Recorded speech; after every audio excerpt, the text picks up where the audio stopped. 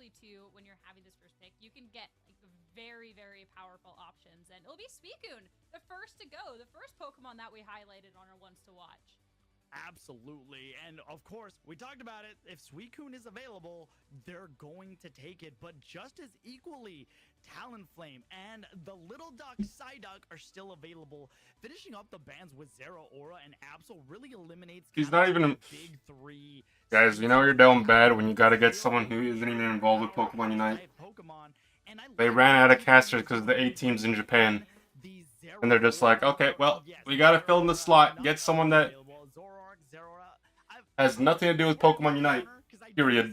Where I mix up the two Pokemon, but Zoroark Comfey for the side of T3. It's the Z Pokemon that are both so powerful. On the other side, Mamoswine was highlighted. Ducky will go ahead and claim that for himself. We're just ripping through this draft stage. We're so ready. We're so locked and loaded. Just one final pick here, but the Mamoswine and the Mimikyu are for the side of King, but also Cinderace. Okay.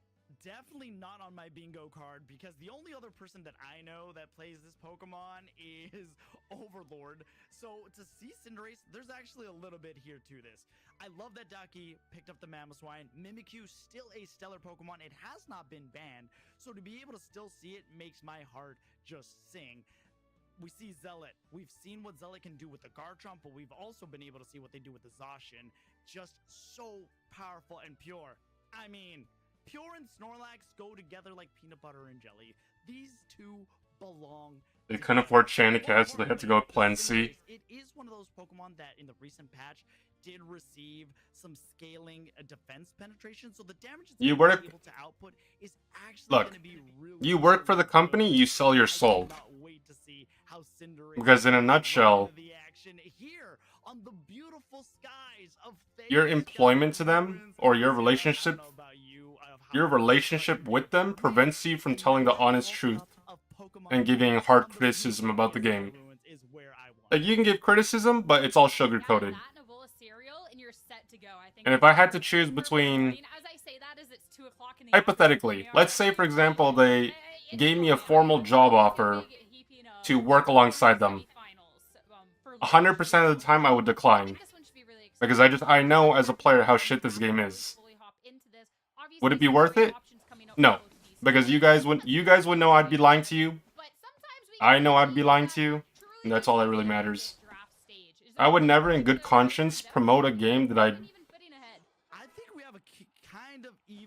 don't think is, like, worth your time. Like, yeah, I play it, but it sucks. And Pure is already causing pure chaos as they were trying to invade the central area, and successful no less. I can't believe that Spraggles flew all the way back just to be here to introduce this game. That is crazy. A little bit of aggression towards that central area and towards the top side as well. Zacian gets away more than safe, but already T-Gang putting a lot of pressure on this upper path. I love seeing the Cinderace pressure. That's the key to Cinderace. Being able to create that space where the best way to play Cinderace is that outer circle when you're doing your auto attacks. You don't want to be in the middle of engaging, and that's what they're going to try to do. Meanwhile, Anon is already setting themselves up because, as we know, Zoroark has such a powerful fight. They already moved up Sobi, though, who's also going to be part of this mix. Though Slow Smoke does go down, no KOs are exchanged, but meanwhile, Pure has been holding down the fort the best they can on the bottom path. I might see a KO sooner rather than... Okay, Zoroark's going to be joining. A lot of damage is being taken, though, from Pure. You're talking about... Oh, Pure will actually be the first one. Get that KO. I was a little bit worried about the health. You know Snorlax is so tanky, but that'll be the first one of the match here, as I was waiting for this aggression to finally go a little wayside. We've gotten to see so much little pokes and prods, but no KOs as of yet. But great little engage there along the bottom path. Absolutely, especially when Anon is a part of this, especially once they're able to get it going. They're going to be doing lots of damage, as we do see Blueberry able to get a big KO. The Whirlpool from Sobi just barely doesn't hit Blueberry. That should not be allowed. Get a good stack, good damage. Unfortunately, Sobi is trying to just kind of hold down. Suicune, especially once it's level 7, is going to have a lot. They're not even standing on the gold. Kind of slow the pace down, stun the enemy team. But right now, TI Gang and T3 both looking very similar, not only in levels, but also just pace of game. Yeah, T-Gang the only one to really get some points up until this point. But, you know, only a measly 45, 3 minutes in the match. I think it's fine. A little engaged, though. A push on forward. The Zork Anon is getting aggressive. But it's T-Gang, again, finding the upper hand into this fight and pushing on forward as T3 forced to retreat just a little bit. We'll go back for the birds, but there's another KO along that bot path we didn't get to see. You talked about the Suicune and... The Snorlax Heavy Slam actually screwed up the Zoroark because Talonflame has been because the Snorlax used the Heavy Slam on the Ontario camp, Meanwhile, Anon is looking for another objective. it did more damage than they would like, so they can't use their feint. Oh! Like, the camps died faster than they probably would have liked for their stacks. Good capture on their part, and now they're trying to converge onto the bottom path tier 1. Takes a little bit, but sure enough, we'll get the objective. We'll get to push forward and finally get our first points of the match. Not only that, just breaking T1 goal. So great response from T3. It was kind of back and forth between... Well, the thing about this tournament is that, because LG's in Japan right now, the tournaments shouldn't be so one-sided. Because usually, LG pretty much just stomps everyone else. So, it's going to be interesting to see how everyone else performs when they're not around. But it's kind of sad.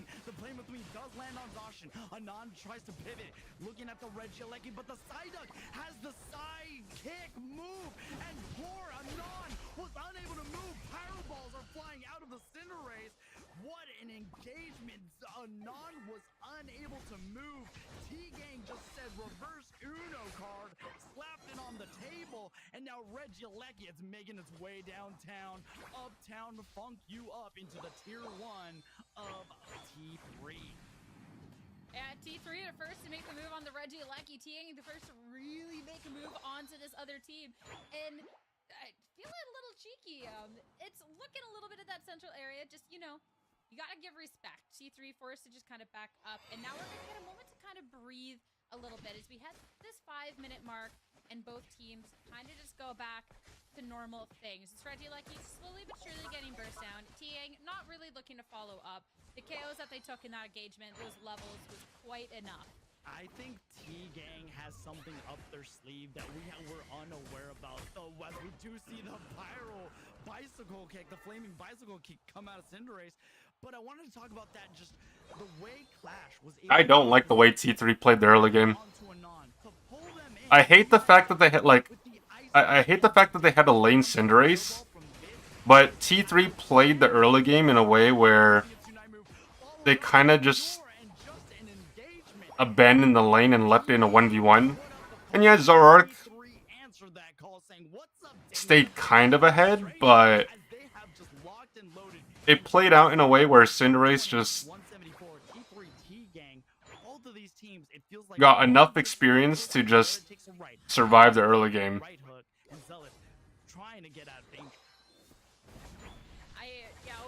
One Pokemon, their middle name is Danger. The other trying to escape it. Moving along to this bottom side path. Zealot gonna go ahead and start hitting down this Regirock, but of course T-Gang, they are circling. Circling's not gonna be enough though.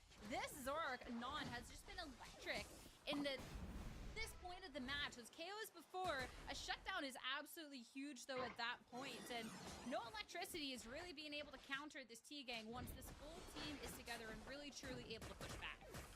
Right now, Clash and this Mimikyu have been kind of working together, and now a big dunk is going to come into the top gold tier 1, and this Regieleki might be taken for the low price of $3.99 as nobody was able to be there. 1 minute remaining. Zoroark is having a really rough game right now. Like, like, they were doing okay in the early game, but in the mid game and even now, they just have no presence besides just dying. I mean, that battle 50 seconds away from it, of course, the Raza. That's going to be a big one, especially when these score lines are absolutely so close. Even without a secure, if you can get the upper hand in the fight and be able to score just a little bit, that could be your way to winning such a close game. But once we looked at these battles, when we have seen these teams fight full force, it's T-Gang that's been on the upper hand a majority of them. This Talonflame, level 14, this Cinderace that I wasn't really expecting at this 13. Two Pokemon that can make big waves, big potential here in about 17, 16, 15 seconds. 15 seconds before the first objective. At this point of the game, unless Zora can burst out the Cinderace or the Talonflame, which is unlikely, I think they might want to consider pocketing the Zacian. Because, like, I haven't even seen Zacian do anything this entire game either. But at this stage, I feel like they're going to be a little bit more relevant overall. Or at least I just be the safer choice. I love the call out on Anon here. Of course, when we do see the comp view, we get to see that Tie-Dye is helping Anon out as best as he can. But I think that's going to be a big thing for T-Gang. If they can catch this Zoroark out, it can be absolutely huge. It's going to be Snorlax the first to push on forward. Of course, here, that's going to be the first Unite popped, and that's going to be the sustain as T-Gang can't break through that at all, and they cannot get past that Snorlax wall. So the rest of T3 on the other side, stay safe. Push forward from Talonflame. That's going to be the freeze. Talonflame barely gets out, but the slimmest of margins for this team. I think those first to get the KO is going to be first to get this full upper hand as a minute remains. 1 minute remains, but we saw Anon go in for a big KO on Cinderace, so they don't have that.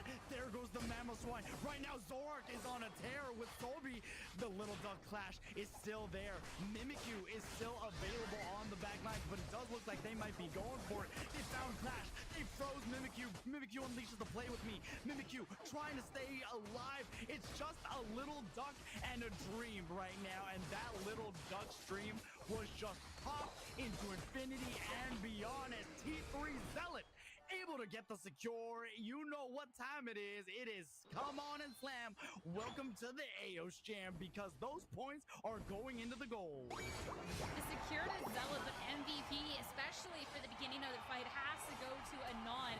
I mean, it was so close from these two teams. These health bars are so marginal. But in the end, Anon paving a huge way. These goals all taken down. You're in the other team's goal. The timer ticks. I feel like this one is quite clear. But what an electric battle, all coming down to that final minute, that final fight. That Rayquaza fight, it felt like there was like two fights, right? Like there was like the opening. Yeah, Love for Money, how's it going? Pure proc their Unite move as they took a big old power nap in the center, and then right, we saw let's play an ad while this rearrange themselves. But the big point of engagement was when Talonflame swooped on in. Sobi was able to catch them in a freeze, and then Anon completely popped off. But looking at this, we saw no big number of KOs from one Pokemon to another. But I definitely have to give props to Sobi to have that reaction time to catch Blueberry in a freeze, and then that allowed Anon to just kind of pop off from there. They were able to get good KOs.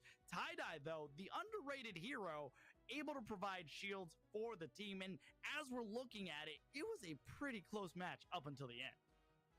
It was so close in terms of the points. But when you're looking at the KOs, I mean, T-Gang was one that was finding the upper hand in so many of those early engagements. But T3, they didn't let that dissuade them at all going on forward, and then being able to really scale up to take the final fight, the most important one of all, was just absolutely huge.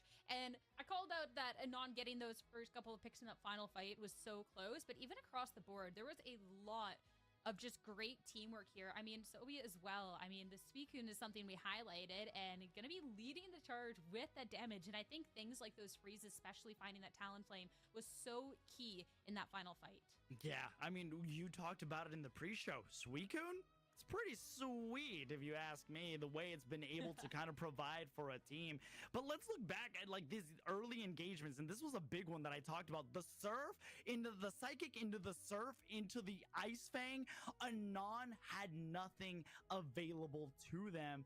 But lucky for them, they were able to prevail on top as they tried as hard as they could. But T-Gang, very smart, and I feel like that's what T-Gang was trying to do when it came to that Rayquaza fight. The problem is, mission did not go as planned. Nah, just a little difficult. I think, again, some of those health bars were just so low, and not being able to finally secure those KOs, and T3 doing a really good job at backing up and then re-engaging, being able to pick out those members of T-Gang was just really, really done. And some of those scuffles, especially along the top side, maybe a little bit more in T-Gangs, but like T3, these objectives they pick up along the way, etc., like, they did a good job, even though it looked as like a smidge down at some point. Yeah, the Cinderace pick didn't really do anything for them. Their time The thing is that Cinderace is not known as for its early game. So you're kind of just on an island trying to scale up for the late game. And then when you're the first one dead at the Rayquaza fight, which is where your character is supposed to, on paper, be doing the most, because at that point you're hoping that you kind of sacrificing the early game and the mid game, depending on how you're doing. Like if you're sacrificing that for the late game and then you don't perform well in the late game, whether it's because you got outplayed or whether you just got picked off, whatever, like that pick just didn't do anything for them. I want to watch some fun Suicune gameplay on my Sunday afternoon. What is this? No, for real, those freezes, how much impact it had in those fights was absolutely huge. The rest of the bands make a lot of sense. First pick, though, for T-Gang, that's going to be the Blissey. Blissey is a very powerful support, and they might have a plan. One of the best Unite moves still in the game, Bliss Assistance, being able to not only help your team absorb a lot of the damage that you would have taken, Blissey all around is still good, especially in this very crowd control heavy meta. You know, Safeguard just quite literally makes anybody safe. It does look, though, like T3, they're going to go with something similar as they already have picked up the Snorlax and they have a Nun once again on the Zoroark. Umbreon is a good counter, though, to any speedster. Yeah, I mean, I like that they took the Umbreon, but the thing is, I feel like it's an unnecessary pick. Just because they already picked their defender. Unless they want to go double defender. So they could have held off on that. But definitely one of them. I mean, it's funny that Sobi went with Pikachu. It is very annoying to deal with right now, and I do enjoy it personally, but I also understand that there are Pokemon still available, like Miraidon, but Pikachu recently gaining those buffs to the Volt Tackle makes it so it gets a little bit, kind of like a mini version of an X-Speed after it uses it, to have a little bit more safety. Bits gonna be taking away the Garchomp, which we do know Zealot is a masterclass at. Meanwhile, Urshifu is gonna be the last pick, and Zealot picking up another speedster. So we have double speedster. Shout out to Husky. She might not be the biggest fan, but she is the biggest fan of the cat. She's also the best cat. I mean, I'm legally obliged to say she is the best one because it's only facts, and if you think you're better, you're wrong. I'm sorry to tell you that. I'm sorry to break the news. well, I like the fact that they got rid of Cinderace. I broke that news. Like, if you're going to play for late game, at least you're picking something that scales well into late game, but it also has a little bit of durability. Yeah, it's the first line. Like, their early game is ass, same thing. Like, Urshifu's early game, not that great. Garchomp early game, it's like so-so. Not bad, not amazing. Talonflame, early game, not super amazing either, but if they could scale, I'm sure they'll be fine.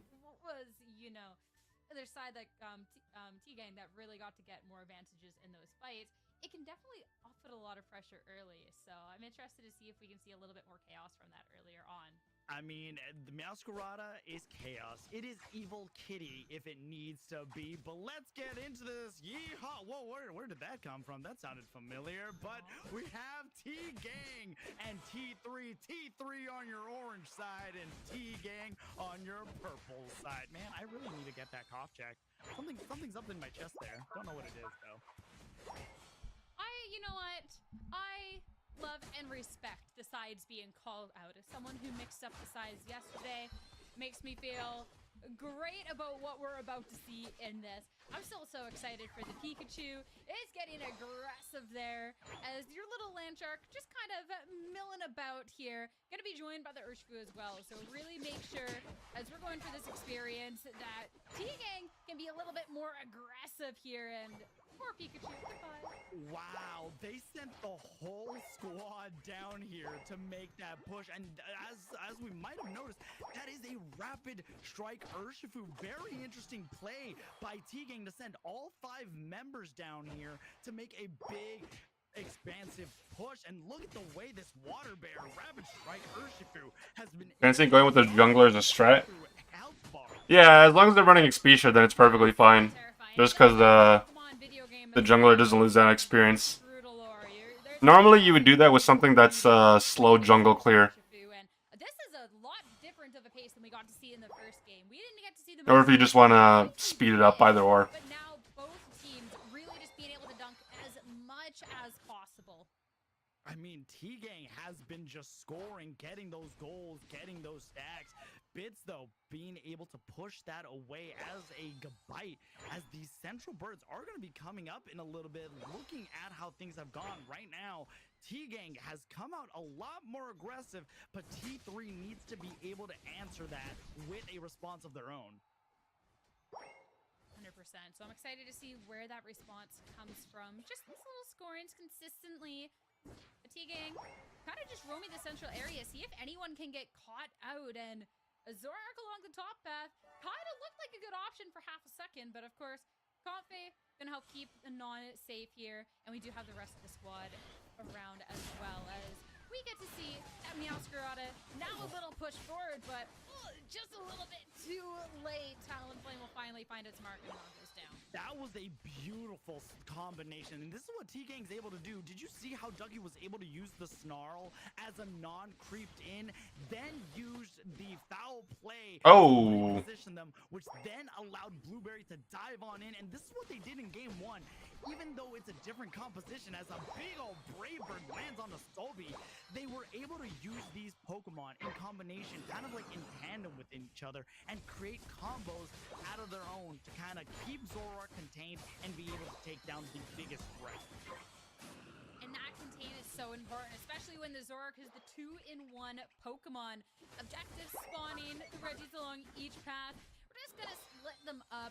Not going to be any major fights kind of going around there. So we'll take the objective, we'll get out, and we'll continue the fight another day, as we're kind of finally getting a little bit of a moment of calm as Pure, he wants to go test his luck.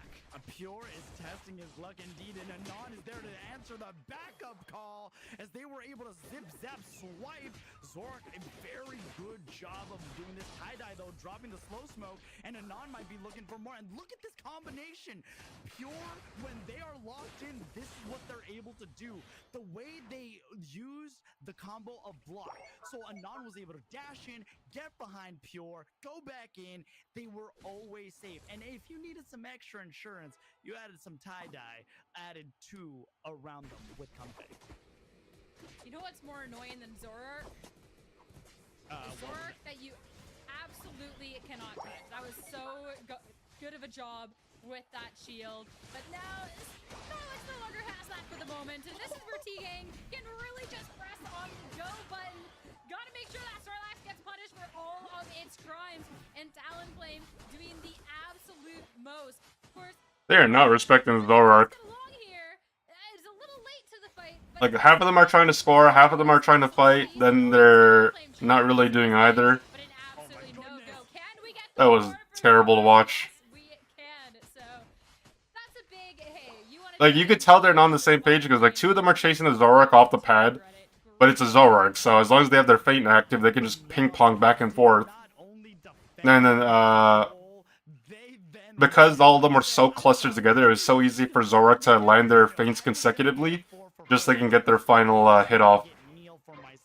Which also repositions them as well. Garchomp has had no impact in this game whatsoever. So I'm hoping that if they're going to be playing Farm Simulator or split from the team majority of the game, I hope that when it comes to the last team fight that are actually relevant, because it's just going to be like another case of like Cinderace solo syndrome where you're sacrificing the early and mid game to scale and then not do anything for the late game. And I love how T3 have been playing together for this. They keep pushing on forward. It's not good enough. Just these KOs. There's a goal ahead. Like, I generally don't even know why they're even trying to contest that when you got 5 people bottom. Like Garchomp didn't even get the Regieleki. So like like my question is like what is the Garchomp actually doing for the team? Because they didn't go bottom, and you saw them heading towards top lane, but then just out showing why they deserve to be on this team and why they are such a good player. As Bits is going to take this time to get the Regieleki, the question is, will T-Gang try to push this in? We've seen the defense that T3's been able to put up, so I am hoping nothing but the best right now for T3 to show up that defense. This is going to be a fight that pushing on forward, they're going to have to win. They did so good in these fights in that first game, but it's been a T3 that's been so good at this response in this one. And Meowscarada, the first one to open up this fight is T-Gang. That aggression, it's not going to go anywhere. KO's yeah, I don't know what's going on with these guys. They just look like they're lost. That was like a desperation play when you don't know what to do. All of these fights has just looked so strong. And when we have this Rayquaza coming up in about 50 seconds, I think that's going to be dangerous, especially too if you can be catching individuals out now. The bottom path isn't safe either. T-Gang, another KO taken on their side. And Non is why did everyone ult? I'm guessing they thought that because it's the 3:30 mark, they wanted to try to make one last play before Rayquaza, but they got nothing out of it, so it just seemed weird. Feels like T3 gained like an extra boost of power. They got a buff when they won game 1. This bottom objective was not a Registeel, which would have been the most optimal one. It is still going to add a little bit more EXP, but Zealot also right behind them. I mean, you have Pure. The defender of the squad is level 13. I wanted to point that out as the engagement's already starting, Sierra. I mean, at this point, you have Pure, who has always been there to back you up. You can go ahead, get a little aggression, and this Snorlax is going to have your back. And I love that buy for the territory. Garchomp tries to come in, get a little bit of this ground back, and instantly eliminated. T3 was nowhere near the central area as the timer was ticking down, but once they entered, they really made their presence known. And it's just the chase down from there. T-Gang has been split up, and they're being torn apart. We don't even have to fully go for the raid at this point. We can just wipe this team, get this done safely. But oh my goodness, these Pokemon isolated one by one. There's another one falling. Now, all that's left, well, Bits and then the Rayquaza. Wow. Oh my god, they got put in the bounce house, man. Look at Pure. All that's left, Anon is going to go in. They're going to leave the rest of Zealot and Sobi. They want to take Anon down. Bliss Assistance finally does land, but it might not even matter at this point as the Zealot able to get the secure. It is Duncan time. I'm glad the series is over because this was like T1 played T1, TI, whatever their name is, like they just played awful.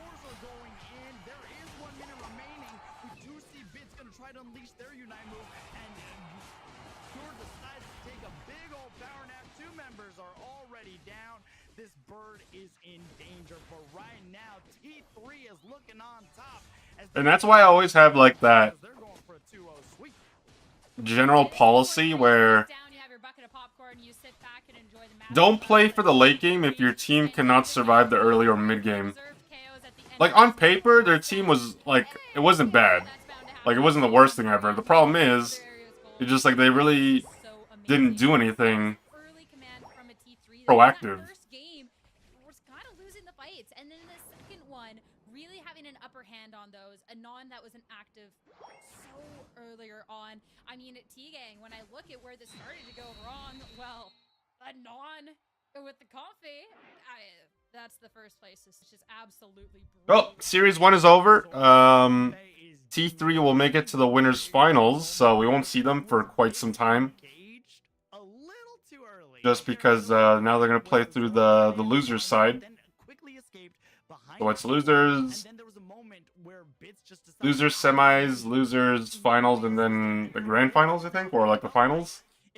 almost like, have you ever seen like a line of ants going to an anthill and maybe it starts raining or something falls on them and they kind of disperse? And that's unfortunately what happened with T-Gang. They kind of got disoriented of their positioning, and T3 took full advantage of that. On top of that, you had Pure, and then you had Zora go in, not as a rip to Ray to try to capture it, but as a distraction, because they knew that I am the biggest threat. They have been trying to take me down. I'm gonna be in the central area. Meanwhile, Zealot has my back along with Sobi, and they're gonna take this Ray.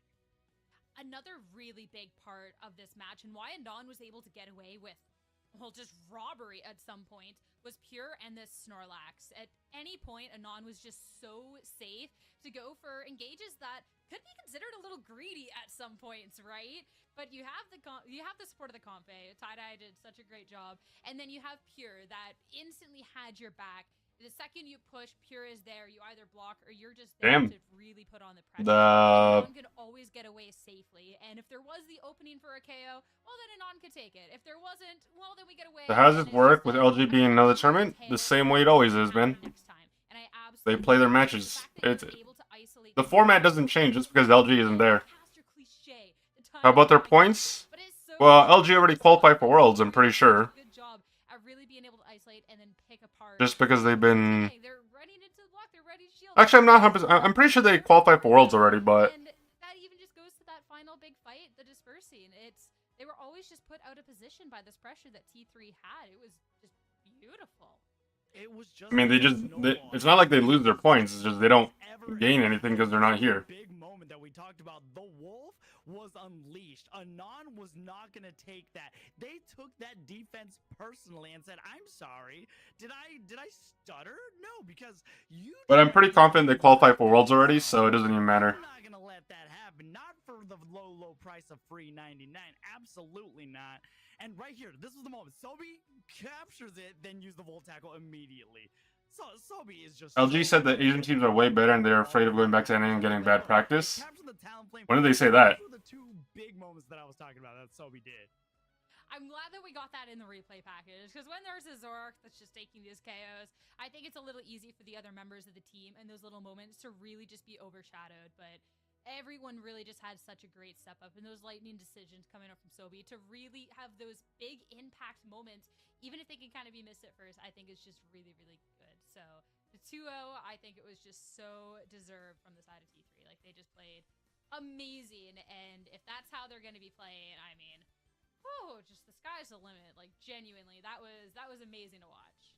Absolutely. It was a great show, and this also does mean... I mean, Bits just had a bad series, guys. Like, he played Cinderace game 1, played Garchomp game 2, played the same overall playstyle where you kind of you're split off from your team, trying to get levels, you're farming, basically just playing Farm Simulator. And then by the time you join the team, like, it's already... I don't want to say it's too late, it's just that it's very difficult for you to be relevant in the last fight because your team is so far behind.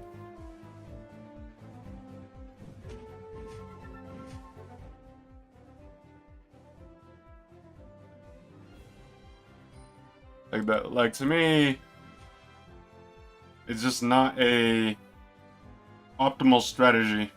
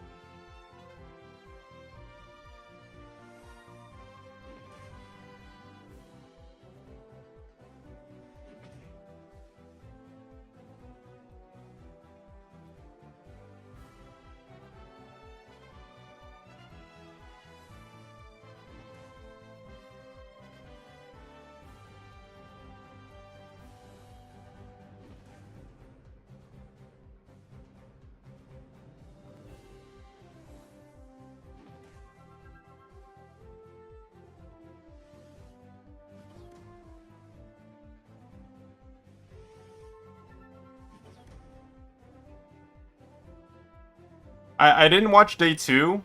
I did watch day... so I did end up watching part of day 1. like even after I ended stream, just because I didn't want to watch it live. Yeah, guys, China's absolute garbage. Like, I don't blame them because number one, they only started playing the game this year. Or like late last year, sorry, late last year. But it hasn't even been a year for them, so I could give them a pass. And the thing is, like, they're not even playing the same game as us. So, like, to me, that's not even fair. Like, how are they gonna get good practice when they don't have access to all the characters, they're playing a different game mode on the regular, and everyone's still learning because the game is new? Like, yeah, the game has been out for years, and they could watch some gameplay. But, like, it's different from playing. But yeah, they were awful, man. If those Chinese teams were playing in Europe, like in an international competition with the European teams, I think Europe would actually be able to get some dubs.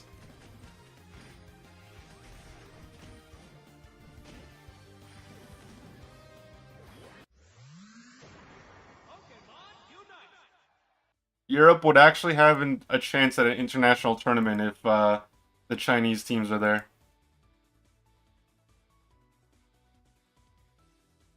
10 minutes? Jesus Christ, bro.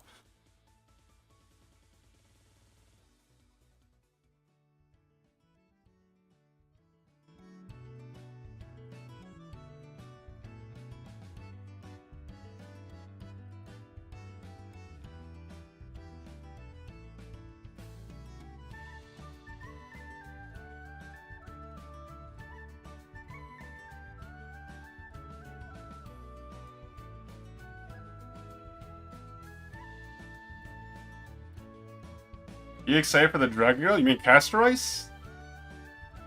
I haven't decided. I have not decided if I'm pulling for her or not.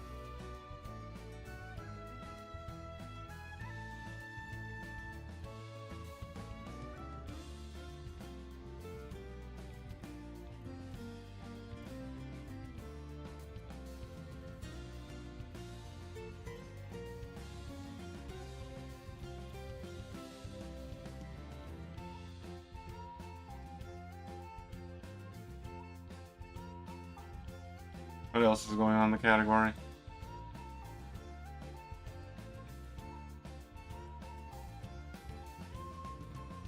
Oh, there's Latam.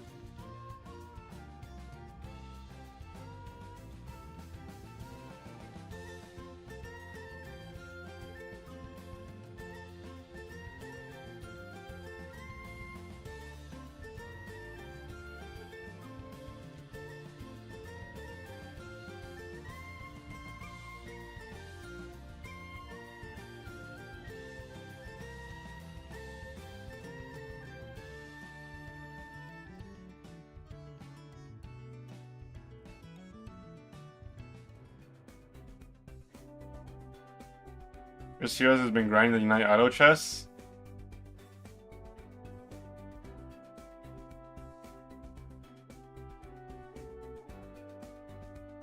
I would rather play regular chess than that, I'll be honest with you.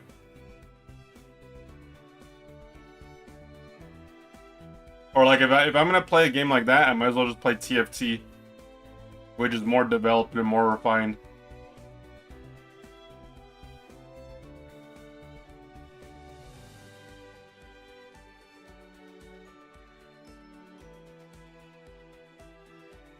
The thing is, like, if Chris likes the Unite Auto Chess, like the TFT Pokemon chess, I'm sure he would like TFT.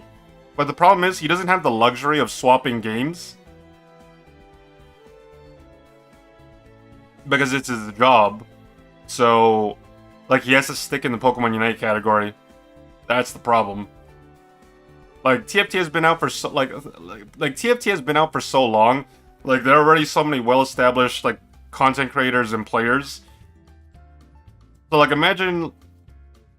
Let's say one day Chris decides, hey, I'm gonna play TFT. Like, yeah, I'm sure some people would watch him, but then the problem is...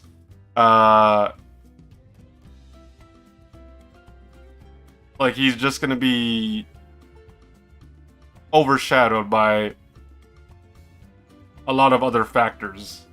Let's put it that way. And yeah, his audience is primarily Pokemon.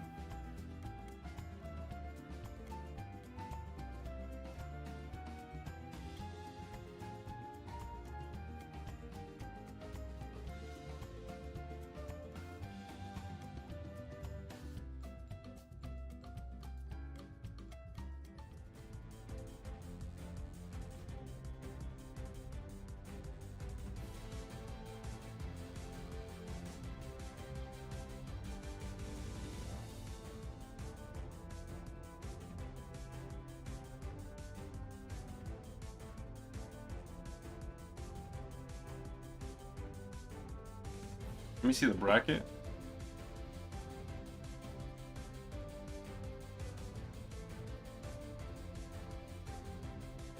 Who are on these teams? Standing on Business?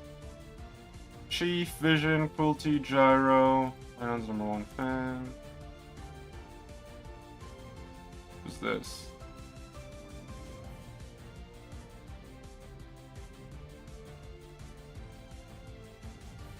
Lutano's playing competitively again? When did this happen? Vin Diesel, Lutano, JL, Uguay, and... Who's this?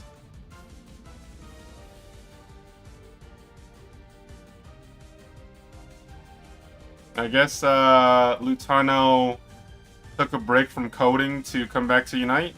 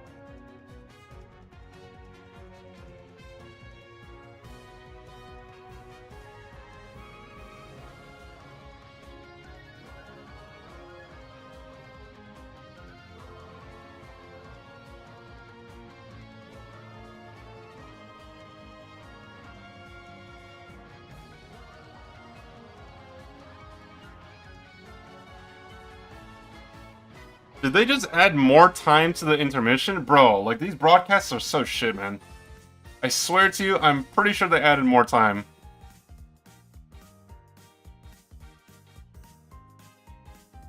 Yep.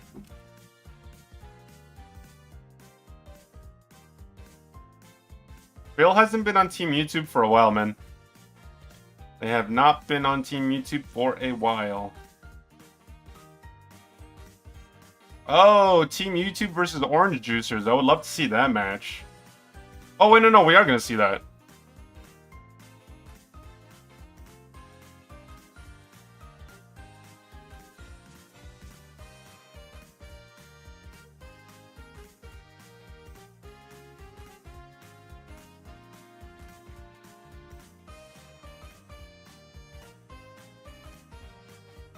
Oh, Lutano's out, guys. We didn't even get to see him on stream. Maybe next time, champ.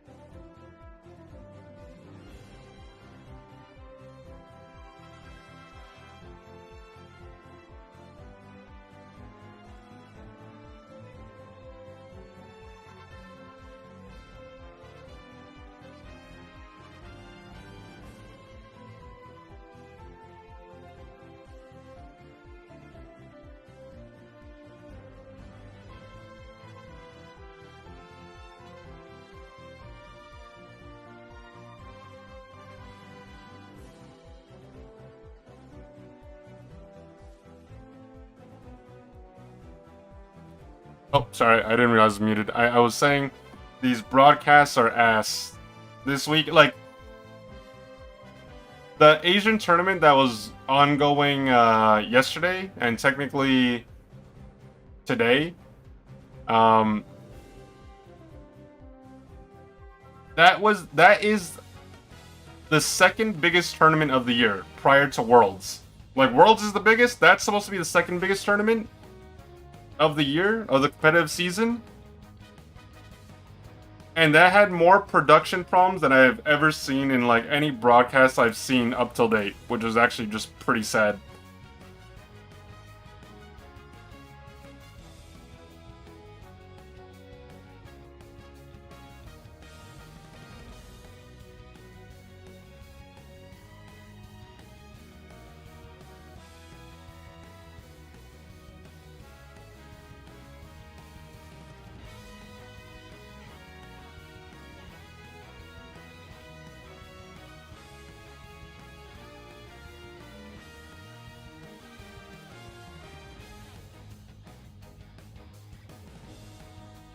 Well, allegedly they're back in a minute, so we'll see what happens. 1 minute! I'll move my camera so you can see the countdown timer.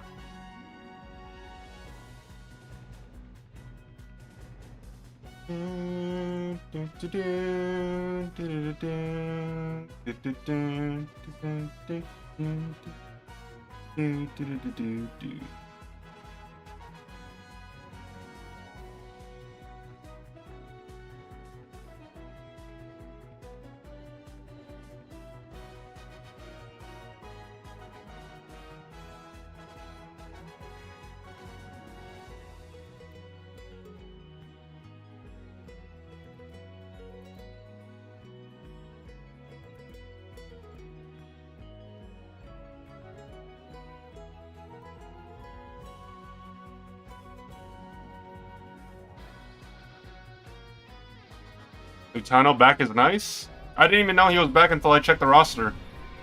I had no idea that he was even playing at all. Oh god, too loud, too loud.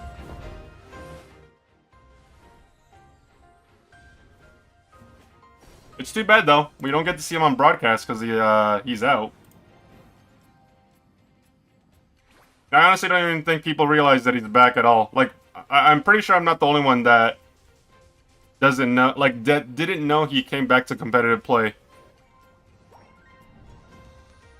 Because I don't think he's been on broadcast since he retired, like way back when.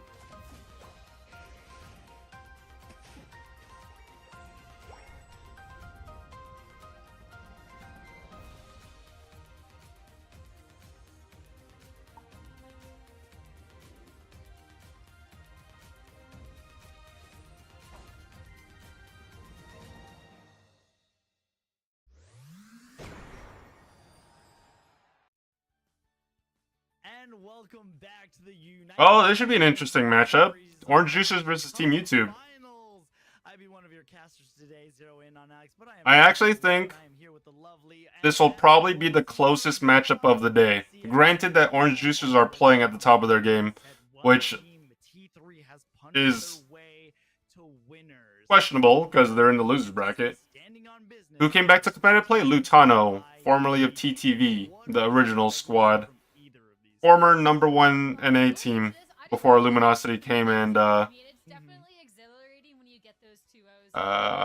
kicked them to the curb, basically. But I'm really hoping, especially going to lowers, that we really get to see these teams fight with every little ounce that they have. So I don't know. Expectations is more so is What position was he playing? Was he jungling or top lane? Or neither? I mean, when it comes to Team YT, we got to see them quite a bit in the open quals, and we saw how good they were. They had a pretty good and interesting team composition, which I'm hoping they bring today. Oh, you roll swap to attacker? Okay. Known to kind of play things that we normally don't see in competitive play as often. That being said, you've seen some of the Pokemon that have been banned. Are we expected to see very much similar bans? Maybe something different? Maybe a little extraordinary? No, I feel like it's kind of just par for the course, right? There's a list of like the Pokemon that are like the most likely to be banned, and it's what you're most scared of. Oh, we're already in. I'll be honest, I wasn't expecting the drafts to be this quick. Are ready to go up against it, you're planning to pick it. Considering how slow the intermission has been. Okay, so we got a Psyduck ban, we got a Suicune ban, like nothing surprising there. Possibly a support ban, or they go for the Speedster. Unless they go for a target ban as well. I want to correct myself because I said standing on business. No, it is OJ. Yeah, okay, so they go for the Blissey ban. And Inteleon. They have plenty of Speedsters to pick from. Downflame, Meowscarada, Absol.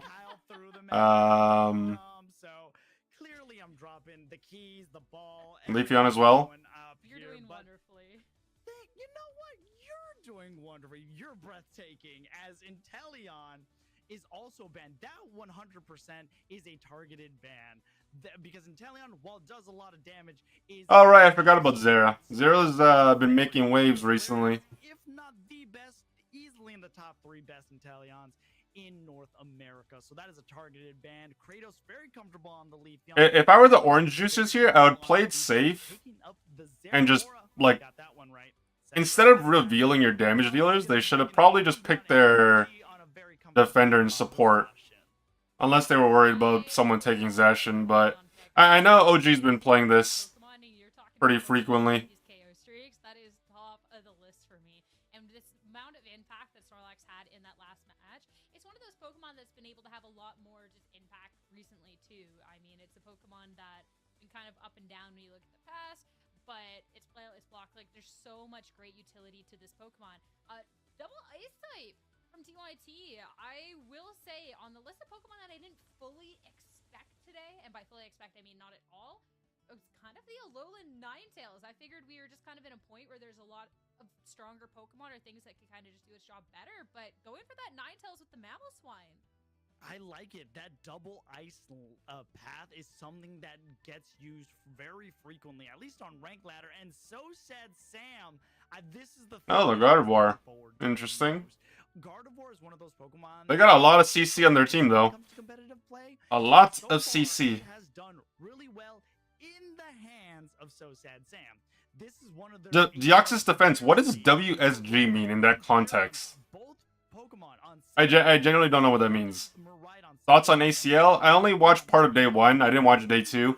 I don't even know the results. I do plan on watching it, but I'm going to watch NA first, and then I'll probably move over to that. That way Flareon's is able to get the damage out. If Flareon's has one or two Pokemon that are absolutely dominant, it's Miraidon and Inteleon, and YT took one of those away. Oh, what's good? I'm not Matchman, just hanging out, we're chilling.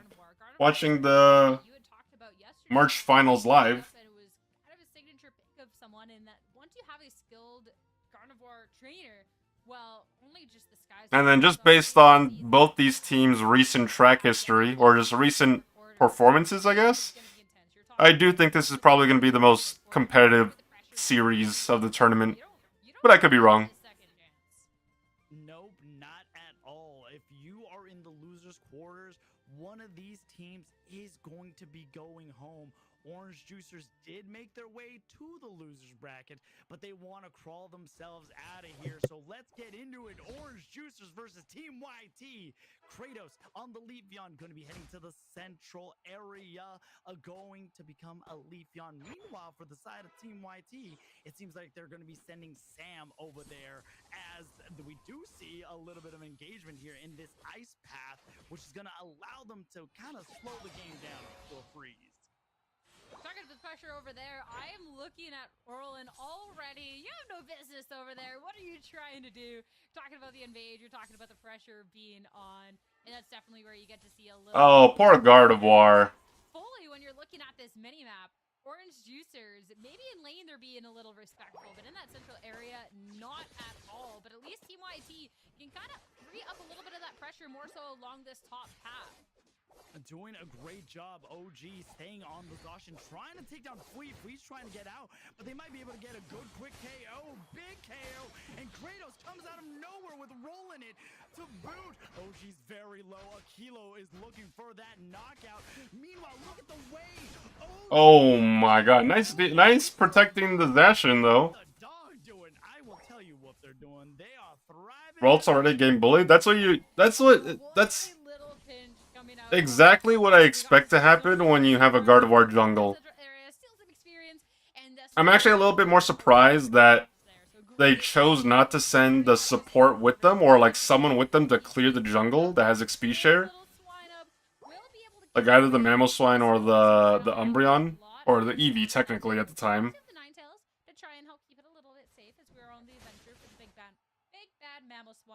So the question is, are they gonna role swap now? Because Kirlia's... Well, Ralts is now level 5, so they got their skill. But, like, are they going to prioritize something like the Zera and have that go in the jungle? Or are they going to keep Kirlia doing its thing? Yeah, this early game is a disaster for Team YouTube. Like, that goes without saying. Got a level 8 Leafeon with the Unite move. You got level 7 Miraidon and Zacian. Meanwhile, everyone else on the side of Team YouTube is just starving for experience. Another way that this Orange Juicers that has just been so aggressive can apply even more pressure onto Team YT. You catch one Pokemon out, oh, it's going to be absolutely cooked. You don't even... I was going to say you don't even need the Leafeon to do that, but Leafeon will still get the secure there. Kratos will get that secure, but a team affair over along that bot path. At least while the bot path isn't been going as well, you can see along the top we are getting some scoring opportunities for Team YT, but it's still just not nearly the same as what Orange Juicers has been able to accomplish. And now Kratos... The problem is Team YouTube don't have any points to break that goal. Nobody's even in the vicinity. It's all about this top path right now. For Team YT, they need to get this, because the thing about Orange Juicers is they love to get ahead in scoring. That has been their strategy. We have a big engagement though. Team YT okay, well, completely decimate not the greatest, but like not really member up here, trying to make things happen. Snorlax on Zogra as well. Fui though, the The Unite move coming out from Flareon's, able to get a big KO, and Aquilo is also going to need a back away. Roland it throws out their Unite move. Lewis might be living on a sliver, able to escape, and Roland just being a little gremlin trying to finish this off. Lewis has been surviving and thriving. We saw the Emerald two-step come out, and now the points are going in as OJ continues to bring the score. Look at that damage. Oh my god.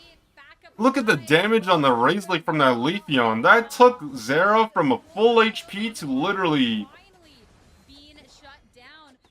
like 15%. They also have X attack as well, but put in absolute work there. It's not enough to help the other members of the team, but now we got a dash and run away. This ain't your home, little buddy. What are you doing all the way over there? Roland was hit with a plasma gale at face because they said, this is not your house. Get out my house. And they were kicked out with a plasma gale. I don't know if you would use a Unite move for that, but I think Fleet was trying I'm to glad, send a message to Orange. like, if they're playing for a CC comp, I'm glad that Umbreon went mean look. It makes it much easier to set up a play, especially on someone that's like, I mean, you can be as low as you want, and Team YT get caught up on that. It's not going to go well, and they're going to be ditching that. Instead, there is a Leafeon on the prowl. Not going to be enough to try and secure that, but at least we'll get rid of that Sableye. Another message sent. Another message sent, and Flareon's is going to be poking away at this Reggie Ice again. Will we see the triple ice? We might see them today, as Kratos is going to head on down to bottom again. It does seem that Orange Juicers have been prioritizing the Reg Ice more than any other thing. Meanwhile, Team YT does look like they have a full team frontal assault OG, trying to pick up any little bit of Eos, because again, the Intrepid Sword passive ability for Zacian needs Eos, along with Flareon's also needing Eos for their electric terrain.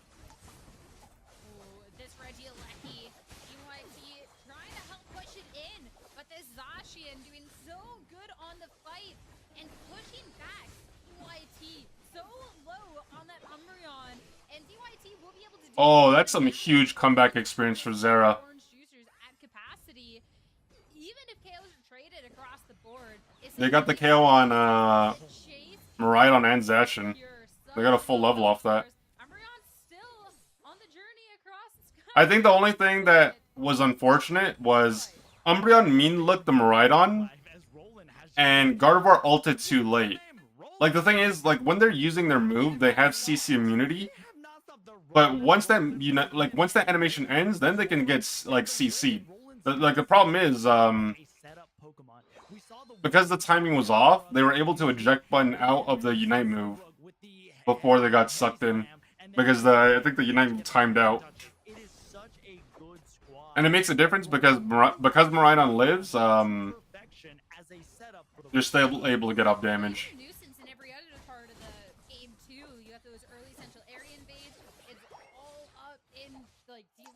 Zone and area and everything else, so then attention always having to go nice. To make impact in other places in the Look at that. Look how easy it is to set up a play. Like, you can't go wrong with that.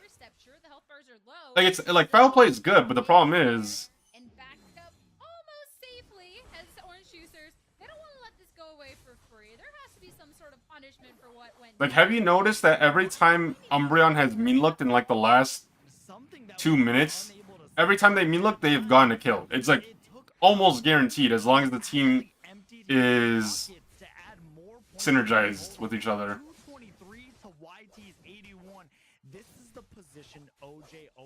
Mean look Leafeon, they're dead. Mean look the Snorlax, they're dead. Mean look Zacian, they died.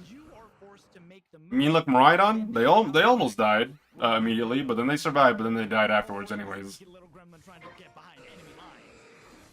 Final stretch, 2 minutes left. The Rayquaza is up, and as you called out, Orange Juicers a significant point lead. So the pressure on Team YT to try and get this Rayquaza, and position along the right side. If they can be catching out these members of Orange Juicers, that is going to be huge. But this is where we get to see the Unite moves popped, and TYT has been so good with these fights. They're not the only one with the little fight in them, so sure, they'll get the first KO, but not really pushing back towards that. a little bit weird. They'll maybe try and see if they can catch out a member. Oh. But that still isn't enough. That was really aggressive from Zera. To about a minute left in the match. Again, Team YT, when do they press on the go button? Because if you're running out of time, even if you secure that Ray, it might not even be enough. And that is the big key. Rolling it did go down for the side of OJ, and then Kratos able to get a big KO. Akilo and Lewis trying to defend and taking on Zugrog. Zugrog uses the eject button to go into the power nap. Zera got caught out in the 2v1. I think this game might be Jover.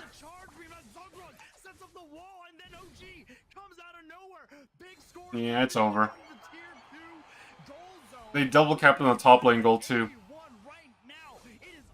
They can't rip Rayquaza. 2 people are dead. Like they can't rip Rayquaza with 3 people. Even if they somehow miraculously got it, 2 people are still dead, and they're down by almost 300. I mean, Orange Juicers, such a good job in that pressure that we talked about Team YT needed in those last 2 minutes. And it was Orange Juicers that had that all the way. They didn't sit back passive and wait for Team YT to come to them, even though that's something they totally could have done. They could have just taken positioning, had Team YT to push to them. But instead, as soon as Team YT gets aggressive in the fight, they put that pressure back on, get a KO, and then just kept pushing. There was so much noise and distraction along that bot path that you see then Kratos get a huge score along the top path and really just lock Team YT out of the fight. And the longer these fights went on, even if there wasn't always KO secured, it just brings down the clock. It brings down the time to where Team YT left with absolutely no option. So this, hey, score early, constantly keep up this pressure. Hey, maybe even score late. Pressure from Orange Juicers was just really, really nice. Ray was in the picture for maybe half a second when there was a fight around there, and then it was just completely off. Team YT had no chance. And look at the graph. We saw it done well. They were just, and that's Orange Juicers. In a nutshell, they try to get ahead of you. They do it successfully. They force you to play into their arena. And from there, you are in their domain. Great job by Zugrug tanking so much damage for the squad, and Kratos so masterful. We saw Fui try to jump on them in the late game, and Kratos dodged around the wild charge, used their Emerald 2-step, went dancing, and was able to get the KO.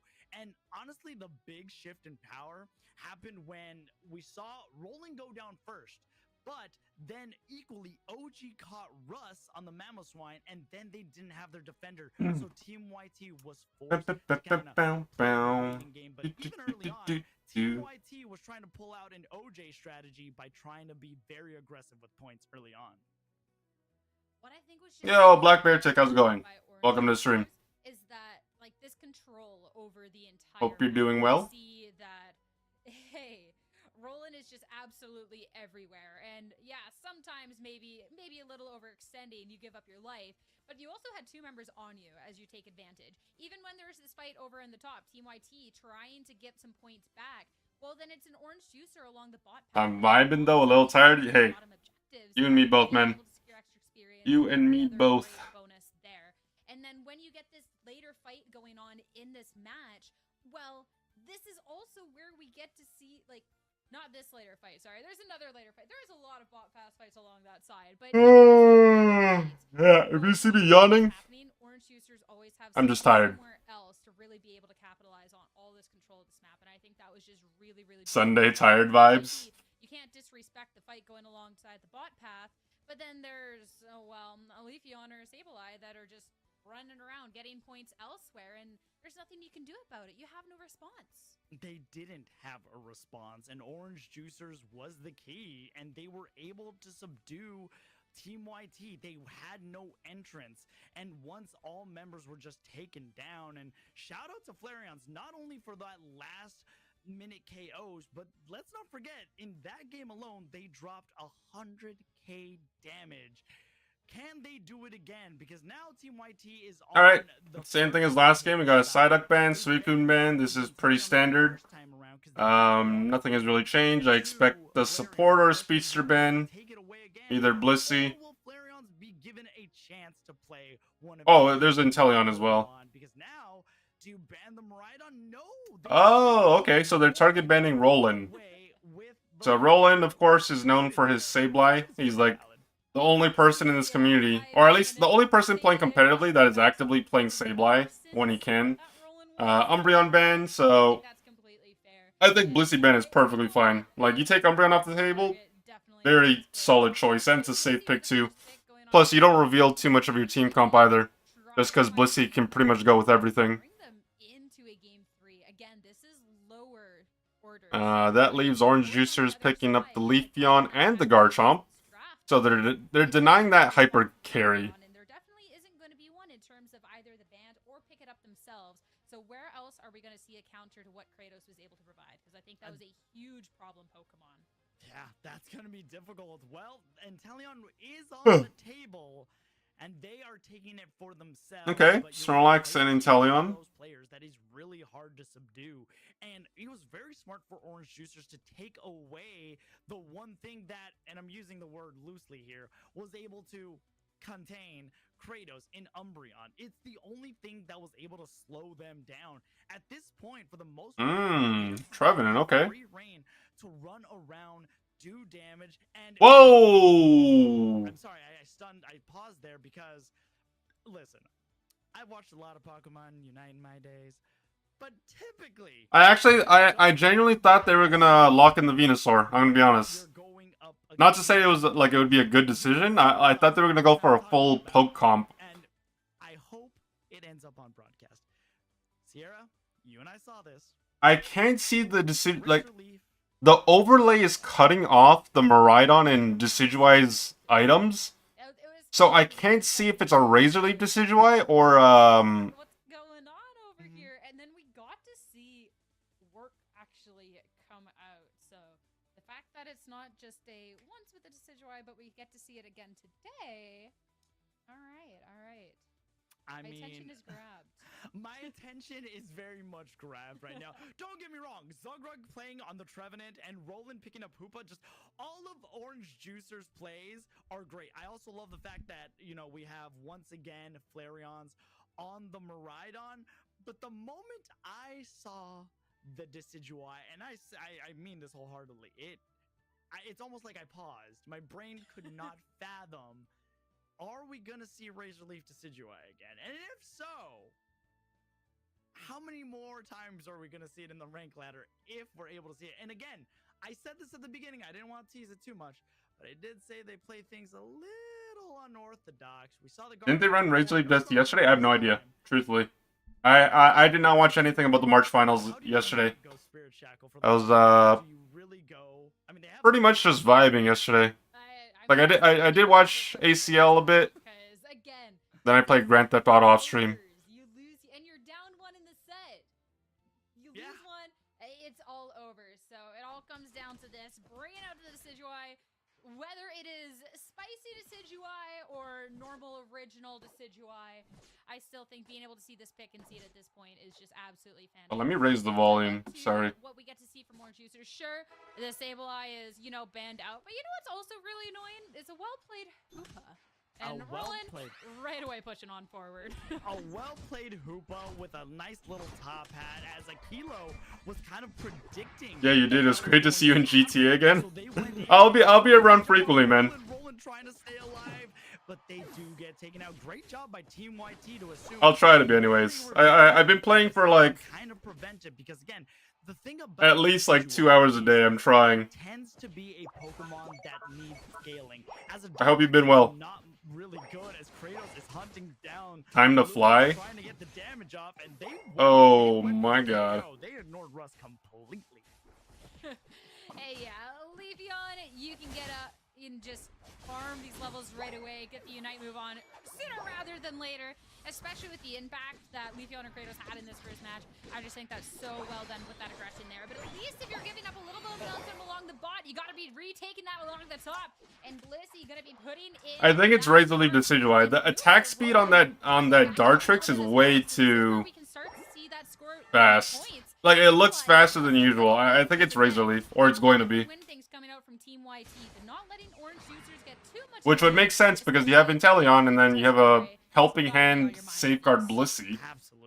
OG just kind of setting themselves up, and it was unfortunate that they were trying to take the portal back home, and Kratos gonna try to take down Sam. They know what. Now the problem is, and look at Roland, able to save Kratos in the nick of time, but Kratos is going back. They said, I didn't hear no bell. They want to go for more. oh my god! 3 KOs. The Astonished stunned the Zera. Back home to safety. They really just said, yeah, we're bringing the smoke over here. You told us to get out of your central area. We're going to be back full force. And I brought friends this time, too. And this Leafeon already just such a menace. It's, yeah, unbelievable. Great early momentum from Orange Juicers. And the attempt at shutting it down just not really going well for Team YT. At this point, yeah, get a couple levels of your own.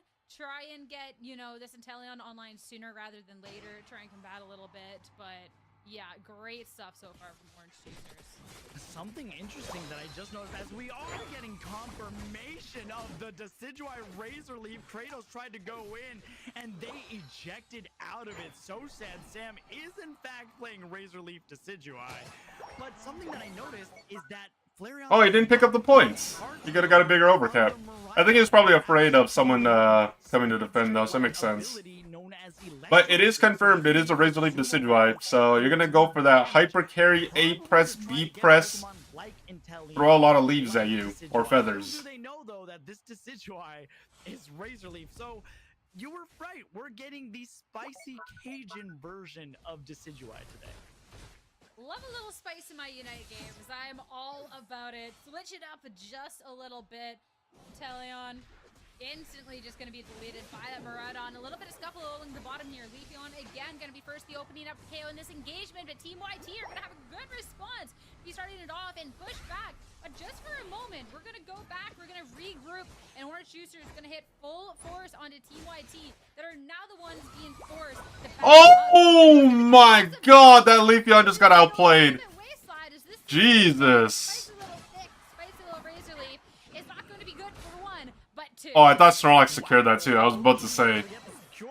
But Decidueye got a triple kill on the back end. More importantly, the way that Fui was able to dodge that as though they predicted OG to go in. What an amazing Bliss assistance. Oh! What a master class is going on. Dude, the Garchomp doesn't have enough damage to shred through the Blissey shield. They were in the wild charge animation attached to Kratos. So they were able to Yo, yourself, how's it going, Don? live. And just the way that right now, Aquilo was able to use that Bliss assistance on the jump coming out of OG. Wow. I'm not gonna lie, Fui's kind of cooking right now. Fui is kind of cooking. Outplayed the Leafeon, outplaying the Miraidon. Getting that not solo experience, but getting that... I think he's starting to snowball a bit. It's not just a quick KO and get out. So Orange Juicer is not going to be messing with that for right now. As Reggie is Suicune OP enough to ban? It is very annoying. It just has too much CC. Like it just has too much CC. Really annoying to deal with. Orange Juicers looking for the damage as well and a push TYT completely back away. But TYT oh man.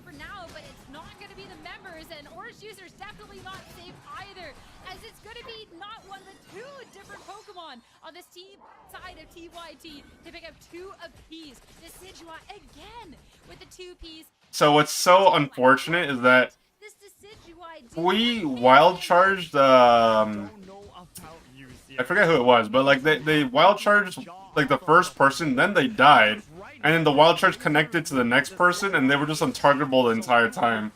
So they basically just shredded 2 people, and then Decidueye just A-pressed the remaining 3. Wait for Kratos to use the Emerald 2-step and they eject away to safety. All of a sudden, things are looking really good for Team YT. They're starting to win more and more team fights, and Kratos is trying to be at the helm to slow them down any which way possible as Flareon unleashes their Unite move to deal some heavy amounts of damage to try to regain control and try to capture this Registeel. We're in the family business of just fighting it out right now. And it's Damn, Rhydon lost the 1v1 too. And along this flat side, it's going to be one that doesn't go Orange Juicer's way. You get to see OG kind of circling around, look at potential, maybe a little secure, but Russ has done a good job of kind of isolating and pushing back, and Inteleon will be able to secure that Registeel once and for all. So something for TYT to push forward just a little bit more about. Wow, just great scores are going in here. They do see the Snorlax trying to make a move here. Fui was trying to score a little bit as much as they could, but here comes the Wild Charge along with the Spark, and this is going to be a big overcap. That is quick math. That is 43 over dunks in the goal. The thing is, it's less about the Decidueye and more so about the Blissey. I think Orange Juicers are going to realize for next match, if they, assuming they lose, like, under the assumption they lose, I think they'll realize for the draft, if they go into a game 3, they're either going to take the Blissey or ban it. Because that is the only reason that Decidueye is even allowed to work like this.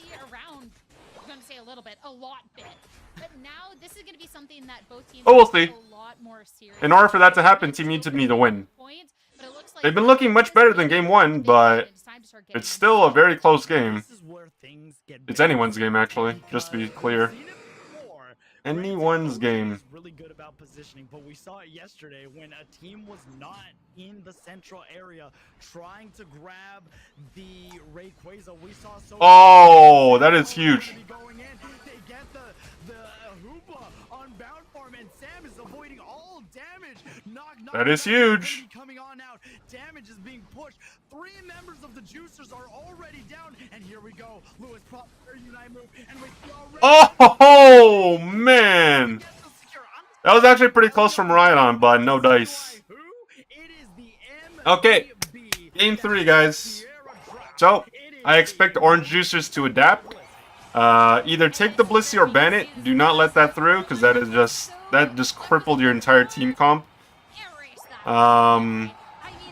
Let's not get picked off at Rayquaza.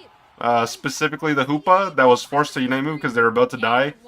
Because they got Heavy Slam and blocked by the Snorlax, which was a good play by Snorlax, but if you're getting Heavy Slammed and they don't even eject button either, it's probably because you're too close. And with the winning hand in a lot of these fights, especially when you get the full force of the team, I think we're just gonna have a sad next 40 seconds here. Alright guys, in the meantime, I'm just going to play the ad now because we know the game's over, so you're not missing out on much. 6, 10, and 341, 30 seconds left. They're not even going for a push. So they're just going next game, so I'm going to play the ad now. When you're talking about a 400-500 point deficit, it is almost impossible. If there was still a minute, maybe, but at this point, Russ is just going to stand there and take it. Team YT living on a prayer, living on a Razor Leaf Decidueye, which for the longest of times is a Pokemon that was just frowned upon in terms of its moveset. But So Sad Sam is making Razor Decidueye look pretty sharp. That is a statement of a match here for game number 2 to take us into a game 3. Coming out from Team YT, especially once we got into those later team fights, it was just so one-sided, just so purple-sided. It was crazy to see, and how much pressure they put on was incredible. And we're so focused on this Decidueye too and the impact. We didn't really even got to talk about Fui, who also just this Zeraora. You get to see 2 KOs from the Decidueye. The Zeraora is matching that. These two just paving such a way in these team fights. And then Aquilo, I mean, Blissey best secure in the game by the way that Aquilo plays it. Absolutely no doubt. It's just so good with the support. I think this was just such a well-rounded, complete team. You get a little bit of spice. You get that full body flavor. Like, this was just great. It was absolutely well done, because even then, even though we talked about what Fui was able to do, we were able to talk about what you know, the Decidueye was able to do. And 89k damage from Razor Leaf Decidueye is nothing to snuff at, but it never felt like they could actually catch Sam.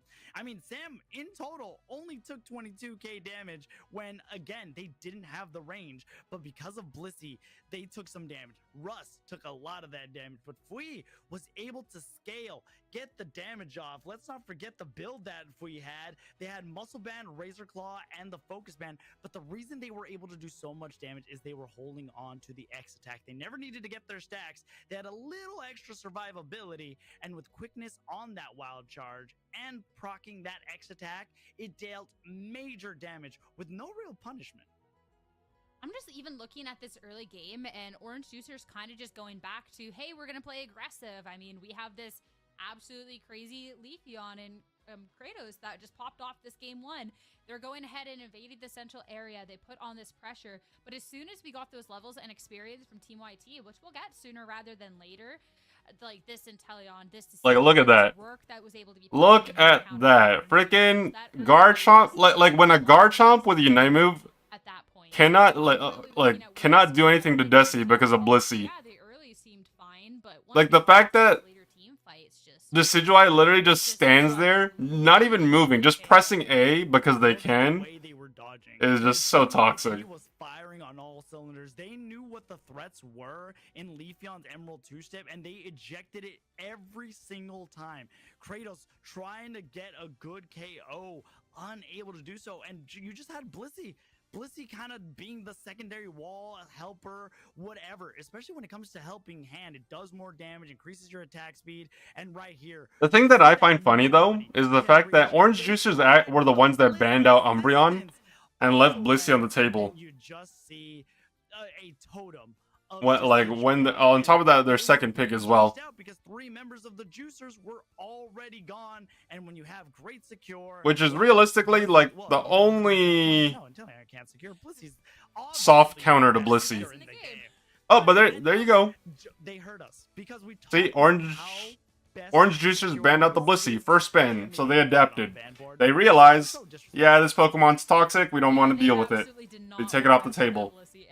So get rid of it, and on the other end, it's going to be the Psyduck, and it's going to be that. Oh, but Suicune got left up.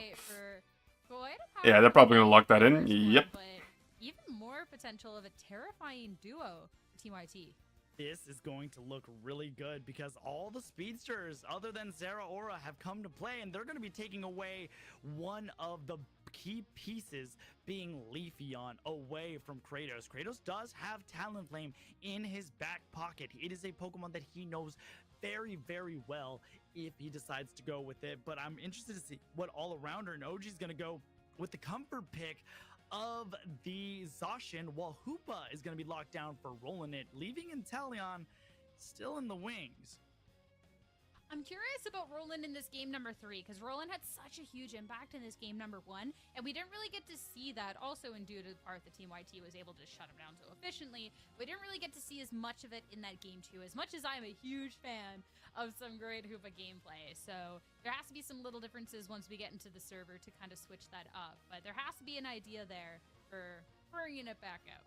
I'm not gonna lie, there was a moment there where, unfortunately... What is that, Unicorn? That is Galarian Rapidash. But there was a little bit... Galarian Rapidash came out quite some time ago. All I can do is sing Pink Pony Club. That's exactly what the cast would be from there on out. Ooh, Team YouTube going with a similar comp in game number 1. Gonna go with a defender we don't see often much anymore. You had so many other defenders still available, but Zugrug... I'm a little on the fence with these picks from Team YouTube just because Pokemon that we didn't expect, and Sam is not going to be taking Razor Leaf Decidueye. They played most of these picks in game 1 and they got absolutely rolled over. So I'm hoping they a little bit of a head scratcher for me on the Lapras. Yeah, refine their gameplay so they don't get that doesn't happen to them again. Thought we'd see today, and I hide the tabs of any Pokemon that I really did not expect. And Lapras was maybe one of the first Pokemon that I hid the tab of. I was absolutely not expecting it today. I thought it was just a little hover, a little fun, but All right, I gotta figure out how to unhide a tab on Google Docs and kind of learn off about Lapras a little bit more. But more importantly, as we were coming to the end of that, we saw that they are going to be using the special attack specs. Lapras got to be their combo Suicune. And a focus band, so they're going to be a little bit more bold. Yeah, I imagine they're going to be in the same lane. Lapras with XP share. From the Inteleon, who's going to be. It's basically the new Ice Lane. Is Lapras going to be the that they need to make something happen? Suicune kind of replacing the sorry, not the Lapras, the Ninetales. Oh, sorry, no, it's Suicune support. So, yeah, it's the other way around. So Lapras is going to be the one that's going the more traditional build, and Suicune is run the XP share. He's going to have a little bit of help in a kilo into the central area for Team YT. See if this composition, see if this Lapras is enough to give them a Lapras Express ticket. See what I did there? Haha, alright, cricket. Into the next stage of competition. I don't necessarily have a problem with that, just because if you look at the team comp from Team YouTube, they're all burst. Like Leafeon's burst, Gardevoir's burst, Inteleon is poke. But if you can survive the burst, like a Lapras can eventually, then that's where their team comp kind of struggles. Also, Leafeon's in really big trouble right now. And Leafeon just died in a 2v3. Oh, that is so bad. That is really, really bad.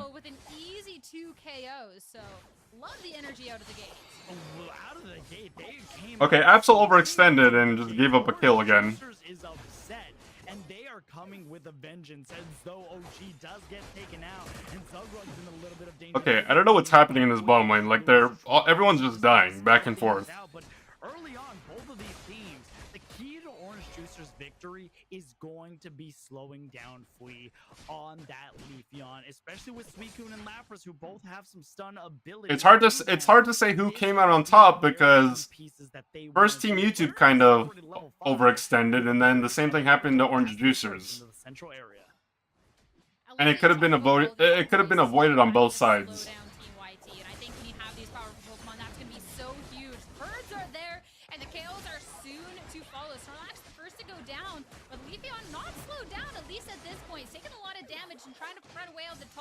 As the scuffle continues along the pad. So this is just going to be KOs, a little bit traded on both sides. But Lapras, already stepping up majorly at this point. Okay, so we got the bubble beam water pulse from Lapras. They're going full damage range. No EXP share other than their defender, or no, other than Roland, who's been on their support player, their Hoopa. OG kind of holding the fort down by them lonesome, but they do have a little bit of backup when Kratos as a big engagement comes. Birds of a feather flock together. Nobody from Team YT wants to fully commit, as already we use their Emerald 2-step, so they do not have their Unite move available for this engagement. I mean, you even talked about the impact that just dodging the move, their button out, or anything else, the waste the moves had, and where Leafeon can really start to fall a little flat in those fights. But a little bit of shuffle now along this bot path. Registeel is here, and we're no longer leaving these objectives just down to one team. We're going to be fighting. The Orange Juicers are more so circling around, trying to find this window of opportunity, maybe even trying for a steal. But this is where Russ is going to get a little bit aggressive and try and slow them down from that. And TYT, well, it's going to be Sam. Absol got it. You know, we be able to back up on the KOs, and Absol got it, but like, look at that. Look at the mean look. Every single mean look that was used, they got the kill. And on top of that, it saves the Gardevoir too. Took the first ticket out on the Lapras Express to try to make it their way downtown, and now they're pushing. Oh, very close though. That's unfortunate. On the sliver of health. Great defense by Team YT, though, to not allow any more points to go in their way. So far, 4 minutes into the game, and it's very low scoring, Sierra. It really is, and I said a little late to the fight, apparently just in time to make sure we can equalize as much as we can, but it's fine, it's there. But yeah, this is quite unprecedented for what we've gotten to see, especially too.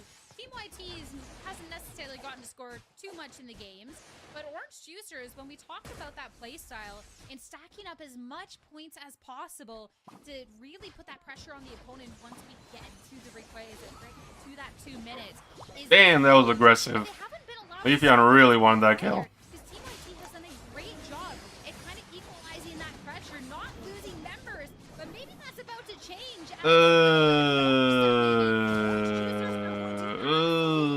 That was ugly to watch. And Zacian is going to be the cleanup crew there. That is going to be a clean swipe there, and we're finally going to get some points in.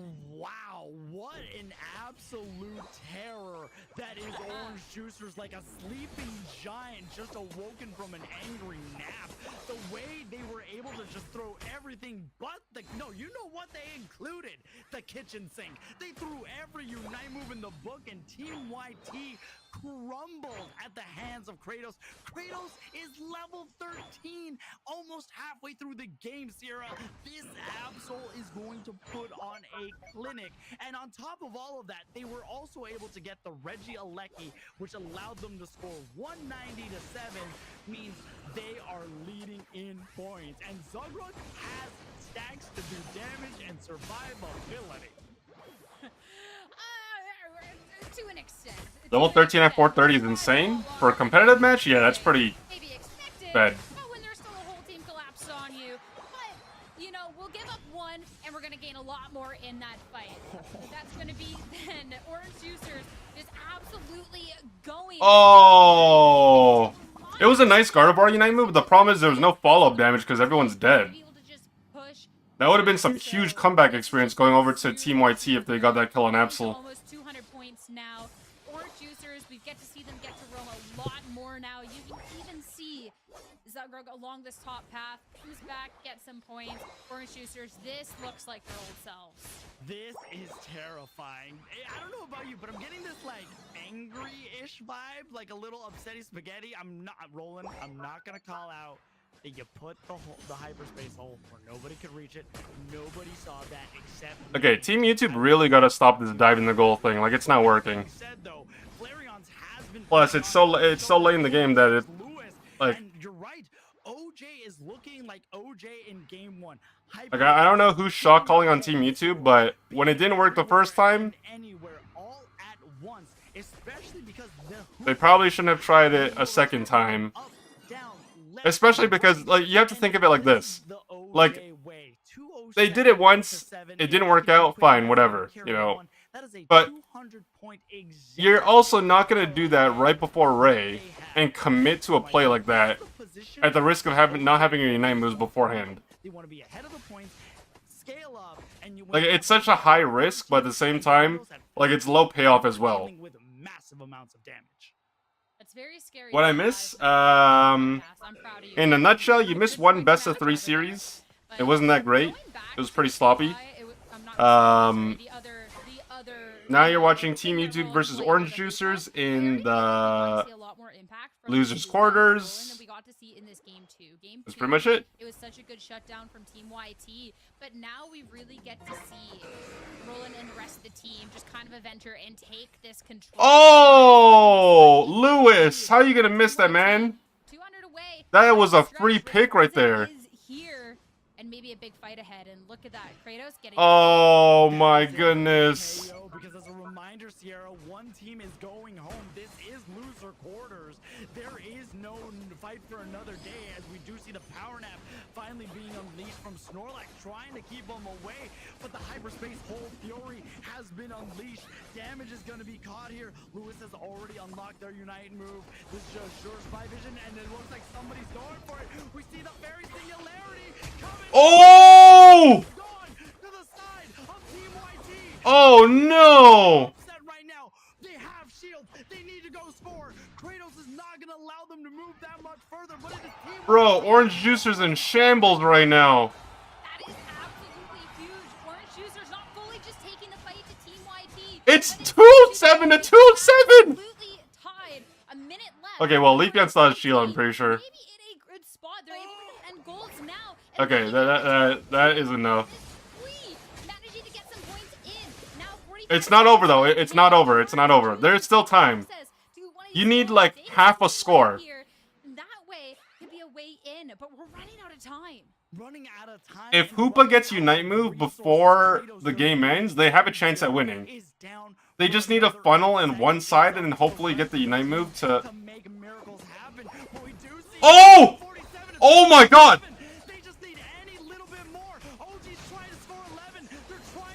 Bro, Team U... Oh my god, they scored! Not like that! Team YouTube, what happened? Oh my Jesus, bro. Team YouTube in shambles. YouTube fans are crying right now. Team YT go on the defense. Orange Juicers on the offense. And the gamble pays off. They get the stacks in. And Team YT, when it was down to just seconds left in the match, and they put every little bit of energy on to those goals to make sure Orange Juicers couldn't get in. They had nobody available. Orange Damn, yo. Okay, normally I would play the ad right now, but I want to rewatch that again. Like, I'm actually gonna rewatch the... Because it's gonna go into intermission, guys, because the series is over. Like, this best of 3, so I have time to see what happened. Hold on. That was does get taken out.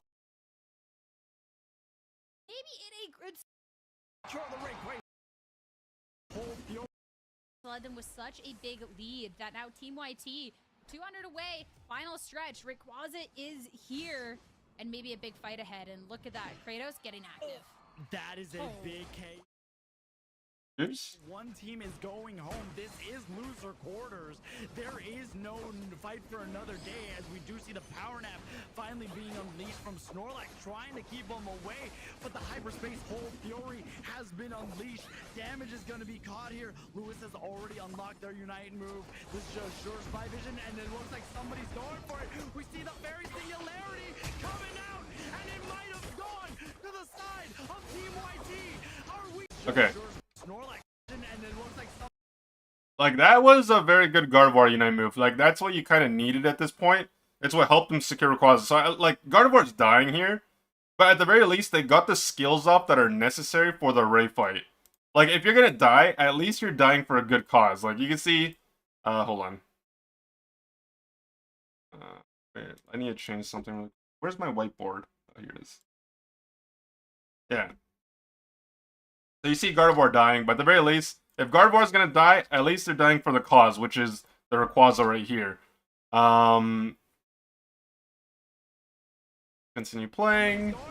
We see the fairy singularity coming out, and it might have gone to the side of Team YT. Are we seeing an upset right now? They have shield. They need to go score. Kratos is not going to allow them to move that much further, but it is Team YT that's able to secure the Rayquaza. That is absolutely huge. Orange Juicers not fully... You know, it's crazy to me, though. It's actually crazy, the fact that even after, like, they scored 2 times with the Rayquaza shield, they literally brought it back to dead even. Like, 207 to 207. Lewis trades a kill here. They die. They score. They die. 207 to 207. Leafeon scores here.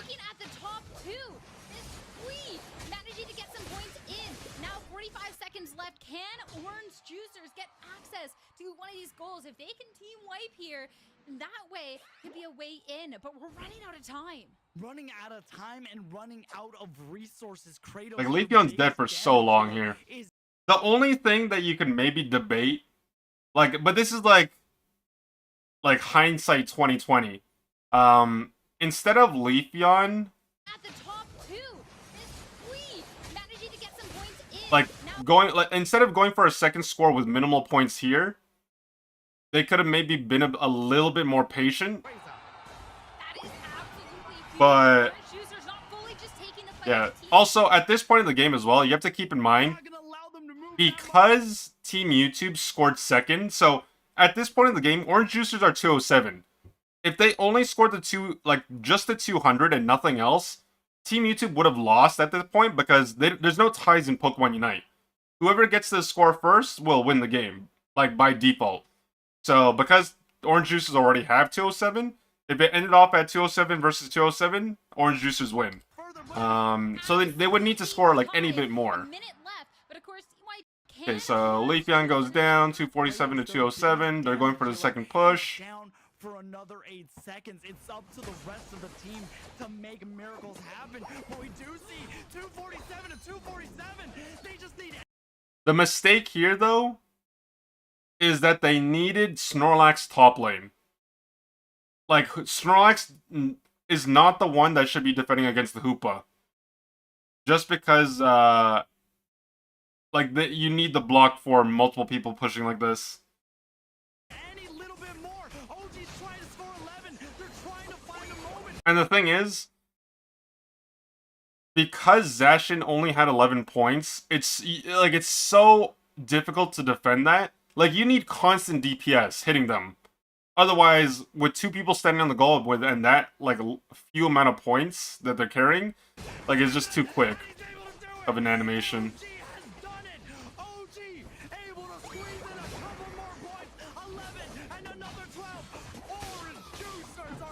Yeah, the only way they could have avoided this situation is if Snorlax was top lane instead, and somebody else was defending the Hoopa bottom.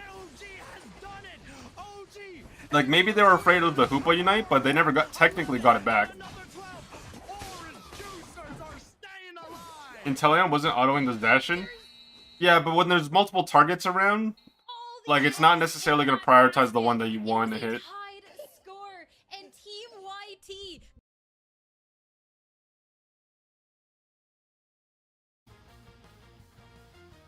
Okay, we can play our ad.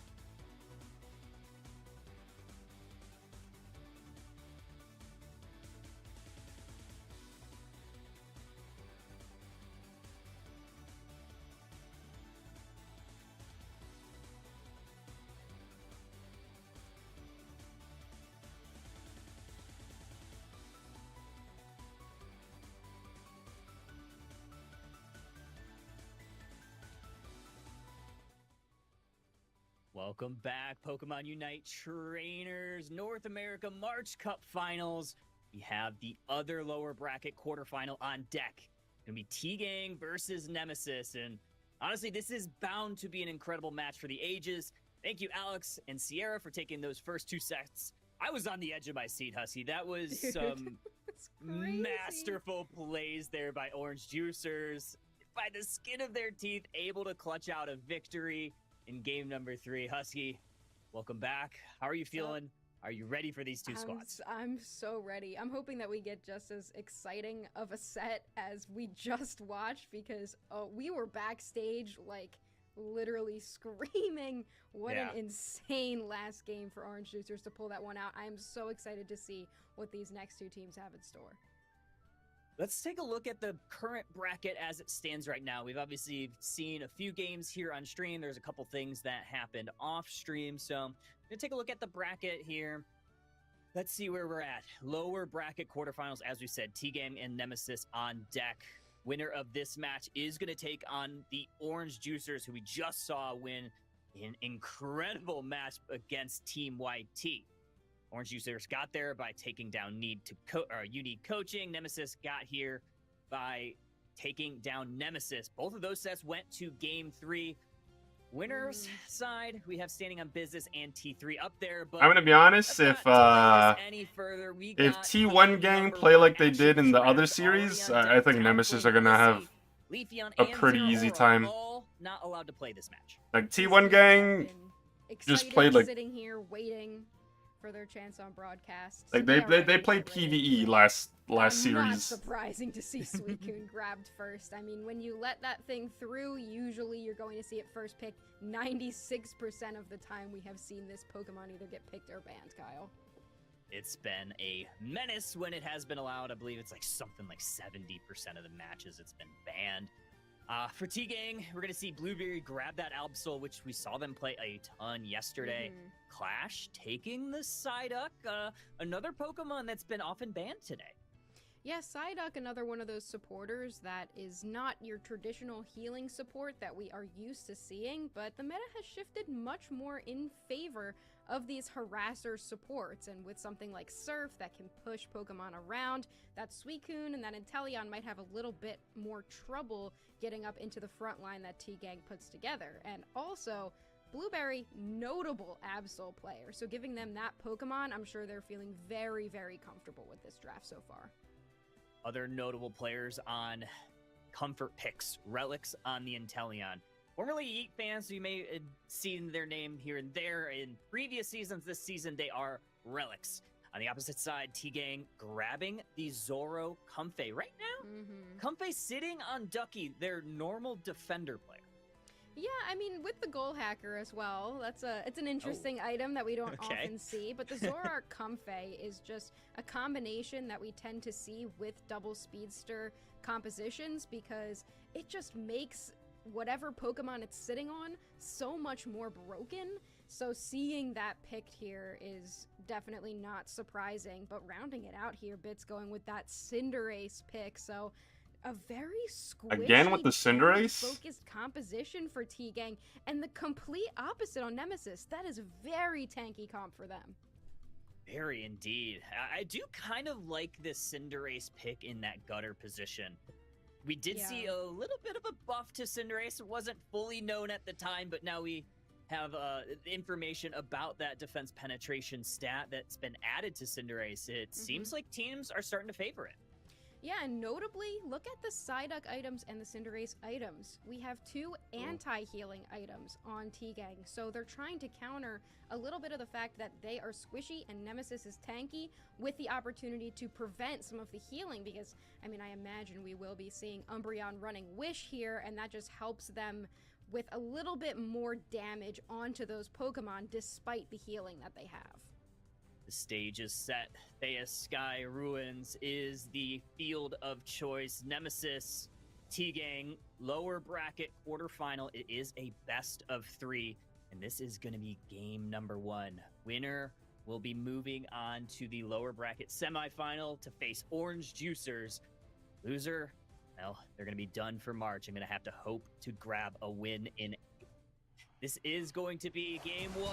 Let's see Nemesis going to be going on your bottom side, taking that Suicune and Slowpoke. Surprisingly enough, we are not seeing Snorlax make it into this match, neither picked nor banned. Puzzle Jungle? Nemesis has decided to go for the Slowpoke. That is an interesting choice. Very, very solid, especially into a double speedster, because for the end of the match, if we can hit that slow beam on one of those speedsters, or even the Cinderace, that basically confirms a KO on those Pokemon if your team is there, so it takes a huge threat out of the fight immediately. Looked like Nemesis was able to grab some wild Pokemon XP on the T-Gang side of the map. However, they lose the focus ban in process. A lot of damage coming from the Cinderace. We're gonna now grab this Indeedee. Looks like it went over once again to Nemesis, so XP in their favor. Yeah, so far 4 points have gone in for Nemesis. Somebody got a little bit of a stack in there. I imagine Buzzwole is running that attack weight, making sure that they are getting some stacks. 10 points going in for Zoroark as well. Definitely making sure that they are not getting caught out, though. No aggression really on either side just yet, but here comes these 850 birds. 3-on-3 up to the top path. Nemesis coming out a little bit ahead. Eject button burned by Nemesis. T-Gang gonna lick their wounds. Peel back to their own side of the map. Metallic, though, looking for an invade. Might be trying to contest the Zoroark, who's trying to take this red buff. Unable to do so. Comfey attaches the Zoroark. Metallic retreating back to their side. Bold play there from Metallic to try to get into the central area. I imagine they didn't expect that Cinderace is not having a good time. Looking for the little Score Bunny because Score Bunny needs a lot of experience to really get online at level 4. It can't do too much yet, so if Metallic could have caught that Score Bunny, that could be huge for Nemesis to continue taking that early lead. But T-Gang, with those two speedsters, they want that early lead, and so far with the level 7 Zoroark, they are getting it.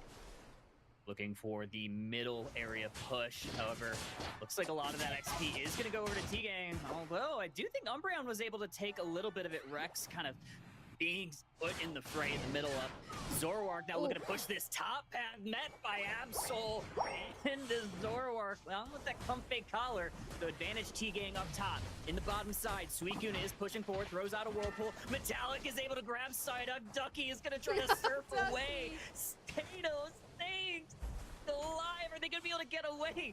These surfs are criminal as Zoroark now looking to take out Buzzwole. He does! Metallic down.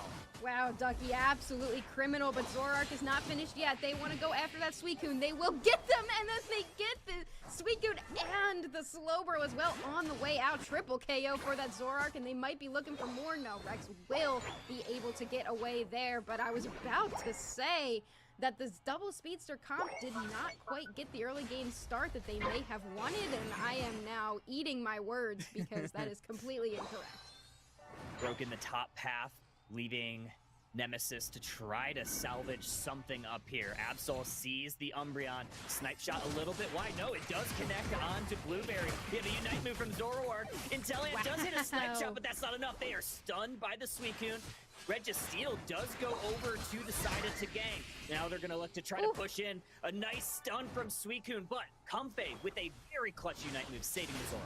Yeah, it's incredible. The Speedsters are supposed to be the squishier Pokemon, but as soon as you throw the Comfey on them, pop that Unite move, Flowery Fields forever, and they are just healed completely back up to full. And right now, Nemesis does not have the levels to deal with it. Not a single Unite move on their side, and T-Gang wants to take advantage of that.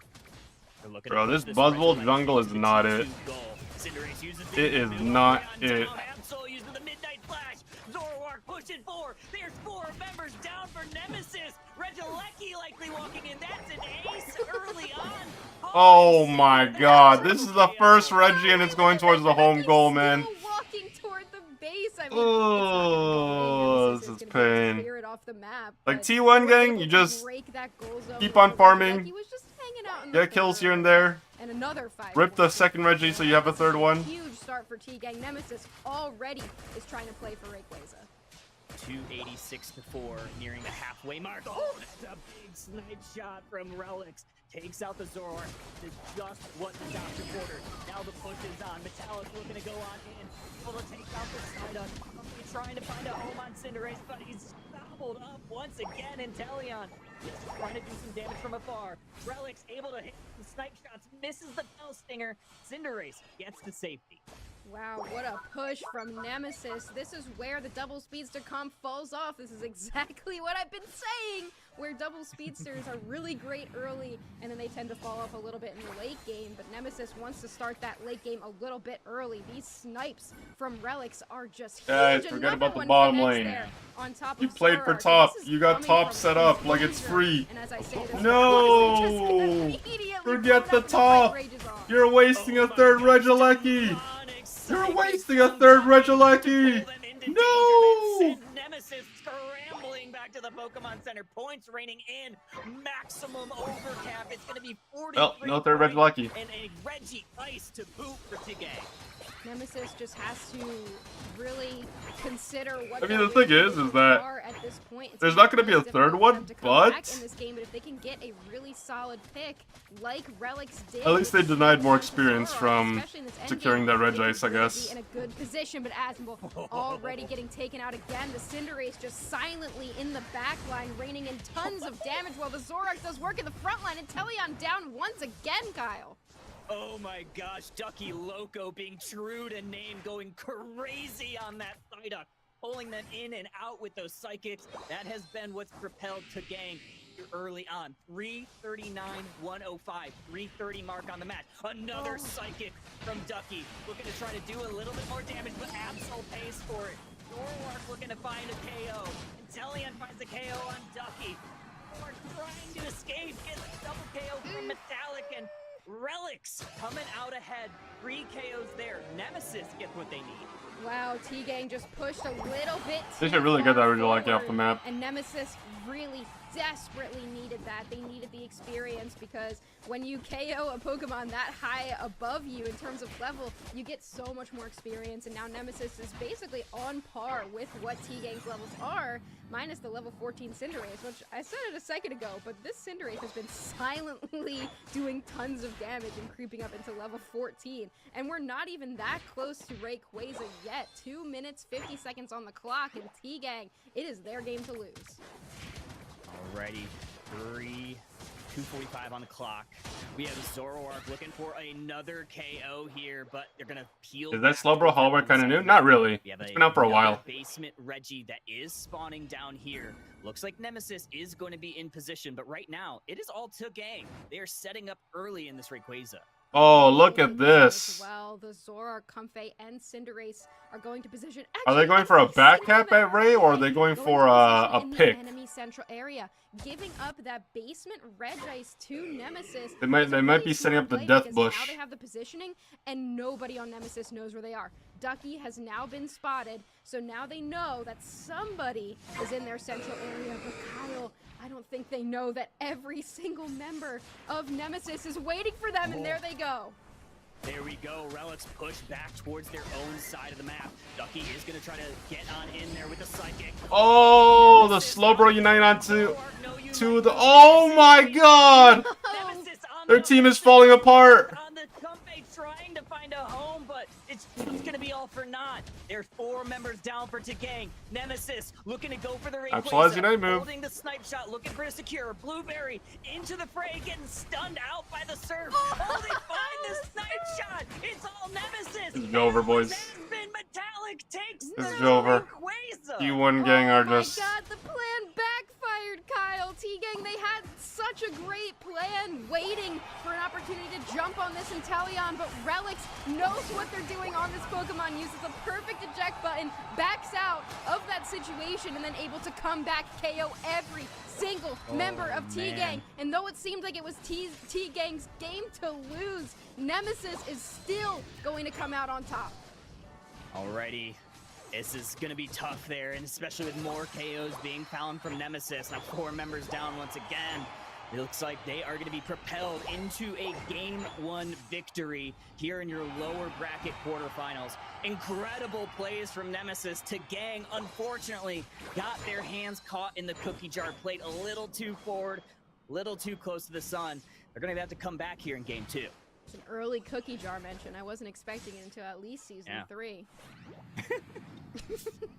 Did you see who the slow beam went on in that last fight? I feel like so much broke out at once that I didn't even see the Slowbro use their Unite move, but it went on somebody because they didn't have it shortly thereafter. But regardless, Nemesis, what an insane way to finish this game.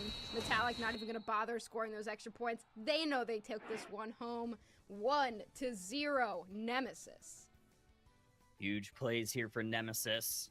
While they were kind of getting ganged up on in the early part of that match, they were able to find their composure, find some so I like get their levels back. I don't know, guys. They're playing points, finding it when it mattered. Propelled by Relics, 12 KOs on this Inteleon. The problem is that guy did not miss a shot. Yeah, and I mean that's. Here, let me play from here, just because you'll see what I mean.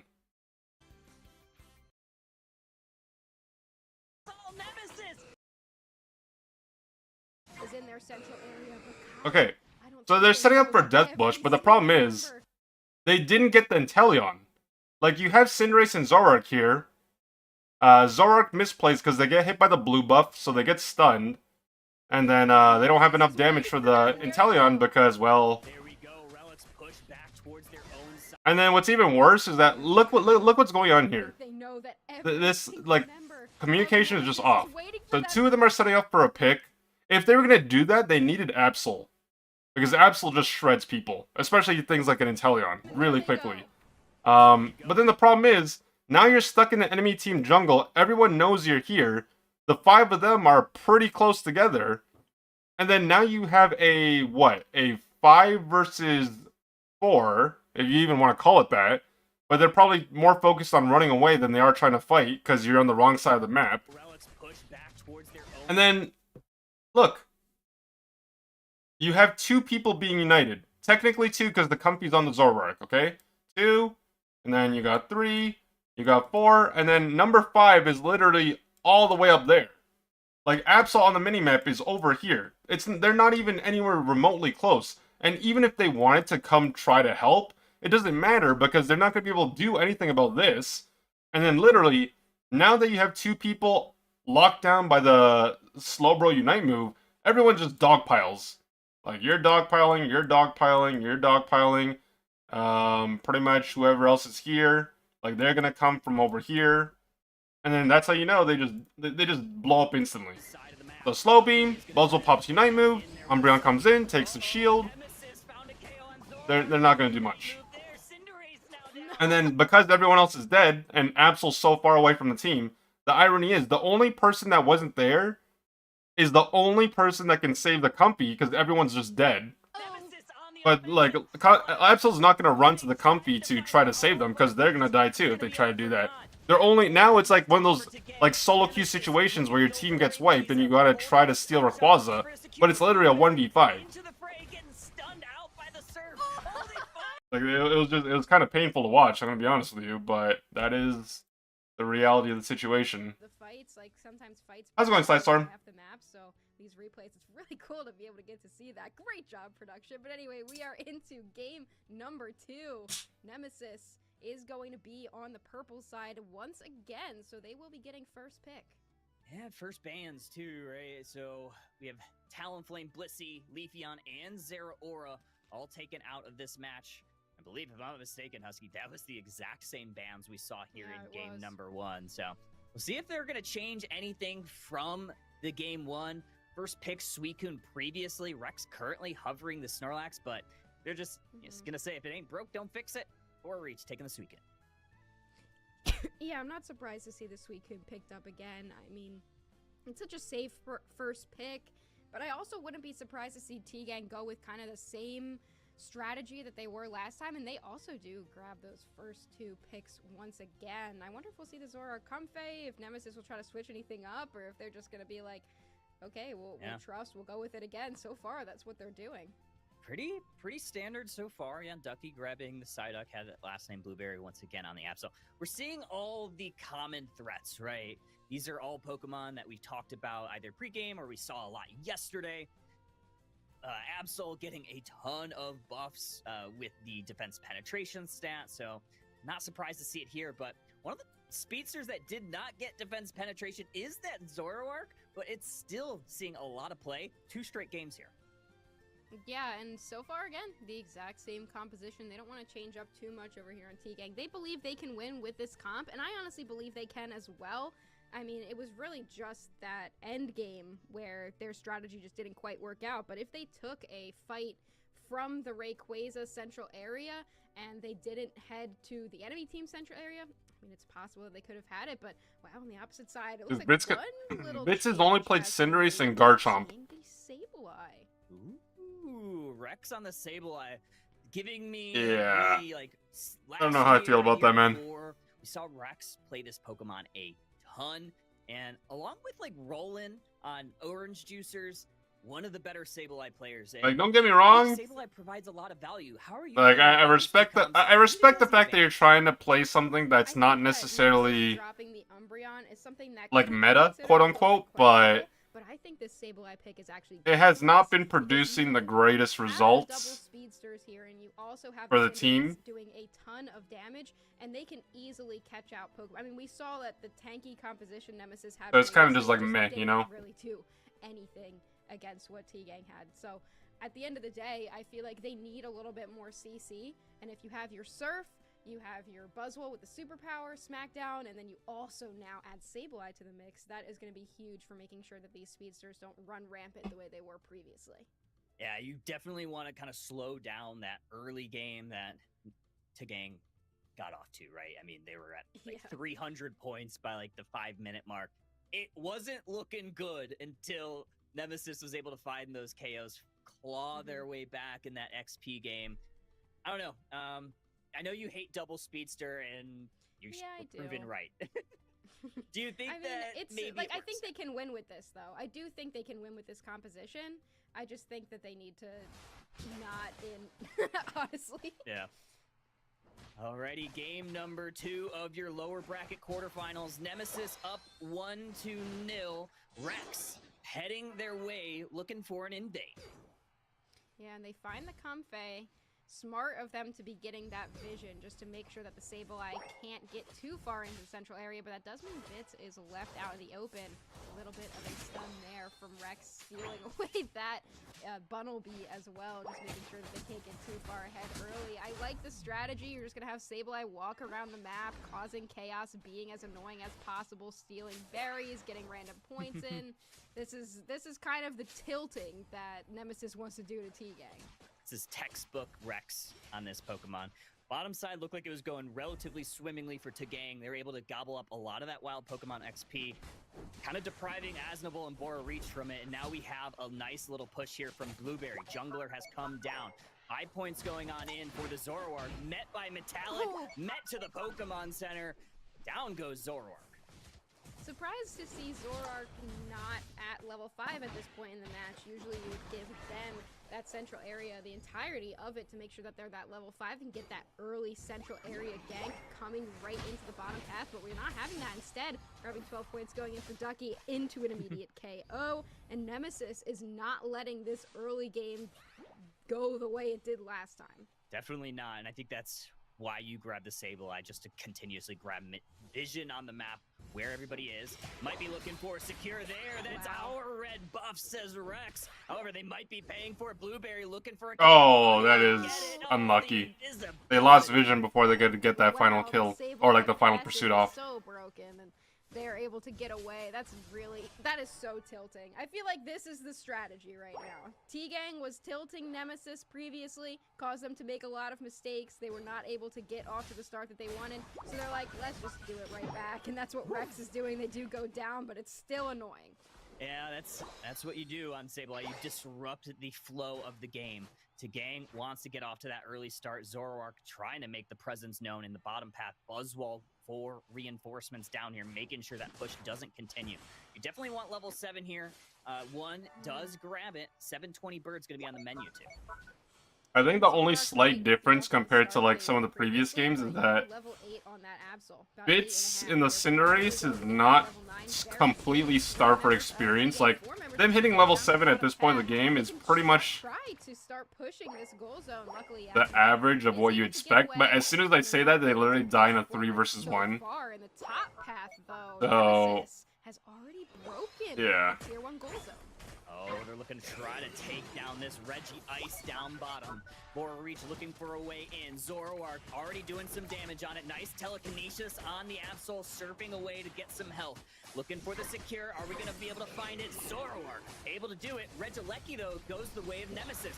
Push is going forward. Blueberry getting stunned out by the Sableye, but it doesn't matter. They find the Suicune. Looking to take down Asmongold. Surfs to a berry, trying to get back to the Flux Zone. Able to do so. Now here comes the reinforcements. Buzzwole is here, trying to take down Blueberry with that Comfey pocket. Are they going to be able to get away just barely? But no, the Ultra Swole. That is a huge kill for Buzzwole. Absolutely huge stun from that Sableye, and we're just seeing the power of this harasser supporter, and the Psyduck's been doing it on the opposite side, but this time it feels like they're the ones getting bullied. They go down to that Buzzwole who has Bits just got 1v1 by the Inteleon on pad 2. Ay. Also pops the Unite move there. They're going to be able to break this Tier 1 goal zone. Nemesis off to a solid start. They are. However, Sableye does go down at the hands of Ducky. Now Metallic might be next on the chopping block. Absol closes that one out. Suicune going to try to... Oh no, they don't have enough damage. Damage is there. Bits able to take... Oh! Rex with the snipe, though. Takes out Absol. Misses the Fell Stinger to get away, but reinforcements here for Nemesis. Stunned Psyduck from the Sableye, and now the fight is going to dissipate. These snipes from Relics are even more on point than we saw in the previous match. 178 to 70.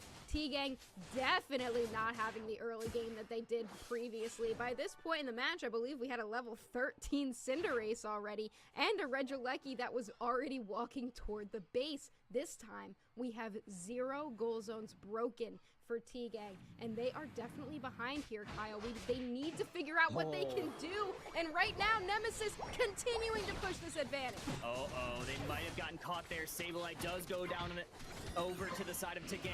The reinforcements are here. Absol Unite move is going to try to find a KO. Metallic might be going down here. They are. Absol takes that one. Suicune trying to retreat, unable to. Zoroark way too much to handle. Sableye is here. They'd use their Unite move, but dodging it is the side of T-Gang. Are they going to be able to get their points in? Cinderace with the double KO. Both them down. Oh, what a good revenge play there for T-Gang. I feel like I'm having deja vu right now from last match. Just a little bit too far forward from the other team, and though they get their points in, a good amount of points from T-Gang go in as well. Still over 100 points ahead is Nemesis, and also sending the Regieleki moving toward that tier 2 goal zone, but it's likely to be defended here. But at this point in the match, T-Gang has pretty much caught up. I mean, they've got a level 13 on that Absol now, not quite any level 13s on Nemesis, so I think we've got ourselves an even game. Alrighty, let's see, 3:45 on the clock. Definitely wouldn't call it an even game when you're down over 100 points, that's for sure. We're going to see where exactly these teams want to line up. Nemesis is defending their top goal. T-Gang might be looking for a bottom push. Sableye grabbing some vision. The Sableye here is just so powerful because with that passive up, the invisibility, they can't be targeted. I mean, T-Gang's going to know that they're around somewhere, but their job is really just walk around, get vision, see where they are. And we can't let that play from the previous match happen again where we have no idea where anybody from the enemy team is. And Sableye effectively just deletes that option for T-Gang. They are not going to be able to hide in any sort of tall grass because Sableye is going to be there. Ooh, Asmol gets found out by Blueberry along with Psyduck. They go down. Snipe shot connects on Ducky, but it doesn't really matter too much for T-Gang. They found the KO that they wanted. Gotta find some XP here right now. 252, 120 is your score. There's gonna be some objectives.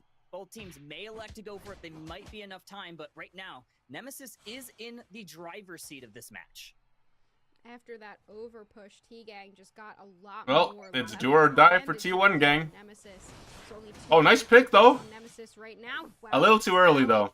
Getting caught out. It would, like, if they got that closer to Ray, it would have been a bit more impactful, but Buzzwole's still gonna spawn before anything happens, unless they decide to go for a full-on rip. So it's still Nemesis on the back foot heading into this Rayquaza fight. Oh, rolling! Sableye slow beam goes on the Absol, but it's held up by the Company Knight. Zoroark looking for a way in. That's not enough damage. Psyduck and Zoroark going down, but there's 3 members down for Nemesis. Make it a 4 because Blueberry's heating up along with the Cinder Ace. Wow. An ace for T-Gang. Rayquaza next on the menu. Sableye looking for a hero play. Are they going to get it? No. The Unite move from Cinderace able to take Rayquaza. Wow, I mean, this is what happened. Oh, sorry, that wasn't. Not, what am I saying? Not Roland. I was thinking of Roland because fucking he's the only one who plays Sableye Rex. To walk directly into the entirety of T-Gang, and they can just wait, no, who's playing the Sableye right now? It was a great attempt for Metallic there. They were able to take down one. They took down the Zoroark and that Psyduck as well, but just not enough to get the job done. Though we do have a minute and 12 The Sableye tried to make a play. It's not too much of a deficit. And they were doing. The problem is you're not supposed to go for those types of play when you're already down a member on your team. Yeah, it was Rex. It's not over. There's still a small chance, but Nemesis making their way to the T-Gang side of the map. Absol finds their path. Sableye also might be coming up towards the top. Bottom side is open. Ducky hanging out on that jump pad along with Cinderace. They're looking for an opening here. they have a Slowbro Unite move, but Slowbro isn't there. Metallic also just ticked into their Unite move, but here comes Cinderace and Psyduck. They're going to try to defend this gold. Oh, there's the Unite move from Buzzwole. Here's the rest of Nemesis. The Unite move is out from Sable. Yeah, it's over. No Pokemon are going Next back. match. Slow Beam onto the Cinderace. Are they going to be able to close that out? Ducky doing their best to try to hold it. Sableye had the score shield. It's going in. That's 100 points, but the other way, 520 to gain. There's no time. All the way across the map. No time. It No doesn't time. No matter. time. Even though they had a great push there, they still had the Absol and the Comfey with their shield and a 4 KO as well for the Absol. Make it a 5 KO, a Penta on the broadcast for Blueberry to finish off this game number 2. And I feel like T-Gang saying to themselves, all right, that's what we should have done in game number 1. We can definitely win with this composition. Let's run it back one more game. 520. 352, your final here in game number 2. Alright guys, I'm gonna play an ad. The game's over. We're going to game 3. Vision on where Nemesis was going. I believe it was Blueberry and Clash that both had a shield. You know, you just Uber the Absol and the Comfey with the Absol to that center goal zone, score 200 points, and that was pretty much the nail in the coffin for Nemesis here in game number 2. Great plays all around. I think you got to give the MVP to Blueberry. 13 KOs, even in the game says it is. Yeah, 13 KOs on this Absol. And this is a player, I mean, I said it before, but this is a player that is known for their Absol play. Often getting target banned even before Absol was buffed with that defense penetration that it recently got. Just a really, really solid Absol player. I do Are we at feel like semifinals Nemesis yet? Not played yet, a not much yet. Better game this time, and T-Gang didn't play as good of a game this time, which is interesting considering that the way that Losers the game quarters. went. Like we did Nemesis the definitely we can did win winner. this next So round. it was winners They quarters, just lost that end game. Sometimes it really just comes down winners to semis, caught, losers saw the quarters. Sableye go in, look for some vision, and then ended up In getting that order, down. I believe. Unfortunately, Nemesis was just not able to come back from that in the Rayquaza fight. So And now we're going to a game 3. But Nemesis, I feel like they have it figured out. They have the early and mid game figured out, and I feel like again, it'll just come down to a late game battle. This is just a very different game from the start. Instead of T-Gang coming off to a really strong lead, it was Nemesis early on, finding a lot of KOs, finding a lot of points, breaking goal zones, and it just seemed like T-Gang wasn't able to find their footing till later on. Yeah, I mean, here we're seeing in these replays, Nemesis just was able to continue getting picks. They were playing much better as a team this time. Kind of. Alright guys, before game 3 starts, I'm just gonna run to the restroom very quickly. I'll be back for the game starts. So you'll see me when game 3 runs around. Relics just manhandling the Cinderace. They're just able to get so many picks on them and able to get a lot of points in as well. And this is kind of the point within the match where we saw things kind of go back the other way. They just lost too many members here, and the levels were just able to go back onto T-Gang's side. Yeah, this was starting to be where they found it. It looked like Nemesis once again pushed a little bit too far forward. They found a couple KOs here. They found the Sableye to boot, broke that gold zone, and that was the opening. Great Rayquaza fight here. Zoro, however, goes down, but it was Absol leading the charge here at Rayquaza. So fantastic plays here from T-Gang. Way to keep composure, way to get yourself back in it, because we had a game 3 now, Husky. Yeah, so I'm kind of happy about this because we get a game 3 this time. We get to see kind of how competitive these teams really are with each other. It's very, very interesting to see, and I wonder if we will see T-Gang prioritize the exact same composition from before. I feel like they figured it out. They figured out how to play it, and at this point, they just have to lock in one more time. I mean, we've got the same bands. You gotta lock in. Nemesis T-Gang game 3 coming up. You gotta lock in. Same bands as the previous 2 games, so I imagine that we'll probably see the same song and dance here from Nemesis. We do see that first pick Suicune. Yeah, the Suicune and the Psyduck once again. Are we going to see T-Gang lock in the Absol again as well? Yes, they do. We are getting a potential run back. Oh, please do it, Metallic. I see the Masquerada being hovered. Please do it. Change it up just a little bit. they are going to move away from it. I'm so upset. I'm in shambles. Husky in shambles, chat. Send some reinforcements to Husky. We are going to see them lock in. Yeah, I imagine that we'd see the Inteleon once again if it's available. Relics is going to take that 9 times out of 10. Looked fantastic on it. Asnable once again grabbing the Slowbro. And Husky, this is looking almost exactly the same. Dare to say, I think it is so far. Look, these teams believe in themselves. They do. know what picks they can win with. And you gotta respect it. At the end of the day, they know what Pokemon they're good with. They know they can win with those compositions. I mean, they won. We had Nemesis win the first game, T-Gang win the second game, so they know they can win with it. But the question is Nemesis gonna change it up just a little bit once again? We had Buzzwole the first 2 games, and we do. Well, at least they're getting better with the Mimikyu has made it on with how quick this they're team composition, doing their and we're matches. I bringing mean. back the Umbreon. I like it. I think this is a good, I think Mimikyu, kind of a notable speedster stopper, has that powerful Unite move that could shut down a single target, similar to how Slowbro is. So if they're able to separate 2 separate targets at a big moment, whether it's a Ray fight or potentially a contested objective, that can essentially take down 40% of T-Gang. Yeah, they have an Absol's strong opportunity to do on something early game? really Yeah, of fun, course. and That's pretty win much all with speedsters, a man. But Cinderace Absol's double speedster Psyduck. And Absol's it up being there. the 3rd time in a row that they're going with this composition. I wonder how many times T-Gang practiced this comp. They were like, no. Like, I wonder who on T-Gang was like, no, hear me out. Like, I have an idea here. We're gonna bring Cinderace back. We're gonna do Zoroark, Comfey, let Blueberry have the Absol. We already know they're really good with this Pokemon, and it would be especially funny if we give Ducky the Duck because, you know, it's Ducky. Yeah. I like it. I mean, Ducky on the Duck. I mean, tale as old as time. Namesake Pokemon, right? Like, it looked really good on it. It was made for them. It was literally, I remember Ducky putting out a tweet or something when Psyduck was announced at, I believe, what was it, Worlds? Yeah. Said, I'm just going to be a Psyduck main now. And it makes sense. So, looking really good on it. Yeah. The Psychics are plentiful, but we are going to be going into this, Husky. It is going to be game number 3 situation. Win or go home. Winner will be facing Orange Juicers in the next round. Loser is going to be done and have to hope to win in April. And that's going to be tough. So here we go.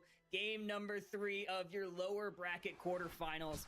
Looks like Nemesis taking once again the Slowpoke along with the Suicune down to this bottom path.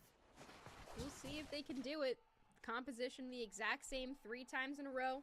And Nemesis, the only one to switch it up, sending Mimikyu into the central area, make sure they get that level 5 early. And I mean, Mimikyu is one of those early Pokemon that could potentially be a counter to the early Zoroark central area gank as well.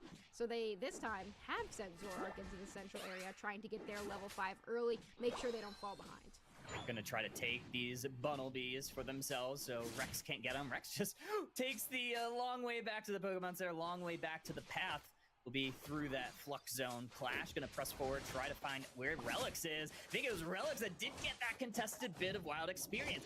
Play rough onto Blueberry, they find a KO. Clash might be next. Damn, that is not what you want to have happen in your game 3 of the Loser Series.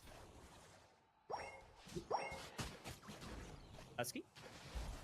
I think we might have lost Husky for the second. Alrighty, we got Slowbro looking to press on forward.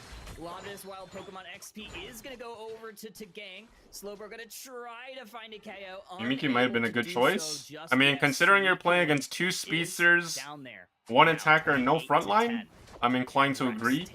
Granted that they don't throw, but now they're looking for a they have a support, but they have no frontline. Gonna find a way in. Asnable trying to stun up the Duck. They have no frontline. They have no bulk on their team, unless you want to include Psyduck. Gonna have the bird spawn in just because they have their passive, but central area. It's gonna be some yeah, I like. experience that both of these squads are gonna want to have. Mimikyu's gonna be a problem in the long run. Not to mention, you have a Slowbro as well, and Slowbro's probably gonna Unite move whoever has the Comfey on them, just because you get 2 people for the price of 1. Looks like Nemesis wants to grab all of this wild Pokemon in the center area. Points look to be the priority for T-Gang. They grab a nice little 12. Stashing away is the Zoroark. Nice little slow smoke to slow it down. And that's going to be a nice play there. However, Relics finds the KO on Psyduck. So big plays over that way. T-Gang did find some experience for themselves, though. Looking for a 730. We're going to have 720 birds coming to both sides of the paths.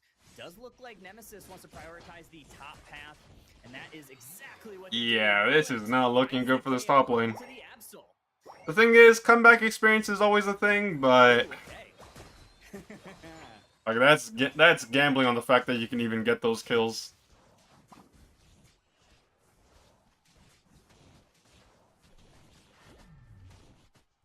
Alrighty, looking at Zoroark. Oh, nice snipe from Inteleon. That's huge. Takes out Ducky. Zoroark gonna be pushing on backwards. We're gonna be able to find a KO. There's the play with me Unite move. That's gonna go onto the Cinderace. Cinderace goes down to the Umbreon. Nemesis pushing on forward. Snipe shot once again. Doesn't matter. Mimikyu just ults Cinderace and they can't do anything, man. I'm back. Welcome Am I back? Goat. Yes, you're I back. got Mercury You're so back. retrograded. I got Mercury retrograded. I am so sorry. It just went. I don't know, guys. It happened to Kello this morning. It's happening to me now. You know what? We're back. It's fine. How are we doing? Update me. We are updating. Looks like Nemesis looking to push forward, pushing in on his T2 path. Mimikyu grabbing a double KO. Point raining down, and the Pyro Cinderace is starting to do some damage. However, it's not enough. There's a great front line from Nemesis to push on forward. Bits trying to get a KO. They do. Now, Nemesis sent scrambling backwards. Suicune gonna get to safety.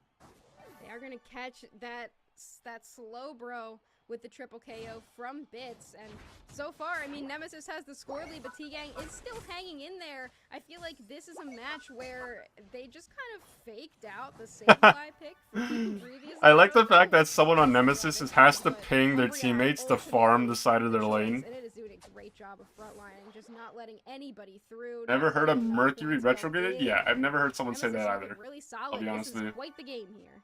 Halfway through this match, maybe a little bit less than halfway. Like you said, Nemesis in the driver's seat right now, in the points lead, in the level lead as well. However, T-Gang is catching up in that category. Zoroark looking for a way in, might look for scores goal, might run into this Inteleon, who is monitoring that situation. They find the points in, they're going to be able to dash away, but it is going to be them escaping for the time being. They are going to be able to escape. 5 minutes on the clock, and I feel like even though we've seen quite a lot of scuffling, this game has been kind of more chill than the previous games. I feel like both teams have realized, all right, we lost because we overextended. So let's not do that again.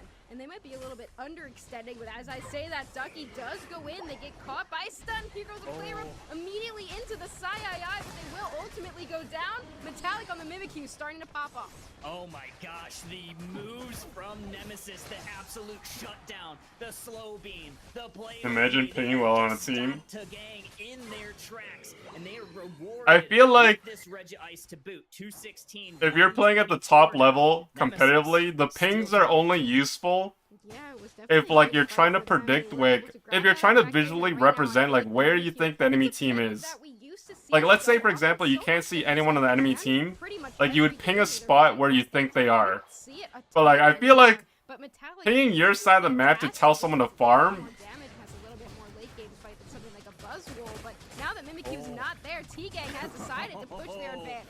Oh man, they sure did. However, reinforcements are here. Mimikyu has arrived. Snipe shots coming in from the back line. They find a big one to... Oh, that's huge, that's huge! They might get another. It was looking so bad and then end up so... Look how much experience the Inteleon got. They are level 13.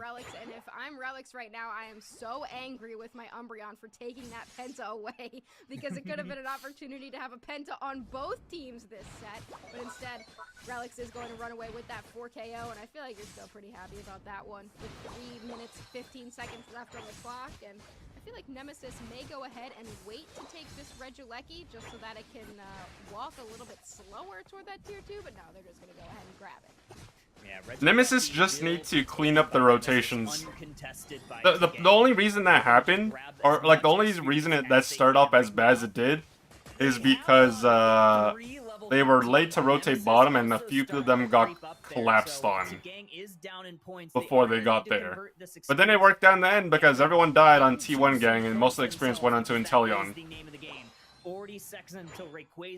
So like it looked bad, but at the end of the day, Now you have a level 14 Inteleon But let's going talk into about our Rayquaza. win conditions here. Nemesis definitely in control of the score. And if anyone were to get the levels, it's either like you want it to go on the Mimikyu or the Inteleon. In the Rayquaza central area and make sure that they are able to play for that objective, because for both teams that is the win condition right now. They both Okay, now they just gotta be wanna careful. make sure that But they obviously, not they should letting know that they're any winning, so they don't need to do attacks anything onto crazy. that tier 1 goal zone. And Like, again, you just need to this cover is the, like, T-Gang set up realistically, away from unless you the see them Rayquaza trying to back area. up or score, you don't even need They to are not go out of your way to seeing get vision. anybody. We're gonna have Sableye on the opposite Like, side. Umbreon is gonna face check. And Umbreon, that please don't. might be looking for a potential pick here. They have been spotted out.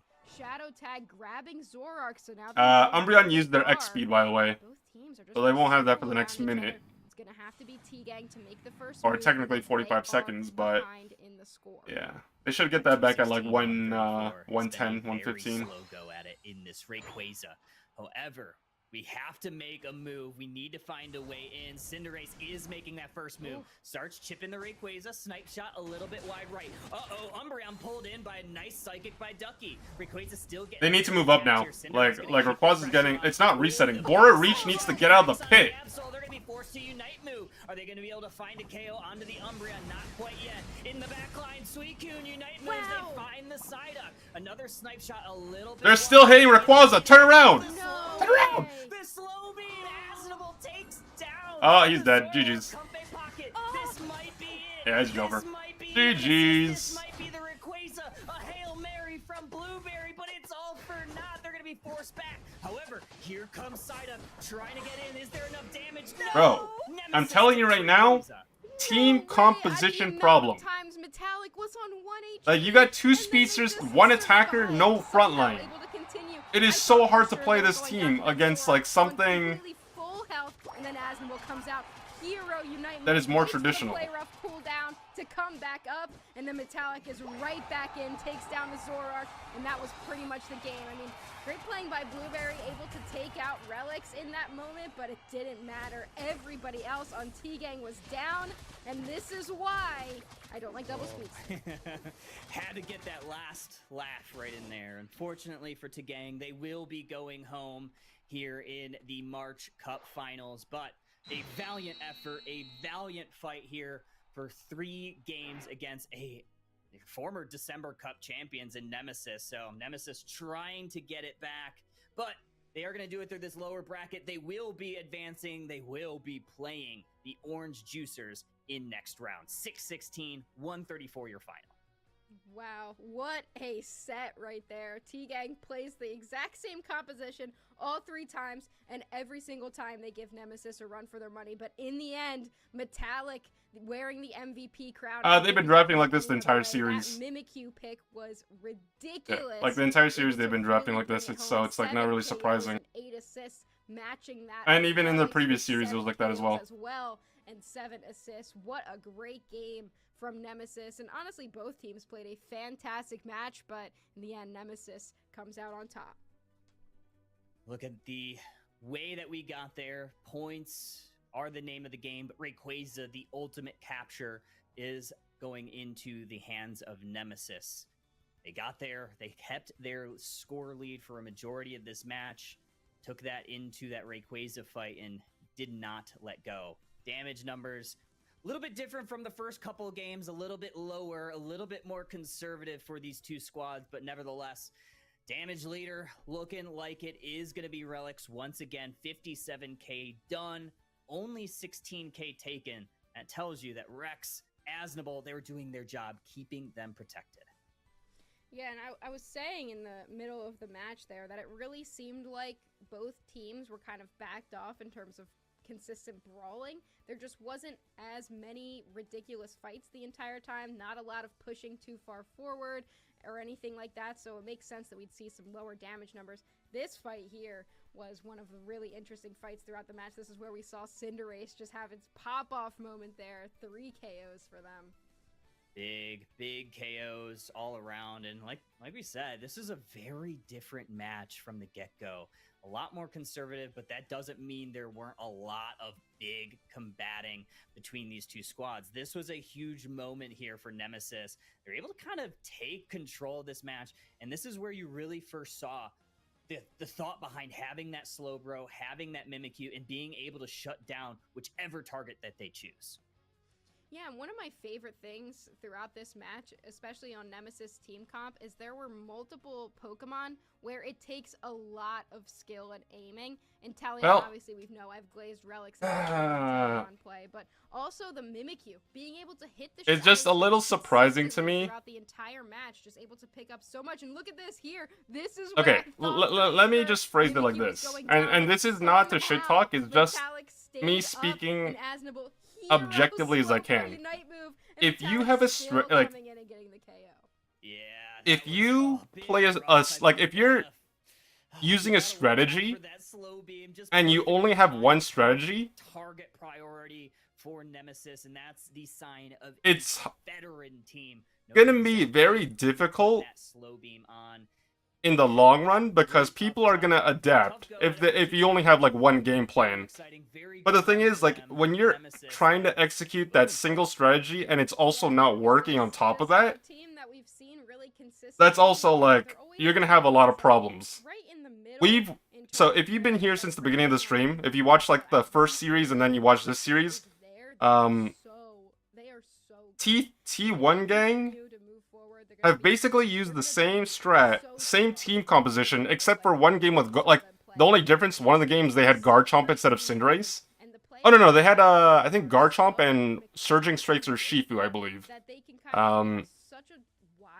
It's like I feel like they're just very limited on their playable characters. Or either that, or they're just very reluctant on change, like adapting on a game-to-game basis. There's a lot more Pokemon Unite where that came from.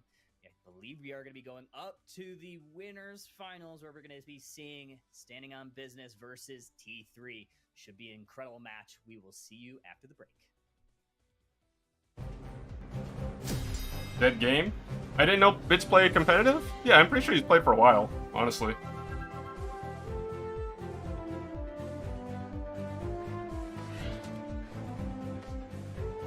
Yeah, like when you're playing two speedsters and one attacker, the problem is everyone has to fend for themselves because you have no front line to peel for you. Like, you have no front line to soak up damage, you have no one to really heal for you because the Comfy's always going to be on Zoroark most of the time.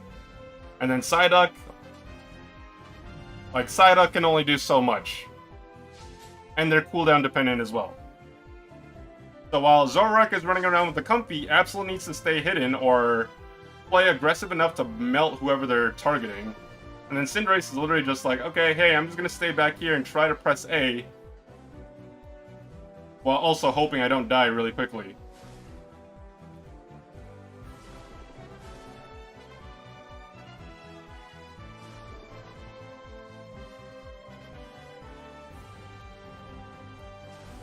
Alright, in the meantime, guys, I'm just going to play an ad. You guys know the drill. If I'm playing the ad, it means I'm playing it during the intermission, so the ad doesn't play during the middle of the game. I'm playing the ads manually, so that way I can try to just make sure that when we do watch the matches together, if you're watching, at least you're not getting spammed with the ads during those matches.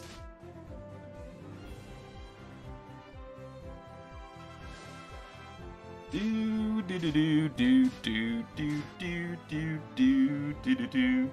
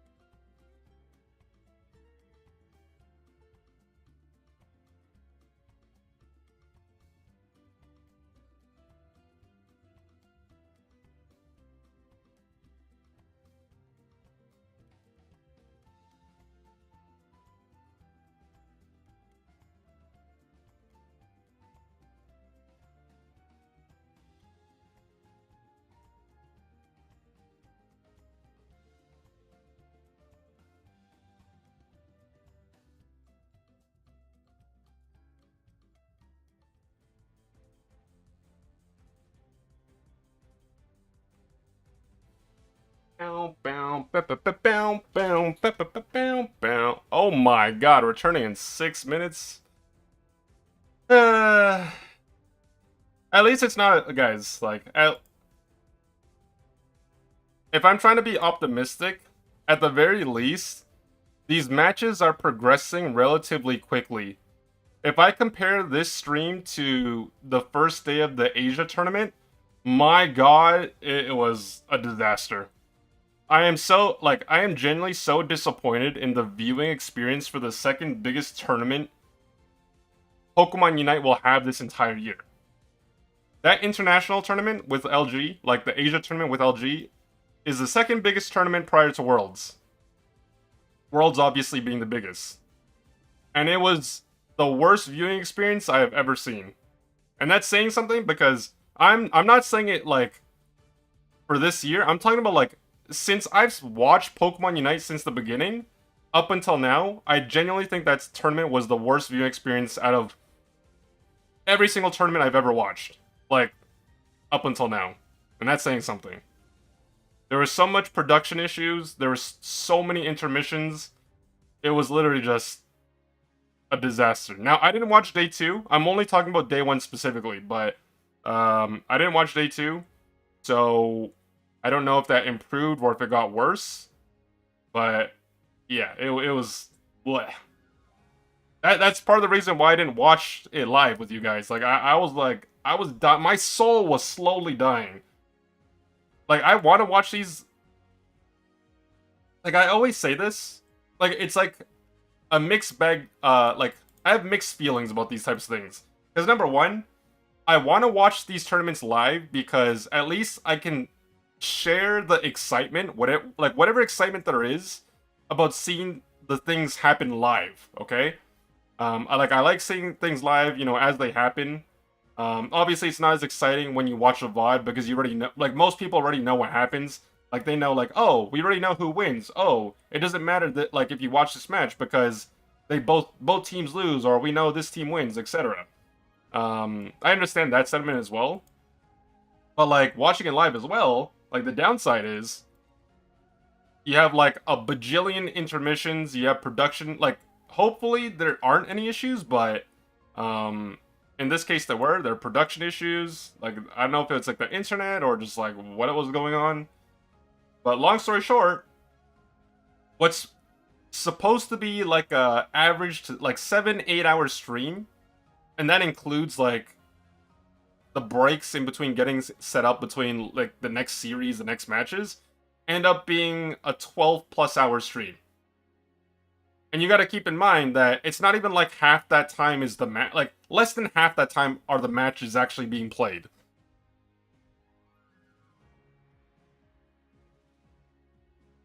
And then when I watch the VOD, for example, like when I like VOD review, or like just, if I'm just watching it for entertainment, or I'm watching the VOD just to like see what's going on in the matches, I can get through the VOD that is like a 8 to 12 hour VOD in less than half that time. Like it only takes me 4 or 5 hours because I'm skipping through all the yappuccinos and the intermissions. Like I don't need to listen to that stuff. North America March Cup Finals, we are back and we have the next match set up. It is going to be T3 versus Standing on Business here in the winners finals. Winner is going to be going on to the grand finals. Loser going to be going down to that lower side bracket. Definitely don't want to be there. These teams are going to want to have it. Husky, we saw an incredible set previously between Nemesis and T-Gang. What are you expecting from these two squads? Bro, that set was so good that my internet turned off. It just couldn't handle the amount of aura that was being perpetuated throughout that match, especially from the Relic snipe shots. I'll use every opportunity I can to glaze this player I've decided I'm gonna just be glazing Relics and Teleon for the rest of the match. But Standing on Business and T3 have been lying in wait, waiting for their opportunity to play in the winners finals. This is going to be an insane set. T3 is going to be their first time coming from the winner's side in, I feel like in a very long time into the top 8 and standing on business. It feels like they're one of those teams that just continues winning and you never really expect it. But here we go, Kyle. Game 1 of our winners finals. Winner will be going to the Grands. Loser will head down to our lower side. Alrighty, off the bat, we are already getting some of these bans. Psyduck, we saw it in every So many single plushies. game of the So many previous set. plushies. Not gonna see it here in game number 1, along with Talonflame, Suicune, and the Comfey. Standing on business does not want to let T3 Oh, wait, hold heat on. up with that Comfey. Yeah, you don't I know my like camera that blocks some of T3 that, so I'm just back gonna... there. Obviously, I'm still here, guys, but I don't want my Anonymous camera to or block Comfey. anything for you We've been guys. seeing so many So I'll teams just use keep it off that for now. combo, and it is just devastating when it works well. Okay, so we got a Instead, they're Psyduck, going to give Psyduck everyone ban, Absol, Suicune ban, Talonflame making ban, sure Comfey that ban, grabbing a first pick speedster that they're Absol, really comfortable followed with by is the going to be Snorlax and a Blissey game pickup. for T3 right now, but that Blissey is also always a gives solid Standing on choice. Business a really Blissey, strong best like core. Look at this. We have the But defender in terms of support supports, standing on granted business. that Let's see, hyperspace hole is Snorlax, available to use, T3 electing Tie-Dye to go with that. like Hoopa. Hoopa and It'll be Blissey interesting to are see if the they're best gonna go supports in the game. Hyperspace Hole or the trick build. by far. Another thing that we've seen a ton of all weekend. Psyduck is also solid, Zera even though it got Aura. nerfed. It has the aura, it has the electricity to really spark teams ahead. Muscle Bend, I think they're swapping. Surprised to I don't see think this they're actually Iowa playing that lock in. themselves. I feel like T3 is But one I of could be those wrong. few teams that still tends to prioritize this Pokemon, and Pure is one of those players that plays it really well. It's very valuable, especially when you have that Unite move. I feel like Oh, and a Zoomerl that's pretty good pick. damage as well, and wow. Well, Standing on Business well. That very is a interesting. new pick. 3 all-rounders, Kyle. 3 all-rounders, my least favorite thing. You don't like the double speedster. I just don't like all-rounders, and it's totally not because I can't play them. That's totally not the reason. I'm Do very we talk good. about things we Yeah. like, or do we just Yeah, continue I to don't talk know. about things we hate? Maybe a little bit of both, but I do like. How about this? I do like Sobi back on the Miraidon. I know that she doesn't particularly enjoy playing it, but it's still such a great Poor Pokemon, Sobi. especially into 3 all-rounders. Oh, and look at this too, Kyle. Pure is not running the EXP share. Instead, they've brought it Yeah. over to Sobi. So, very interesting. They're going to be running the damage Ho-Oh kind of front line. But Oh, also it is a Sobi muscle as band, instead. Very, very interesting. And It is a I'm muscle band interested to Absol. see how this triple all-rounder setup works, because they do have Mimikyu, so it can kind of count as pseudo die. Yeah, I don't know how I feel about the muscle band, but that it is a lane Absol as well. So maybe they're just trying to clear their camps quickly with auto attacks in the early game. Is range. And I But feel I like players truthfully, in T3 I don't think around it's worth this it. composition, but Even if you're laning Absol, business, you if lose they so are much just value on off set that third business, item by they're going gonna muscle get band. done here. Winners finals. It is a best of 3. The stage is set. Thea Sky Ruins is ready to rumble. T3 going to be on your purple side. Standing on business will be your orange squad. And here we go. They are taking Anon to the central area with this Absol. On the opposite side, Mimikyu is the Pokemon of choice going to the center. Absol with that very interesting. I'm very interested to see this Azumarill, though. I don't even remember the last time we saw Azumarill in competitive gameplay.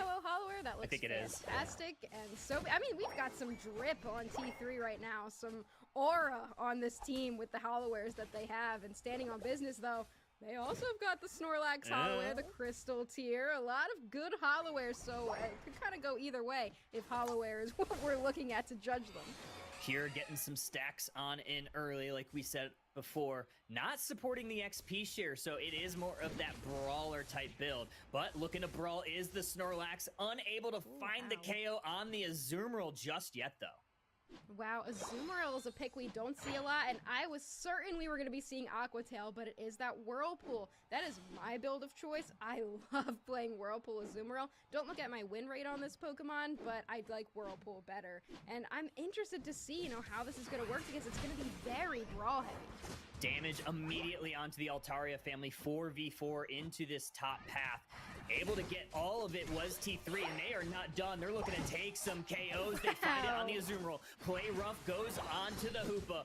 Mimikyu into the back line, looking to try to take down Zealot. But no, the eject button from Cruelty takes down the Zera Aura. That was so back and forth. I'm Yeah. on the edge of my seat right now. Just, I feel like so many people got out 1 HP. Flexing the hollowware. Zealot, they went down. But still, couple KOs back on either side. And right now we've got a tie game with Pure getting in another stack. They are double stacking Ao's Cookie and attack weight. So they really need to be getting these scores in. Secures on the Indeedee go over to standing on business. However, Sobi gonna take exception, throw an enhanced charge beam over that way. Center area does look like a lot of that experience was gobbled up by T3. They're now taking this advantage towards the top path, looking to maybe push on in, maybe get some goals. Mimikyu has gotten here. Bush check from Zeraora finds the Mimikyu hiding there. Oh, nice little smackdown superpower into the Zeraora. Gonna send them back to base with the Hoopa Hyperspace Hole. Play rough once again on the Hoopa. Both teams gonna separate for now. Level 6 on the Buzzwole means they couldn't complete the entirety of their move combination right there. They don't yet have that smackdown, so they weren't able to finish off Zealot. Luckily for them, they were able to get away. But now 4 members of both teams have Oh the my level God. 7 death. And now with the level 7 on that Buzzwole, they find the Zeraora double KO for Mimikyu. Mimikyu heating up, not a fire type in sight. Getting some points on in goal zone 1, down for standing on business. That's gonna open up the opportunity for this Regieleki. There are 4 members up here. With the Hoopa though, you don't really care about your overcaps. You wanna minimize what Hoopa can do.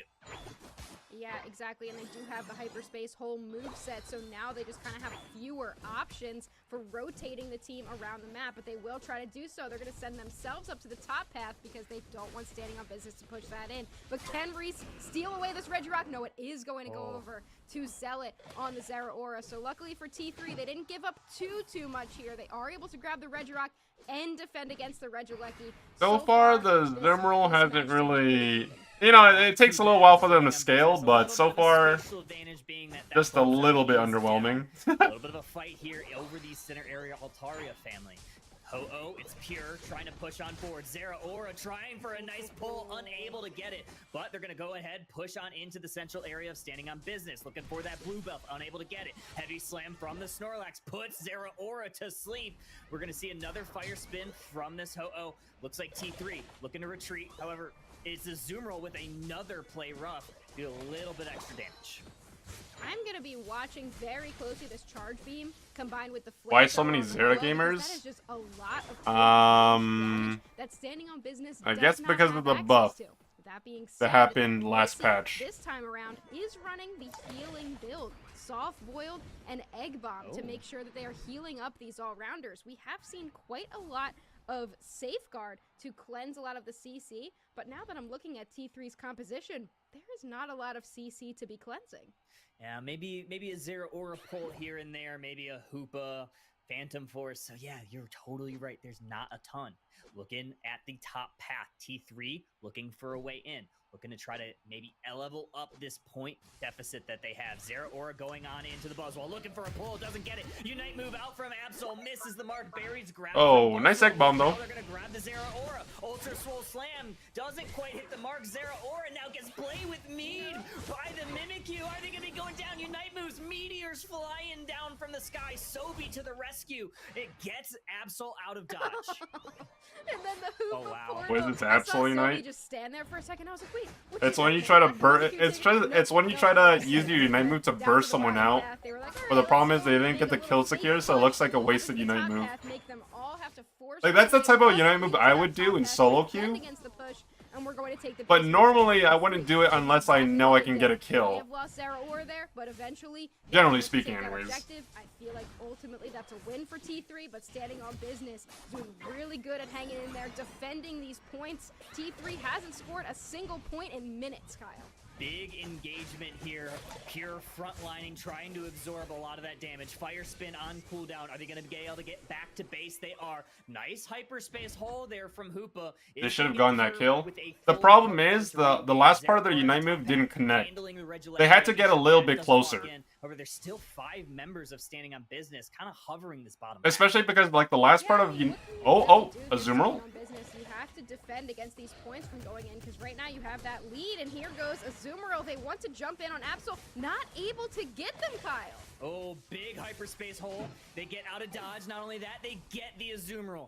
We have Zeraora able to take that KO. Pure is able to grab some The problem with the XP here. Azumarill is, like, 3 unless you minutes get ahead the early, last time we'll see some Unite moves. if you fall behind, or if you're even like when you're even level, unless the enemy team comp is just really bad against Azu, Move of Whirlpool when it gets into the mix. It has it's a just so single target useless. Unite move, same Like, with actually. Mimikyu, same with Buzzwole. So a lot of focus in standing on business's composition on taking down individual Pokemon. So they have been really, really good at this in terms of taking down Zeraora. I feel like we haven't seen Zealot pop off as much this game. And One a lot of thing, it is though, because they're getting single targets. as the Unite move is similar to Pikachu Unite move, in the sense that they have such low cooldown that if you're trading Unite moves with a relevant Unite move, then it's actually worth it, because most of the time you'll get yours back sooner. I don't know if T3 can have a response to that in the late game. 30 seconds left until Rayquaza. There is a basement Reggie Rock hanging out in the bottom path, standing on business. What is Azzy gonna do? Not much. Not really minding any business of it right away. They are pressing forward. They're looking forward towards this Rayquaza. Not only that, but they have a score lead. However, T3 looking to chunk this Reggie Rock down. They put that thing in their handbag for this Rayquaza.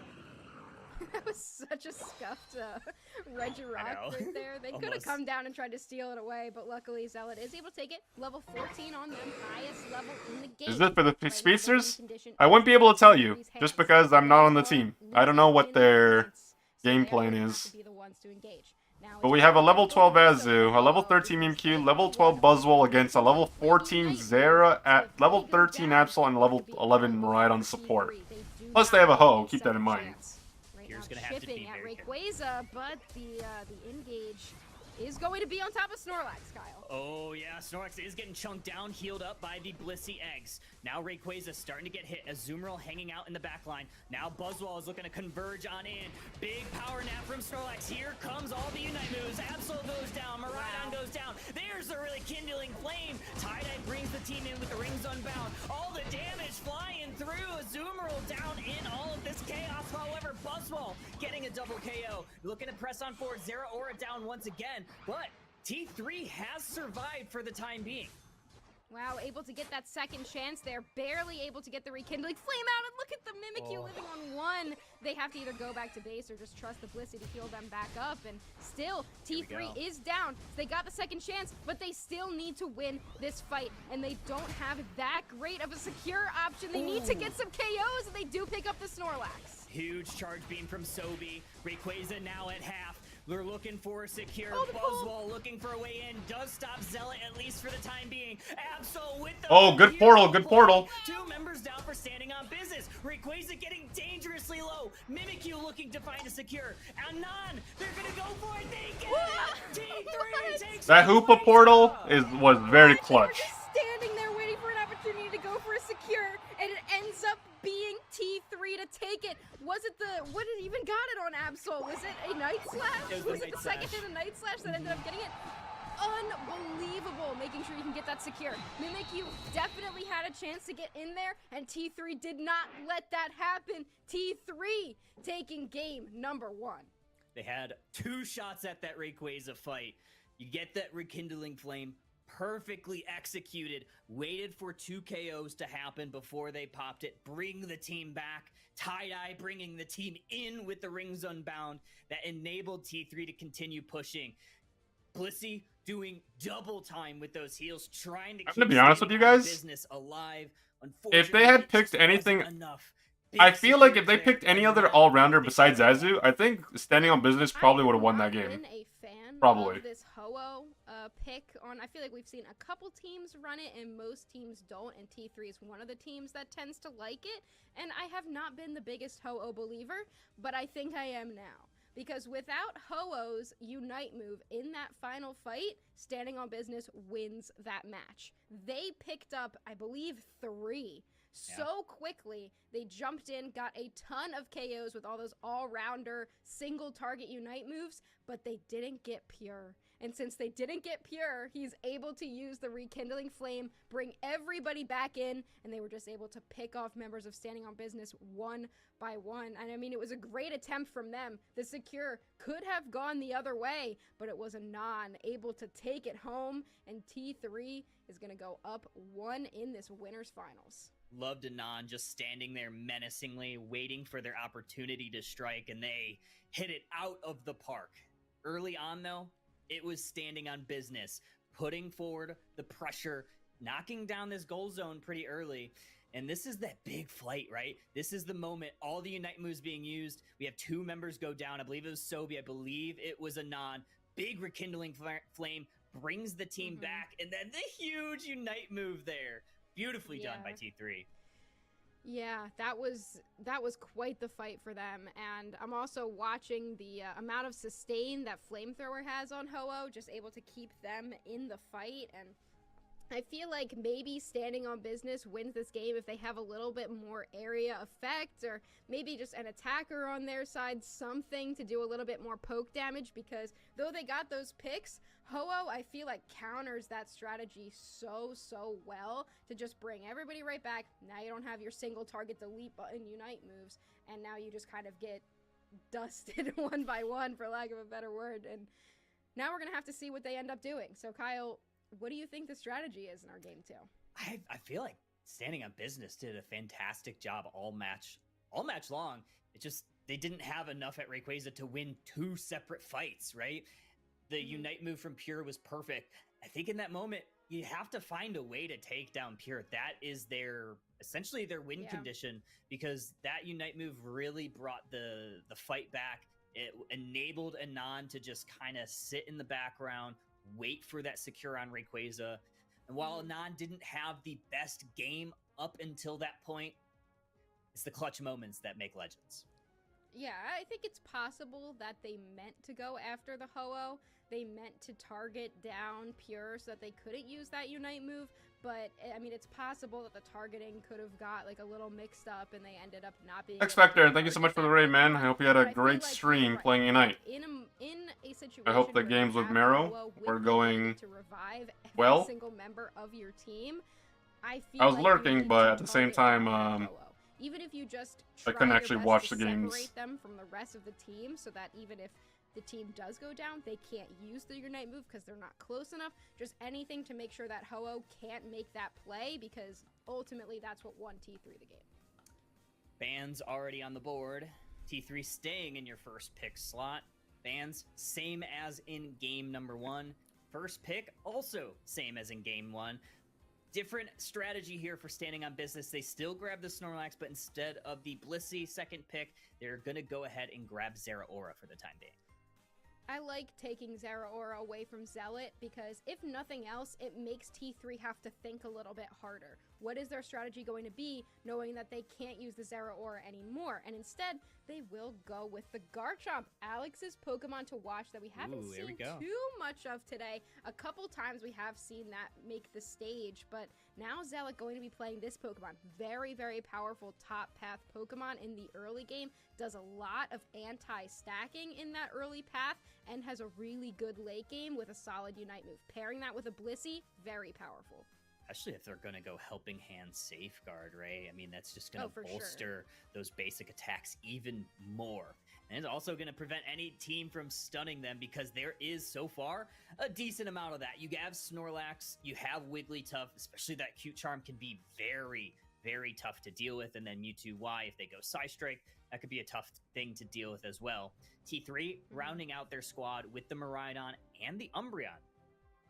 So not going the Ho-Oh strategy this time, which I imagine you don't because you're not playing double Speedster. Instead, they can rely more on this Umbreon. They know that Standing on Business isn't going to be taking it since they've got the Snorlax. But instead, Standing on Business looking to lock it. Interesting choice there. They pick up the Decidueye, and I honestly kind of like this with a Wigglytuff, but it's so interesting to see the pivot in strategy. Oh! Because previously they had no range on They their team, lock in and Decidueye for the last pick. Backline attackers. Oh man, Decidueye. Oh man. Oh, I don't like you standing on saw business as earlier team comp today at all. when I'll be honest with you Sam guys. and Alex were I do not standing like team their by team team. comp at all. I feel like they Saw just the got decision shat on in maker draft. Razor Leaf, and No, this is not Razor Leaf. this certainly isn't one. I mean, you see the charging charm, you see the float stone, which I really like on it. I think it's going to be a Spirit Shackle, more traditional sniper from the backline. Yeah, and there's not as much dive to worry about, but you also have the Wigglytuff, so if Like, anyone is trying to dive into this Decidueye, you have the Wigglytuff to just put them right to sleep. So I honestly am most excited about this Wigglytuff. I was gonna like pop off about it for a second, but like I didn't want to be, you know, a little aggressive about the Wigglytuff pick. But Wiggly is one of those Pokemon that I feel like is so strong in the right situation. no, I because agree. it has I so think they're much honestly, I think the draft is that bad. Sing moveset. No, You have an Umbreon for the Wigglytuff. You have no sustain on your but I really team. feel like when you have two backline Pokemon, running the Sing is going to be really powerful Like- against a team comp that T3 has that likes to stay together. We saw a rollout, I think it was yesterday in the qualifiers, and it did really well. Yeah, it kind had of a could. lot They of really- won. It won. 100% rollout win rate. And here we go. T3 on your purple side, standing on business on your orange side. It is 1-0. T3, if they win, they go to the grand finals. Standing on business, taking this Rowlet Snorlax down to the bottom path. I do love getting to watch these drafts as well, because something I noticed was Sobi hovering the Pikachu for a while, probably begging her team, like, hey, can I please not bring the ride on? But she's so powerful on this Pokemon, I feel like you just have to. And I like the opportunity to go Charge Beam here as well, because you do have that extra range. With that being said, standing on business, the Spirit Shackle of the Decidueye, which is what we will likely see, will outrange that Charge Beam. So a little bit of a counter there as well. Instead of just looking for single targets, now you have a Spirit Shackle. Ooh, Zeraora finding 3 members of T3, damaging them a bunch, sending them back to their pad to maybe grab a Citrus Berry before these 850 birds. I think something we haven't talked much about in this draft was the Mewtwo Y pick as well. I feel like the Psy Strike with the Unstoppable and also a bit of CC is going to be really powerful, especially with the Absol. You can really knock the Absol out of the fight so easily. 4 members of T3 converge on the Altaria family. They come out ahead. They find some evolutions. Pure down in the bottom path, trying to hold the door, keep this Decidueye from stacking. It is a Dartrix. Oh, man. Anon just comes through. I will never go that throws a far. move and Like, even if a team has a obliterates bad that draft, I will Dartrix never go as off far the to say as they map. lost Pokemon Center. right from the get-go, Poor but Owl didn't because, you know, have a it is single Pokemon Unite, chance. anything is They got possible. their stats, Plus, as we're but it pausing the wasn't game, worth it, the poor I just feel like they're Owl gonna have a was really hard hit time on playing the this game out. Noticeably, Kyle, look at Tie-Dye. Yeah. They have soft-boiled. Okay. They are not running the Safeguard build, so not going to be cleansing any Sings, not going to be cleansing any Psy Strikes. They're just going to trust in Zealot to get in there, and as long as they're healing, then Zealot's going to stay alive and continue the fight, and you know what? I'm here for it. Dartrix able to steal away some of that experience from T3. I think it might have been the Big Bird, the Altaria itself. So that yields the most amount of experience for them. I don't know why they T3 wouldn't go still Safeguard, trying to though. hover around, figure out where Standing on Business wants to attack. 2 members still holding out in this bottom path. Zeraora looming this central area, trying to find some vision. T3, though, I think they're happy with how this match has gone so far. Just took him to Pound Town right there, getting that secure away. Tie-Dye stealing that piece of farm, and Zealot does grab the Wigglytuff, but they are immediately put to sleep, and that's the power of the Wigglytuff. I can't help but love it. All right. We have Zeraora going on in, Standing on Business. Power play up here, 3-on-2. Looking to push on into this T1 goal zone. Mewtwo Y has Mega Evolved. Zeraora trying to get the Blissey, but the Blissey just continuously healing up this Gabite. Is able to keep them upright, and Absol comes to the rescue, gets the KO, and now taking defense, turning into offense. Might be looking for a KO of their own. There's the Absol Unite. They find a KO. Now looking for the Zeraora. Do they have enough? They do. This is T3's path. Wow, there goes the Blissey picks up that KO as well. So that's just a really solid start for T3.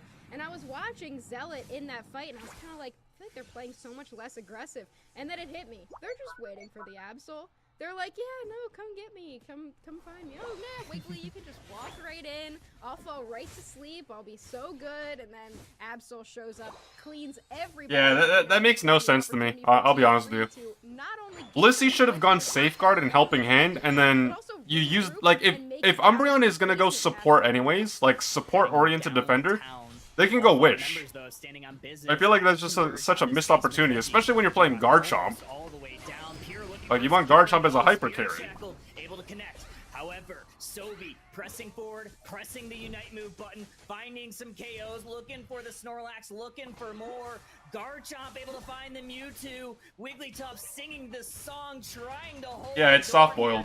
Nice Spirit Shackle, but it's not enough. Double KO for Garchomp. Zella is heating up. Wigglytuff once again trying to sing Unite moves coming out from Zeraora, but Wigglytuff's song falls flat. T3 trying to push another Unite move. Mewtwo able to find some damage onto the Garchomp and send them packing. Fantastic on Zealot to hold the Unite move to counter the Plasma Gale from Zeraora. They had every opportunity to use it, and I feel like if it's me, I'd be pulling the Unite move as soon as possible. But now Standing on Business, looking to counter. 3 KO for the Decidueye. Make it a triple for them. They're going to break the basement tier 1 path as well. Knock, knock, who's there? That's Decidueye opening this up for Standing on Business. 3 KOs, they definitely needed. 174, 119 at the halfway mark. There is a Regieleki. I don't know about interesting. It doesn't make sense to me, but yeah. Position for it. They have a lot of rip with this Garchomp, regardless of not having a helping hand available. They can just deal with that on their own while the rest of T3 starts to move forward. Alright, looking for some backline damage from the Decidueye. Wigglytuff getting damaged, but all the meanwhile, like you said, full rip on from the Garchomp, able to easily handle this Regieleki. Great pull from the Zeraora, some backline damage from a Spirit Shackle. That's a lot of damage, but it doesn't really matter right now as Absol coming alive, finding a couple KOs of their own. Gonna try to retreat, but they push forward for some reason, and they're gonna be able to get away here. What? I mean, the Blissey has to sacrifice themselves in that situation, but you would definitely rather lose the Blissey rather than the Absol. Oh no, Decidueye! The Regieleki playing for T3 right now will pick up a KO themselves, and poor Decidueye is just getting dove on so much. Like, they're hitting their Spirit Shackles so well, but T3 has been responding to this pick, and even though Standing on Business went with the sleep composition, you know, you got Yawn on the Snorlax, Sing on the Wigglytuff, a lot of CC there. I feel like as I'm watching this, Tie-Dye made the right call to go with the heal build. I think so too, and then just thinking about the sleep works really well with the Miraidon passive, the Hadron engine. If that electric terrain is laid, nobody can fall asleep within that. So that might have been also maybe one of the thoughts there. T3 is playing quite forward, looking to grab this Altaria family, Mewtwo-Y, trying to get the last of it. Are they going to be able to? I think they might have, but I think it was actually... Yeah, I think they got that. Yeah, I mean, Mewtwo is also, like, a backline Pokemon, and though it does have CC and can do a little bit of fighting on its own, you really need the rest of the team to be there. So now, the Zeraora also trying to jump on Pure, not able to do it, but at this point in the match right now, looking at where the levels are standing, Absol at level 14. There are 2 level 13s on Standing on Business, and no level 13s on the Garchomp or the Miraidon quite yet on T3. So in terms of that, these levels are fairly even as we're moving toward the Rayquaza. 2 minutes and 30 seconds left, and though T3 is in the lead, it is not by much, so they have to make sure that they are prepared for this Rayquaza fight. Alrighty, Regieleki going into the pocket of T3. That's going to march towards this T2 goal zone for them. T3 starting to play through this top portion of the Rayquaza area. We have Snorlax hiding in the tall grass. Wigglytuff also doing the same. Mewtwo-Y holding the door in their own part of the central area. Now we're going to have this engage here. Yeah, they peeled off for a second there. You see Zeraora in that bottom bush, and I don't know if T3 knows they're there quite yet. And right now, Standing on Business is set up to just do a ton of poke damage with these Spirit Shackles, but luckily for T3, they do have Tie-Dye with the soft-boiled moveset, able to make sure that they're healing up all of that poke damage. But I mean, at the end of the day, Standing on Business are the ones that need to do something. T3 didn't peel off to score, which would have been a bait. Garchomp isn't really in position, though. They need to, like, move up a little bit more. At this Rayquaza, which, if they went for a rip, they might just trust the Spirit Shackle to secure it. Gonna start to see more damage go on. Nice little yawn there from the Snorlax. Snorlax gonna take a little power nap right in the center of it all. Umbreon shouldn't have used their Unite move on like that, because now Wigglytuff can use theirs and not have to worry. Right now, but Gyro is gonna be getting taken down. Unite move comes out from the Garchomp. Sobi hits the charge beam on there, and there we go. Nice Unite move from Wigglytuff, but the song falls flat. Damage once again. 2 members down from standing on business. Knock from the backline, trying to chip down T3. Blissful assistance went down to the Absol. Rayquaza now at half. They're looking to go on in. Mewtwo wide. Decidueye actually takes down Absol. Now 2 members down for T3. Oh my god, they're choking so hard in this team fight. Starting to tap onto the Rayquaza. They gotta find a secure here. Cruelty is able to take down Sobi. Rayquaza almost going down. They're gonna try to find the secure. It's still not out. Garchomp going in. Are they gonna get it? No, it's standing on business taking it. Snorlax with the hero secure. That team fight from T3 was so horrible. Holy shit, dude. That was really fucking bad. Able to take it down. 100 points go in. Another 82 points go in. The counter score is unsuccessful. You also have to keep in mind, we are gonna be seeing a when game all your number teammates, 3. like, Incredible plays you also have to there think about it like from this. business. First of all, Umbreon united the Snorlax, but the problem is Snorlax was by themselves. Like, yeah, you steal their shield from their Unite move, I mean, you could like the Buddy Bear or whatever, like just the base shield. But it the doesn't matter because, like, it's Snorlax. You're still sustaining through the flight HP. 262, your final hero. And then Wigglytuff Unite moves, like, Wow, what a here, you know what? Rather than and me, what like, an blab endgame on, fight. like, there's gonna be a little bit of time before the next match, so let me just...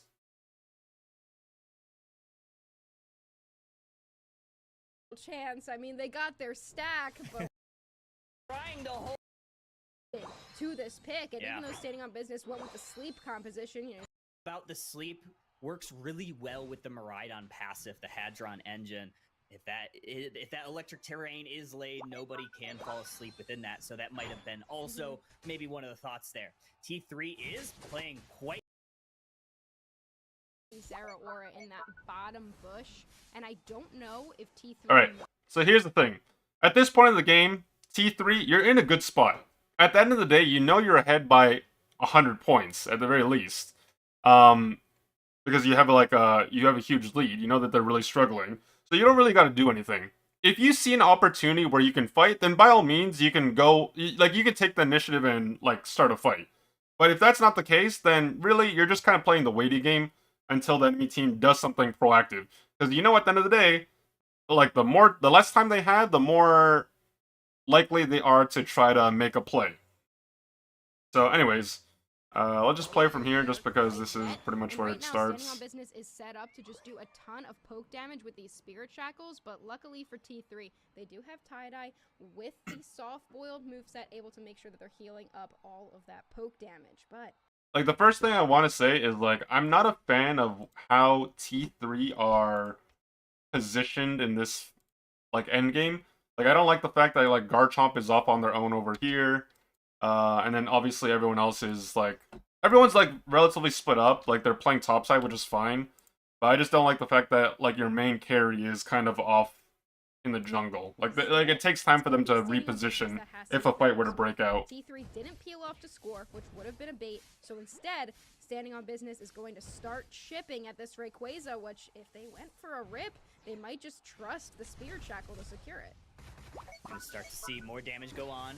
Nice. Okay, this right here is such an aggressive play from Snorlax. I think this is, like, a huge misplay. Because the thing is, like, yeah, you're going aggressive by yourself, and literally everyone on your team, everyone, is so far away from you. Like, they're all off screen. Like, yeah, you can see their names in the pit, but, like, you shouldn't have your teammates, like, dashing over the wall, like, ejecting from the side or whatever, just to get to where you are to help you out with this fight. Like, this is such a forced initiation, and it's honestly, I'm surprised that they didn't get punished for this. The problem I have is that T3 need to recognize that the Snorlax is by themselves. Like, yeah, you can see everyone on the map, and it's not the worst Umbreon Unite move ever, but it's unnecessary. Like, because now, because you use your Unite move on a Snorlax, that means you can't use it on the Wigglytuff, and that actually makes a difference here. But, let's just keep it playing.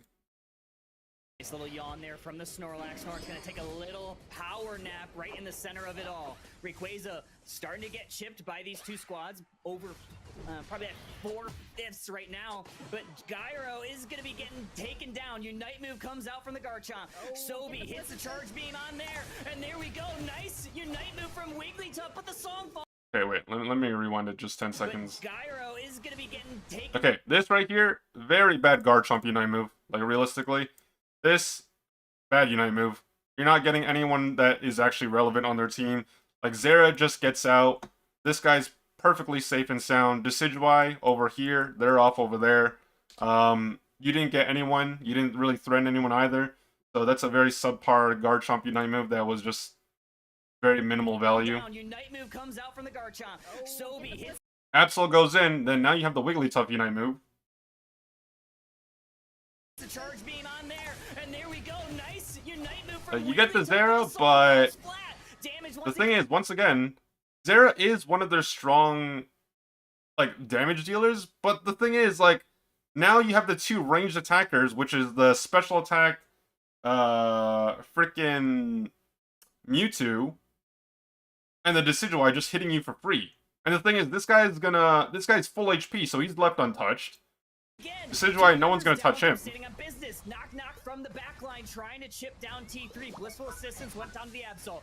Rayquaza now at half. They're looking to go on in. Mewtwo wide. Decidueye actually takes down Absol. Now 2 members down for T3. Still a ton of damage falling on it. Decidueye starting to tap onto the Rayquaza. They gotta find a secure here. Cruelty is able to take. And then now it's like the entire team is just crumbling, because here's the thing. You have a bunch of melee attackers, which is the Absol and the Garchomp. We already know Garchomp United. We know Absol United because they ulted the Zera and the Wigglytuff. Miraidon. But, like, they just don't have enough damage to deal with the full HP Mewtwo. Chip down T3. Blissful Assistance went down to the Absol. Rayquaza now at half. They're looking to go on in. Mewtwo wide. Decidueye actually takes down Absol. Now 2 members down for. And then look, now these guys are fending for their lives. You have a full HP Mega Mewtwo Y that's level 14. Just free autoing you. T3, still a ton of damage falling on it. Decidueye starting to tap onto the Rayquaza. They gotta find a secure here. Cruelty is able to take down Sobi. Rayquaza almost going down. They're gonna try to find the secure. It's still not out. Garchomp going in. Are they gonna get it? No, it's staying. And then it's like, it comes down to a 50-50 where no one has secure. With the hero It just comes down to more so luck. Goes down to the Garchomp. Like, this easily could have been avoided. Umbreon just goes Wish. Blissey goes Safeguard. And then you have a hyper carry Garchomp. And then you have the Umbreon for the Wigglytuff, and they just can't do anything about it. Plus, you have to understand that because you're not running Safeguard on your Garchomp, they're not able to get their auto attacks as reliably as you want them to because they have a Q-Charm Wigglytuff with Sing and a Snorlax. Just weren't enough. But it's like, it's just weird. But that's just my opinion. What do I know? Points yielded either way. Looking pretty positive so far. Yeah, not too bad right now, and we do have a non now on that level 5, and here comes Zeraora. They knew they were in there, and, you know, the little bit of the bush check from them. They are running the Volt Switch build, likely to see a discharge as well. So now with 3 members on both sides, 4 members now for T3, they are looking to push in on these birds. All right, nice Electro Web onto the Zeraora. Unfortunately, no follow-up there from T3. Bottom path, Pure is looking to push forward, keep the Squirtle, keep the Bounce Suite, or I guess the Steenie, away from a lot of this wild Pokemon XP, away from your goals. Gonna try to get it. Oh, nice play there for Serena, taking some wild Pokemon XP for themselves. Yeah, great secure there from that Serena. They need their level 6 if they want to do anything in this match. So just trying to get that as fast as possible. Zealot's also doing the same thing. They want their level 6 as fast as possible. I feel like Meowscarada can only really do anything when it gets to that level 7, when it gets access to its second move. Now that it is level 6, it likely has that Flower Trick. We could also see a Night Slash just for some extra rip potential, but we will see shortly as it looks like T3 taking control of all of those central area birds. All of that XP goes over to T3. They need to convert that into a little bit of offense here. And this is the engage point. Absol going on this Sini, able to find the KO. Hoopa sets a portal, not taken by anybody in T3. Points raining in, goal zone down. Looking to now take out this Squirtle. Oh man, I think it was an eject button burn. They do find the KO, and this is the advantage. This is T3 pushing forward. This is another really big, I think, detriment to Standing on Business's composition, is though Blastoise is a really solid defender pick, it takes a long time to get on. They need that level Play on 5, competitive? and even then, they don't really have their good crowd control move until they get to level 7 and get their final evolution. Right now, they're still only level 5, and here goes Absol. They're jumping in. They're looking for more KOs. Great hyperspace hole from Tie-Dye. The fight rages on. Absol trying to get away. Zeraora dishing a ton of damage on T3. Objectives have spawned. Nobody down in the bottom path for Standing on Business or T3. They're looking at the Regieleki, already starting to put a little bit of damage. Zeraora looking to go on in. Regieleki getting dangerously low. Serena's tries to stomp on in. Standing on Business looking for a secure. No! It's a hyperspace for damage, not for healing. Oh, Tie-Dye was annoyed from the previous match. Secure getting taken away by a Snorlax. Instead, they're like, you know what, I'm going to deal with this with a hyperspace hole Secure. And now look at Pure coming in with the big block while Meowscarada deals with the Regice completely by themselves. Every single member of Standing on Business is trying to deal with this Electro. They're trying to. Meowscarada gonna find some points down in the bot path. Pressing on forward is T3. They're doing a bunch of damage. 10 points found. Surfs up for Blastoise. Cow, a bummer for them. Sobi with a double KO. Absol with another. Blissey might be next on the chopping block. They are. Make it a 3-piece combo for T3. Wow, the big Pikachu Unite move in the Flux Zone. And look at Zealot just hanging out in the bottom path by themselves. T3 was able to win that fight with a 4 versus 5. But now, Blastoise does have their final evolution. So once they get their Unite move, they could be a real powerhouse. And it is really difficult to deal with a Hydro Typhoon into a Surf, into a Hydro Pump, just a ton of CC. And if they can catch this Meowscarada or this Absol out, it could be really difficult for T3 to deal with. Almost the halfway mark of this match. T3 significantly ahead. 224, 264. Standing on Business needs to find a way, maybe find a KO. Here we go. Snorlax looking to block the path. Serena has to dash right through that block. Pure just gonna hang out for a little bit. Oh, that was great. Like that. Yeah, Pure was kind of Standing on Business in that. Yeah. Just kind of hanging out. Like, they're like, yeah, I'm going to get stunned. It doesn't matter too much. They wanted to try to find vision, which is exactly what you need to do as a defender, but even though they're playing it kind of an all-rounder. And here goes Meowscarada Zealot. Once a Flora Flourish, they want a couple more points, and they're going to pick up a KO. Oh, big flower trick from Zealot. Pulls that rabbit out of a hat. Now Standing on Business, trying to push forward. Regieleki has hit the map. Blastoise opening this up with the Hydro Typhoon. Infinite Cyburn out from Mewtwo, but it doesn't do a ton of damage to the squad. T3 able to survive all those Unite moves. But now here comes Serena, trying to stomp on in onto this Meowscarada. No. There's the Una reverse card. Sobi able to take a couple KOs. Snorlax gets one. Blissey sent packing. Points looking to go on in. They're ignoring the Regieleki. The rings are unbound. Jump pad is up. Respondents from Standing on that is Business. huge. However, Mewtwo is able to take out the Like, any comeback experience is better than nothing. Nice surf from the Blastoise. Stop the Hooper from taking the portal. Unable to get through was Hoopa themselves. Overstayed their welcome a little bit. Now it's just Sobi going to get immediately dove in on 2 KO streak for Serena. They're going to be looking for more. They wanted to go for the Meowscarada, but they hit a clone instead. Canceled their Unite move. Huge power nap there from Snorlax, and those Standing on Business is able to take down that goal zone. They are pushed out, and the flail finds Serena in the bush. They will not be going back home the way they intended. Oh man, Snorlax laying the smackdown, just using that flail. I mean, the thing is, I like Standing on Business's team comp better this time around. The problem is that, unlike last game, they are not surviving the early game.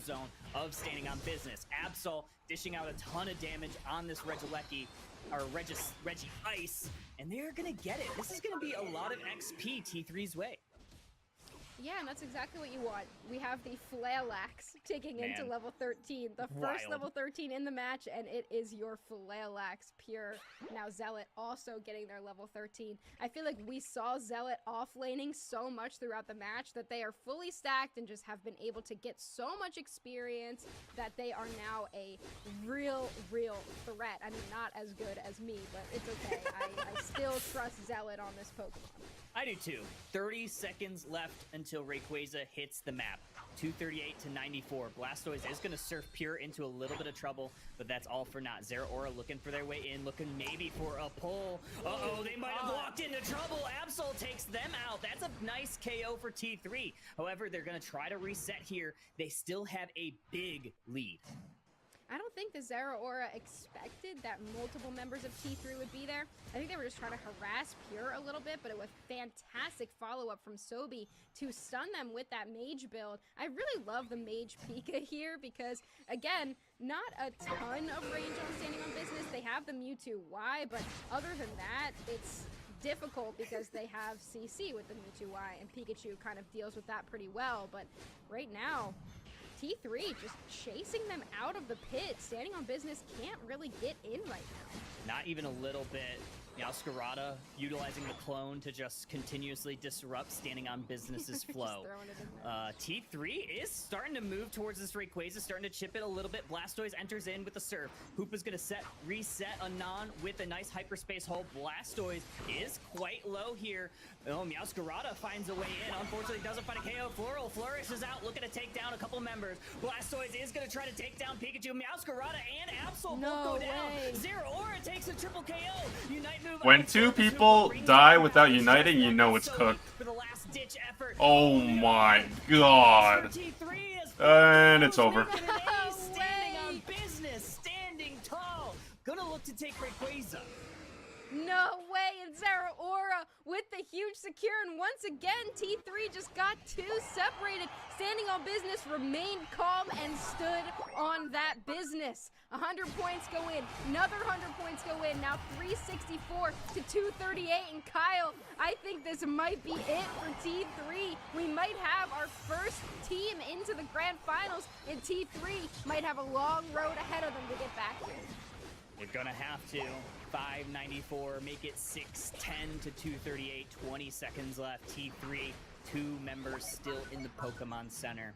This looks like it is going to be Standing on Business moving forward to your grand finals. If T3 wants to be your champion of the March Cup, it will be through that lower side bracket. Standing on Business, moving there to they the are, grand standing finals. on business. Standing right there, yep. That's fantastic. They just went for a little group photo in the central area right there. That's great. Great game from them. I mean, there's not much to say about that last team fight. They just got picked off. Final 610 to 238. Two people died without uniting. Fight. The patience exhibited by this team. What a great job from them. Huge. 610, 238, your final. Moving forward. Very unfortunate for T3. It looked like it was all them. I mean, they're not out yet. They're going down to losers, so they'll have a chance to... Was Standing on Business. Love you finding that Quadra KO. They'll have a chance for a revenge match. Came in the final stretch. Not much you could say about that for T3. They just could not clutch it up. So congrats to Standing on Business. They got it done. Yeah, it was a valiant effort from T3 there, and I just go back to Double Speedster. It falls off in that late game, and unfortunately I feel like, again, they were just able to be separated so easily by Standing on Business. I watched the Meowscarada kind of walk in, they were doing a lot of poke damage, and then they got a little bit too confident going for the Serena, and a huge Hydro Typhoon made a cowabummer for them because they were not able to come back from it and then just picked off one by one. Great plays from that Zeraora, especially with that Quadra KO, and now we get to see some of these plays once again. Rayquaza is the ultimate objective, and getting it was Standing on Business. Early on, though, T3 really pressing forward. This was an incredible push here from the central area Pokemon, the Absol, finding the Squirtle, ending a little bit early, pushing forward. This was also a pretty quick after that. They got both the Regice and the Regieleki. and tie-dye, making incredible Hoopa portals one by one, time after time. Yeah, and this was where we were seeing the Meowscarada just kind of hanging out, and T3 just doing a fantastic job.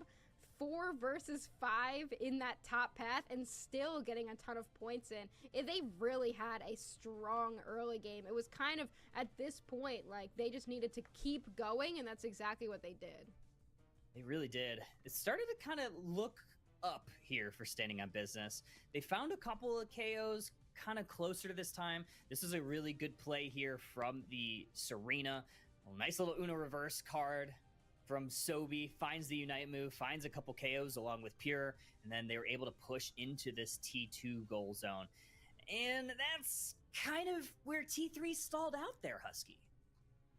Yeah, it was like they pushed a little bit too hard, and now we have this end game fight where we saw the Meowscarada get knocked up in the Hydro Typhoon and then picked off by Zeraora. They were just able to start running around, picking up KOs, and unfortunately, by the time tie-dye used the Unite move, it was just tie-dye and Sobi standing there, and they were just not able to get it done on their own. And since T3 had been doing so well throughout the entire match, it was too long on their KO timers, so it was able to be picked up there by Standing on Business. Great play from them.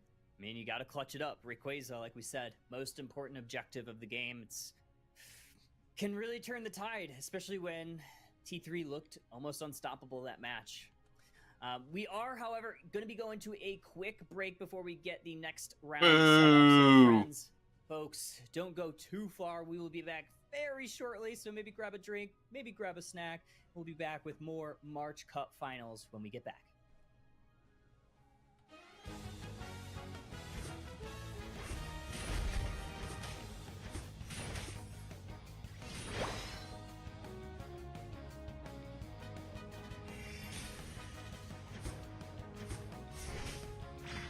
Well, you heard the man. Go grab a snack, go use the restroom.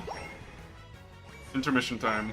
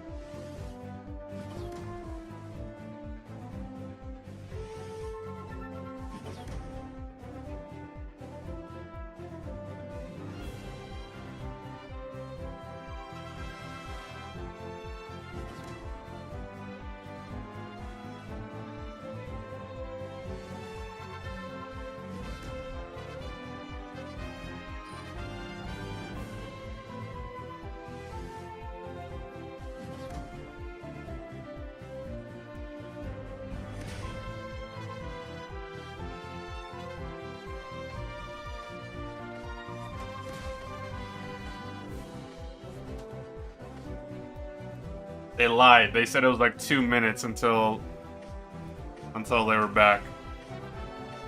Also, these tournaments would be more exciting, or like the broadcast would be a bit more exciting if they showed like, I don't know, like a montage or something in between like these matches instead of like these bland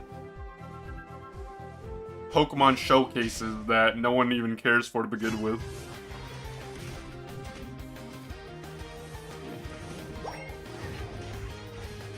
You know, like mix it up, spice it up.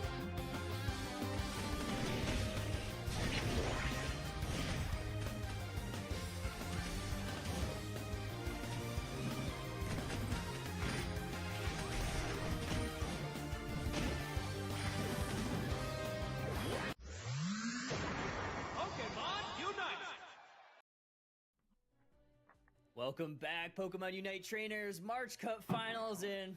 We brought a friend. Welcome in, Ray. First of all, congratulations, standing on business, making the grand finals. If I'm not mistaken, first time this season. So, welcome in. How does it feel taking your team to the grand finals? It was pretty good. Yeah. Good. That is so awkward. My question for you is, your team had a lot of different compositions that you guys cooked up throughout that set. Started with the triple all-rounder, then you wanted to kind of steal that Zeraora away. You had some attacker play, like a little bit of a range comp, melee comp. What was your thought process with these composition changes? It sort of just depended on like what our tank wanted to play, I think. And also it also depended if it had like heals on the enemy team. That's really it. Yeah, so then that Zera choice there was like, oh yeah, we'll take the Zera away, but at the end of the day, we just want a comp that builds around our tank. Yeah, pretty much. Alrighty, backs against the wall. Down 1-0 here in the winners' This is so finals. awkward. Game 2 looked really good. Game 3 started off kind of rocky. How did the team kind of rally the troops and pivot yourselves into that incredible Rayquaza fight to take Game 3? Well, we knew that like our comp was like a lot better scaling than them, so we were never really worried about like the last like 3 minutes of the game. We were just like, you know, so long as we have like our tier 2 pads up, we should be fine. Like points wise, and like you definitely kept them up. Yeah. Definitely Yeah, kept true. them up. Big congratulations. I do have one final question. We are going to be seeing the lower bracket kind of start to fizzle out here. OJ, Nemesis, and T3 still down there. Is there any pick of the litter, or are you ready for whoever comes out of that lower side? We'll try our best. Didn't even answer the question. Yeah, that is all you can do. Well, Ray, thank you so much for joining us. Good luck in the grand finals. Obviously, if you end up winning it, we'll be able It's to talk like, to y'all again. if but you have a good luck in the preference grand with- finals. For now, If you have a preference between which team you want to face, Sierra for your next set, the lower bracket semifinals. So, Alex, go ahead and take it away, friend. Thank you very much, Kyle. Thank you for handing it off. You guys did an amazing job, but Sierra, we are so back, and we have just been in the back burners watching these amazing games kind of play out, and now we get to see the Orange Juicers up against Nemesis. Last time we saw the Orange Juicers, they were going up against Team YT, and we had that almost absolute cinematic ending. I mean, it was a scripted match to a cinematic ending with how it turned out. And to be able to see not just them, but Nemesis as well, make these full lower bracket runs, I think is especially exciting. Of course, there were some teams today that started in these winter semis, and a couple that right away got knocked, like were in that lower round one due to how things turned out yesterday.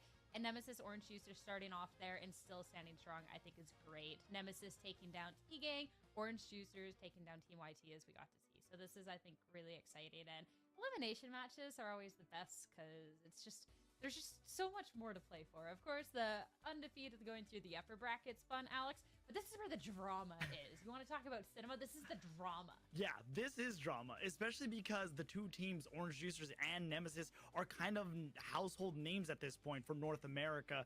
Both teams have been on top of their game, and now here they are in the loser semis, where T3 is awaiting one of these teams. So Orange Juicers not on the orange side, missed opportunity. We could be seeing a new team, or we could be seeing a team of old, but only one way to find out, as we're gonna go ahead and get on into the draft phase of Orange Juicers versus Oh my God. Nemesis, Sorry, Psyduck, guys. and Suicune Inteleon already off the grid. Interesting that that's coming from OJ, because Flareon's is a big player of the Inteleon. The last, most certainly not least ban is going to be the Sableye. I'm looking at Roland there, all of a sudden, like, oh man, like, Roland's got to pick something else. We can't go to the Sableye.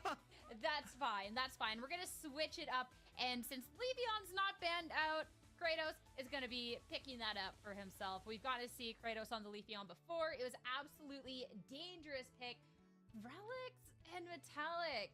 Zeraora and Talonflame respectively, though. That's a lot of damage output potential here. The dive is absolutely incredible, and to allow trainers to play Zeraora, see, I got it right this time, is absolutely insane that they're still allowing this Pokemon through the draft along with Talonflame. Metallic has had quite a bit of practice on Talonflame, and Relics, we've seen even in day one how they, for a while, they were the attacker player for Nemesis. But ever since Vin left and Bora took over, they became the lead attacker. So Relics has kind of taken on this top role, almost all-arounder style, but now doing it with Zeraora. Ooh, I love this. The Crustle coming out. This is probably one in my top 5 of annoying Pokemon to go up against. So to be able to see that come out in the loser semis, I think is great. The control that you can have in terms of just zoning people out or isolating opponents, I think is just really understated. And I love to see that coming through as well. A lot of damage mitigation with X going into the Blissey, as we also found out earlier in another match, apparently best secure in the game. We don't care about any other Pokemon. Oh, no. But no, Blissey's just a fantastic pick. But going up against Gengar and Zacian. Ooh, I also do want to reiterate, there is no better secure in the game than Blissey. You don't even need Edbomb. It's just Blissey. Just look at its face and you'll understand that it's going to secure. But yeah, I do like the pick of the Zacian. That's probably going to be handed over to OG. But Flareon's, who has been their attacker, is going to be going with a speedster of their own. It is a double speedster comp on both sides. 2 tanks for the side of the Orange Juicers. And Bora, we saw this come out of Bora, that we saw the Armarouge come out, and at first I was definitely, and again, Caster's Curse, I said, Armarouge, why would you play that? That's what I sound like in the past, apparently. Armarouge, why would you play that? And it turns out they played it exceptionally Hey guys, well. if you guys are wondering why I'm typing, it's because I have ads playing. So just in case someone's affected by ads, I'd rather make sure they know what's going on. Ads will be done in like 10 seconds anyways, but I figure I'd just type it out. The Gengar. Hey, Gengar is a fun one to watch, so that one will be especially exciting. So you're talking about Flareon's a little dance, a little tap, and just being able to move around this movement is incredible. So I think this is going to be especially exciting, especially again. This is our lower semifinals. These two teams have been battling it out all day to make it to this point, but of course, only Leftovers one OP, can man. make their way into that losers finals. Have one more chance at making it on into the grand finals, and with 2 household names, you know we're in for a great match ahead. Absolutely. And actually, I have a little note here that says Roland told Alex he will play support Machamp. He lied to me. Therefore, how could you? You're breaking my heart. Do you hear that? Just shattered into a million pieces. But let's get into it. Nemesis on your orange side, OJ on your purple side, as they have sent the central area Leafeon for Kratos, and it looks like already Roland is rolling on over to the enemy central area. I never need to ask where Roland is going to be in the first 30 seconds of a match, because it's already going to be in the enemy central area. This is just a given. Yeah, I would not expect anything less. and a little push onto the top as well. Being able to just fully roam with having this much Malkin like tank is really nice as well. So even if you kind of get caught out for a second, I mean, it has to be a team affair for everyone else to take you down. So why not roam? Why not get active? Why not? Go be crazy. Why not? Who's gonna stop you? I did see that Kratos only took the buffs in their central area. Meanwhile, Metallic did split it up a little bit because they wanted to give the red buff over to Blissey to be able to kind of provide a little bit more stuff. But we have 4 members of Orange Juicers collapsing right onto the Zero Aura. Rex is going to need to back off, and Nemesis is going to try to take advantage of that and kind of pull a reverse Uno and score on the first base on the bottom path. Looking at this top, and Orange Juicers taking advantage there, but along the bot, Nemesis really being able to get some headway over there. So at least it's a little give and take. That's fine. Kratos a little bit more scoring for this Leafeon along the top as everyone else has their sights set to the central area. Zacian, a little bit of damage. Nemesis is all stacked up here, but seems to be able to get away just fine. Bora and Rex trying to eye this tier 1 on the bottom path. OG taking a little bit of damage, but it does look like Zugrug is on the approach here. Luckily, the safeguard from Bliss is going to keep them safe. Kratos is going to try to make a big play, but gets cut down to size by the Zero Aura. Meanwhile, you have Haunter trying to get a good KO. I think it is the Dream Eater set, and a big KO gets Flareons to level 6. I do believe it is the Dream Eater Shadow Ball set. All right, nice little scuffle there in the area. I love here for the lower semis that we just get as much fighting as possible. Flareons, whew, you're talking about the set. I'm talking about the KO. As that one's just a little too far pressed forward, and all of Nemesis there to greet him. Hello, you're absolutely done. Now, a little poke here, but 4 members of Nemesis here. I don't think Orange Juicers are in a position to fully push this yet, but you know what? If Kratos is on this level 9 Leafeon, then what do I know? That's an easy 2K. My bad, my bad. I was not familiar with your game, Kratos, okay? Kratos heard you and said, Sierra, I'm sorry. Did you know who you were talking to? I'm Kratos. I play the Leafeon. Imagine if you see Dash and company. That's already been a thing, though. It's just that, it didn't, like, they didn't play it properly, because, like, Zacian wasn't being pocketed. Meanwhile, Kratos is still lurking behind, but Asmonable, great job throwing out that Rock Tomb to kind of keep Flareons encased in the bush. That was a very interesting Rock Tomb. Just the positioning and catching people out that you can have with this move. It's why Crostal's so annoying and why it's so fun to play against. So definitely going to be a great way for Nemesis to try and take potential there, especially too, some of these, you know, stronger options more coming online now. We get to see this Talonflame. That was a KO secured over there.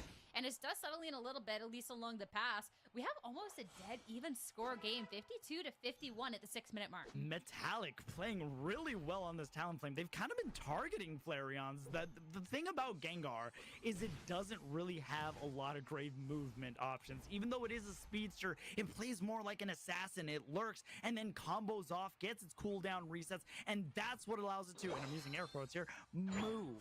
It doesn't have like a speedster traditional set where they can move around, as we see the Plasma Gale going on to OG. Meanwhile, Metallic is taking flight, trying to take down OG. Flareons is looming, misses the Dream Eater, and the Safeguard is right there to catch him. Meanwhile, they decide to go underground, and this is the combo that I talked about by Flareons going underneath the ground, getting a good KO on the Zero Aura. How to turn the tides in that very moment. It was at Nemesis with all the leverage there, and maybe still a little bit of upper hand near the tail end of that. But it looked kind of cooked, and it's only slightly cooked. So I think that's going to be fine. You take your KO, your Zacian gets out, you only lose 1 member. And at the end of the day, coming off of that scuffle, you're still looking in a pretty strong position. You didn't really lose anything. It's all okay. Kratos lurking in the shadows. Metallic lurking in the shadows. This Regieleki has become a top priority. Meanwhile, Roland has a big old block to try to slow things down. Metallic's going to going with the flame sweep, but it's Kratos once again able to get their boots a-dancing, because these boots were meant to stomp, and that's just what they'll do. One of these days, Kratos is going to stomp all over you. But right now, it's actually Relics who's getting that answer the call. But Flareons is comboing off with the Gengar. Great job by Flareons as this Regieleki does crash in, and Flareons gets a nice 32 overcap on the tier 1 in the top half. Hey, the Leafeon might have I mean, it was actually kind of but unfortunate everyone else on the team because more than Talonflame went in range of the stepped up what Regieleki, needed, and that's so what's that gonna gave the be interesting Leafeon to a see. target Leafeon to, deal damage, target the well, kills, but you still have the like a Gengar multi-purpose attacking, Unite move where they can trying to unite really get this damage and try to done. hit the Plus, Talonflame, this but goes also around Regieleki. tag the Unite Now, move, looking at tag the this Regieleki as well. Regice, And they're the one we're that just secured it. kinda seeing if anyone can get zoned out here in Regice. Which he might be able to know. Rifoli going for it, and you kind of don't want to be giving it up. And there's such a nice little fight going on here. Finally, it's going to be Nemesis to break through that. OG able to get the secure for OJ, but Nemesis was able to hold the fort down. They didn't walk away with an objective, but what they did walk away with was a couple of KOs, which if you're looking at levels, Nemesis has the ever so slightest decrease in levels of compared to Orange Juicers, and that's definitely because of Flareons, who was able to get a good amount of KOs. Again, Gengar's biggest crutch, it's either a do or get sent into the Pokemon Center situation. If you land the Dream Eater Shadow Ball combo, you can continuously combo because you get cooldown resets. If you miss, I mean, I would say you're a sitting Psyduck, but even Psyduck can do stuff. You're basically just a sitting Gengar who can't really do much. So Gengar and Flareons need to land those Dream Eaters. We can't say sitting Psyduck when it's been one of the most banned today because of how strong Well, it he's is. sitting out, you know. I guess, but now we're under 3 minutes now, and when we talked about the win cons of Orange Juicers really liking to rake up those points, we're about 30 seconds away from the Rayquaza, and sure, they got a lead, but it's not the most comfortable of leads. This is definitely within the realm of possibility for Nemesis to try and get some points without even necessarily needing the Rayquaza. So I'm going to be very intrigued here how this final fight is going to be taken down. A big secure for the Regieleki on top. So that's going to be something, too, that Nemesis have to pay a little bit of attention to. And time's ticking down, so that's going to be a little bit out of position. Or, you know, we're just going to let the Regieleki go. We're more focused about the positioning. That's also fine. I mean, Ray is a very powerful objective. If you're able to capture this, you might be capturing a game while Zuglug was in a little bit of danger. They're going to need to back out. Relics looking patiently, waiting for the opportunity to strike. They did take advantage of the score, though, as OJ is now in a more comfortable 225 to 51. I love that. Nemesis, all right, well, you're more focused on the Rayquaza. Understandable. That's the big objective. That's the big play. Well, this goal is a little vulnerable. We're going to get the points, and we're really going to make sure this pressure is on you. So Nemesis, they have to be making a move on here, down by almost 200 points. And sure, they're up and around this Rayquaza, but when you're looking at the power, the energy that Orange Juicer has, first KO in the fight, they're forced to back up. Equalize with the KOs. We do still have an even fight on our hands. Alex will go in for a lot of damage, and seems like he might actually be able to get out. So a lot of damage traded across the board. But out of positioning now, we're about a minute left. That was very skillful by Flareons, using the Unite move to dodge the fly, the second half of Metallic's damage. Ray's gonna be reset. Metallic's looking at it. They're taking flight. Zugrug is already back into the fray. Meanwhile, Roland is just kind of holding down the vision. Bora has already made their way back. Ray is taking some damage. Metallic gonna take flight. They're gonna land on Flareons. Flareons taking some damage, though. Flareons is staying alive. Crustle is taken down. That is a big shield that they do no longer have. Bora is up against the wall. Can't move. Kratos is getting 2 KOs. Bora's trying to escape. It's a Blissey and Bora, and there goes Talonflame. 3 members of Nemesis are down, and OJ has no interest in the Rayquaza. No, all they're interested in is securing the KOs, and now that Nemesis is gone and out of the fight, you can get that Ray. Make sure there's absolutely no window of opportunity. Nemesis, the desperation at the end, just pushing into the Ray. Orange Juicers take them down 1 by 1, and I feel like that is just a picture-perfect Orange Juicers game. They get this lead, they completely squeeze you out of the fight. and take the win from there. That's why they're called the Orange Juicers, you know? I mean, they were putting on and trying to beat the pulp out of Nemesis, and it kind of showed off today when I saw Roland use the block to hold Bora and Rex out of position so they could not move. Rex tried to use the safeguard to keep Bora alive just a little bit longer. Metallic did eventually get caught out, and don't get me wrong, I can almost guarantee you 4 out of those 5 KOs by Metallic were all onto Flareons, but Flareons had the last laugh and was able to get the KO at the Ray fight. Great job by Orange Juicers, not only playing to their strengths and keeping the scores high and above and just taking advantage, forcing Nemesis to make a play, but in the end, also just winning those fights at the central area. All right, we already know the result. I'm gonna play an ad while really making sure they're doing their yapathon. That there's always, not always, but most of the time when we get to see the win, a way to force the team to play to that speed and how Orange Juicer wants to play this. So in this one, you couldn't really get too much of a scoring advantage once you hit that Ray. So securing that Regieleki with like 10 seconds left, Nemesis are so focused on the Ray fight, they're gonna let that objective go in, and then it's like, okay, well, here's the win con for us. They're not focused on this. Let's just go get 80 points. And now Nemesis, they played right into our hands. Like, this is so nice. And I just love that. And you get that aggression from the early parts of the game when you see like Kratos, the Sleepyon, etc. And then the pressure that you see a bit more in this late game, having things like this Gengar, I think is just really, really well balanced and just what makes them such a difficult team to go up against. They're very difficult. Holy Yaparoni. On top of that, I have also come to the conclusion They gotta stall, man. They're stalling for the next match. Look like liars. I said they had no interest in Ray. They secured Ray anyways. We said like, oh, Kratos, they can't go in. Gets 2 KOs anyways. I'm like, you know what? Okay, Orange Juice. Madmen's for that, by the way. Yeah, right? Absolutely. And this was a point where I thought, you know, Nemesis is going to Still not as bad as the Asian tournament, though. Job by Orange Juicers to always constantly be on them. And when it came time to go and make something happen, Roland was there, blocking enemies, kind of separating them, not allowing them to enter. And we can see here that Flareons is going to go around to try to get Bora. And that's the play. That's the block right there that kept Bora up against a wall, couldn't do anything. Metallic's out of position, and Flareon says, I'll have the last laugh. Thank you very much.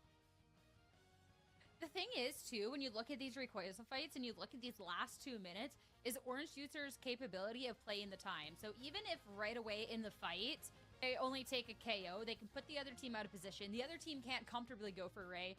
And if they never can, well, then you'll always win, right? So I think that was just so well played.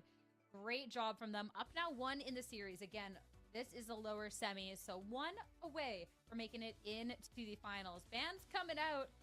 Talonflame's gone. I'm so sad. Oh, so parting is such sweet gone. sorrow.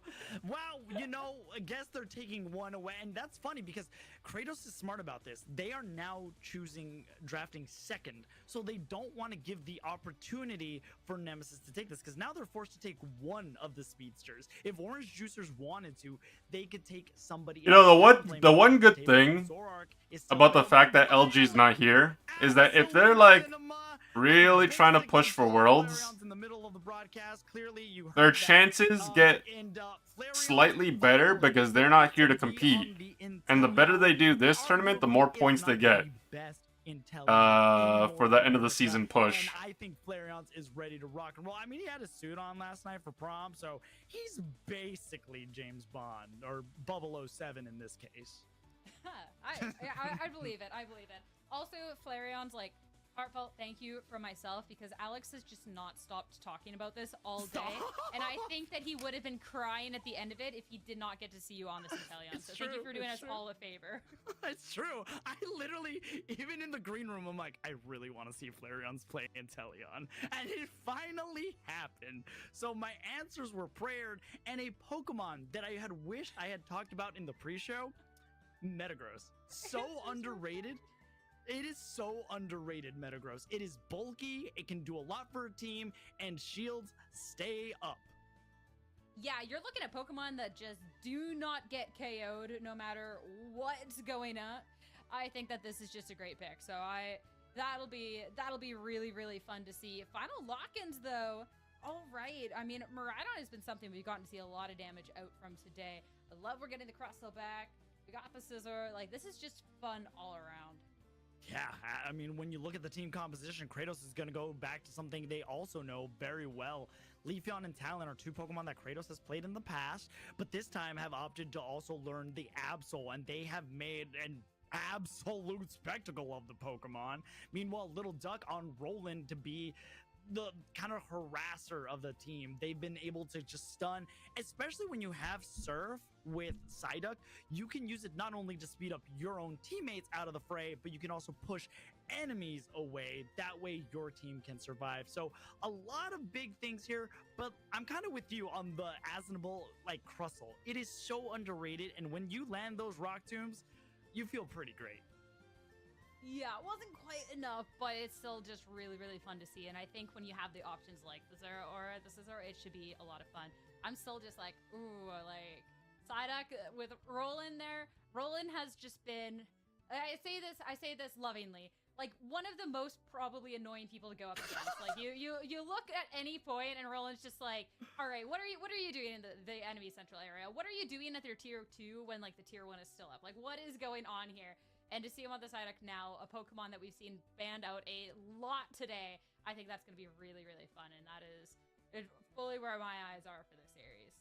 Yeah, but I'm going to have to follow up on that statement. Yeah, Roland is very annoying. You don't want to deal with him, but he is a problem, and he is a great asset for the Orange Juicer. So Nemesis is going to need to become their namesake and become the nemesis of Orange Juicers. But here we go. Losers semifinals. You have Orange Juicers on your orange side, Nemesis on your purple side, Metallic, who I predict will actually stay a Scyther, and as the Caster Curse has shown, I will be wrong. I think it's going to stay a Scyther, and we will see how they play this out. They have a direct feed. How many times can we embarrass these casters in one series? That's my headcanon, right? It can't be that we're wrong. It's that they're making us look wrong. Ooh, Roland though, looking so right with the Psyduck to start things off. Early KO in that fight. Love to see that, and a little attention needed to be given here. You cannot let the top lane go for absolute free, but two-pronged approach. We're going to be getting a little pressure along the bottom side as well.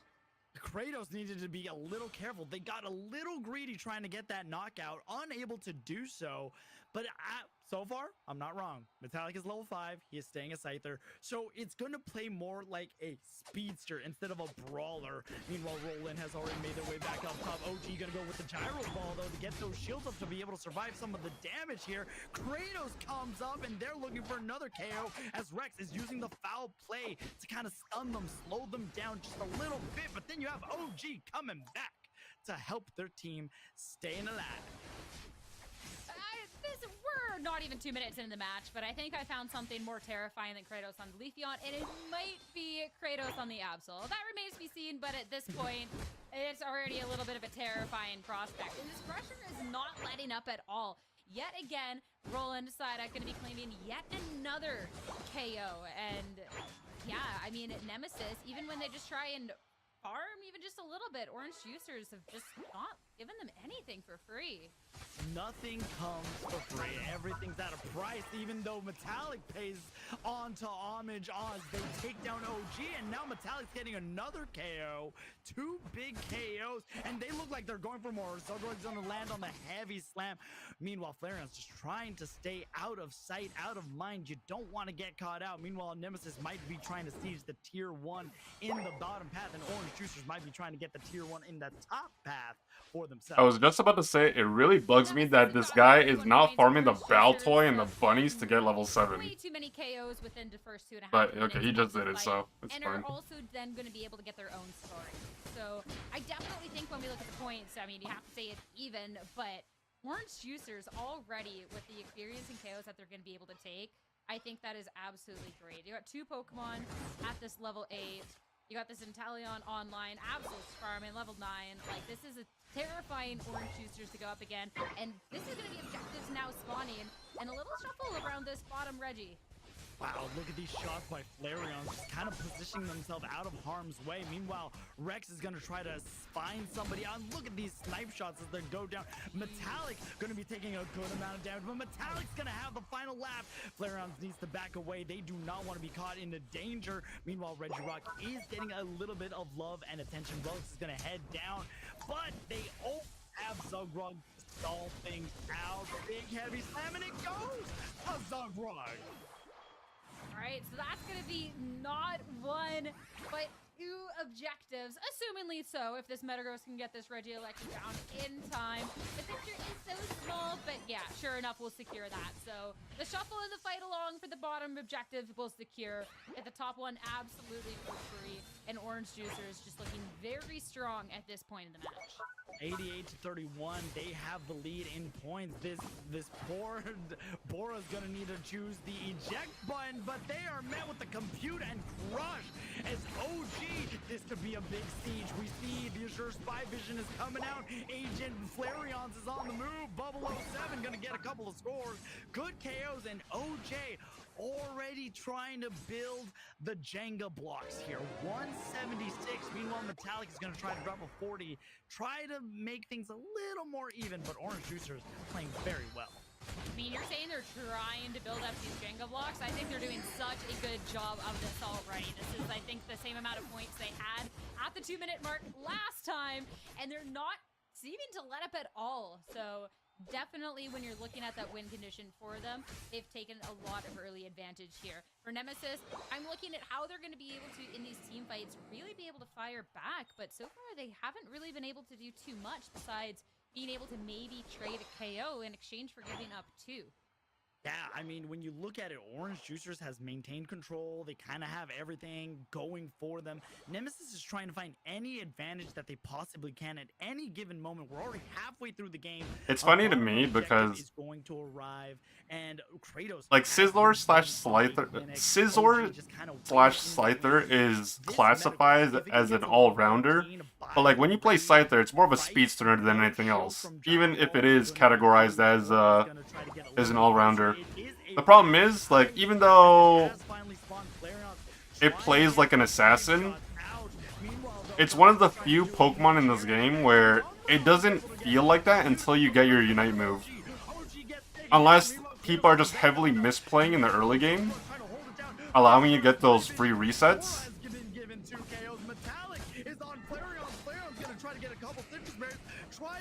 Oh, he got the Inteleon, nice. Able to knock down Flareon, but then you have Kratos, who was able to knock down Metallic. On Orange Juicers, they're fighting back. Nemesis, they push, they get their KOs. Orange Juicers, with the power of the... Yeah, because the Asian teams are not really playing Absol. Like, they're playing... So early fight, definitely like, they play Speedsters. A few Absols are played. But, like, they play Zera. They prefer Zera. They prefer Mewtwo Y. They prefer Leafeon. I think Nemesis did a reasonably good job at fighting around the storm. Pretty much everything else. I feel like in terms of, like, when they play, like, Absol's at the bottom of the Speedster totem pole. They get the bottom objective.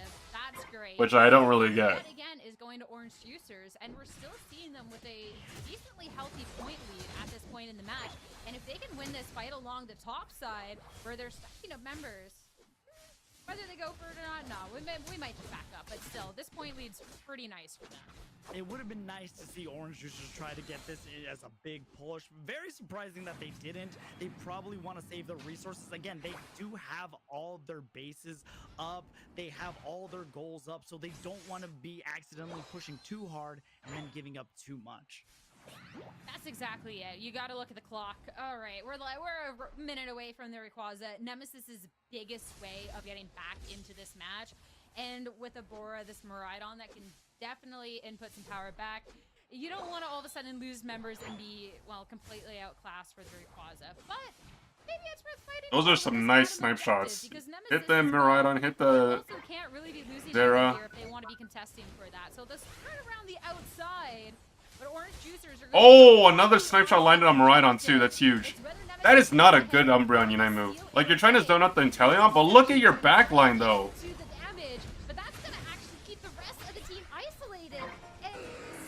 Oh my god. Nemesis falling apart in that great at all. Being able to get him, that is 4. Bro, Umbreon tried to dive the entire, like, tried to zone out and dive the Inteleon, but they don't even have the damage for that. Literally, everyone died. Your entire backline died, and 3 of them, I think, died, like, right before they, like, okay, you know what? It's fine. It's better this way because the tournament ends sooner. Now we only have 2 more series left. Like, they are actually making record time for a fast March Finals. Like, if the matches are going to be like this, I would prefer that they end sooner. So now we have losers finals, and then we have the grand finals. See? Yeah, like, it works out. So now we have Orange Juicers versus T3. But with the damage that they have, the time left, and the fact that it looks like OJ is not leaving this goal anytime soon, Orange Juicers are moving. Alright, I'm going to play the ad now just because, like, it doesn't matter what you guys see. Because you're like, it's 884 to 71. You're not missing out on much. And we don't have a nemesis even in 3 digits. I think you're good to call it. You have my permission to call it. Don't worry. But man, that Registeel is just the tastiest little piece of bait. Nemesis, go for it. They lose the members. Orange Juicers say, all right, that's fine. We'll go for Rayquaza instead. Burst it down. Completely close any opportunity for Nemesis to come back into this. And this is just, yeah, a match that was so well played from them from the get-go. Where we just get to sit here and watch the cinema that is the ending, you know? Nemesis, take a couple of KOs, but that's about all she wrote.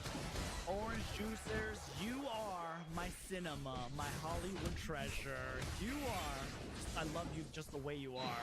But Relics did get a 4. Alright guys, I'm gonna go grab a slice of pizza while the intermission is playing. I'll be right back. Got a 4-piece. Maybe it wasn't a victory, and unfortunately, the run does unfortunately end for Nemesis, but that does mean Orange Juicers are going to be facing another fan favorite of T3. Meanwhile, Standing on Business is waiting in the grand finals. But before we get to any of that really fun stuff, let's take a look at the stats and how the team played it all out. I talked about it in the draft, how OG and just in general Metagross, a Pokemon that can really be helpful, and it showed. They were able to get their stacks, they were able to not only do damage, but when you use Gyro Ball, the more targets that you hit when you land that Gyro Ball, the bigger your shield is going to be, which allowed OG to not only do damage, but also the sustain and survivability, well, those stonks to the moon. And just like Orange Juicer's graph, they always maintained presence other than like the first couple of minutes of the game, but after they got those objectives, they just kept going to the moon, and that's the OJ strategy. And Flareon's, mwah, chef's kiss. I'm no wonder chef, but I can wonder that you are one amazing Inteleon. And I know you've been talking about it all day. You finally get your Inteleon. You're content now? Oh, I am so content. Awesome. At this point, I'm happy. What more could I need? I have Sierra Dawn as a casting partner. We're casting North America. We have a great production crew. And I got a Flareon's Inteleon game. Sounds like a good day to me.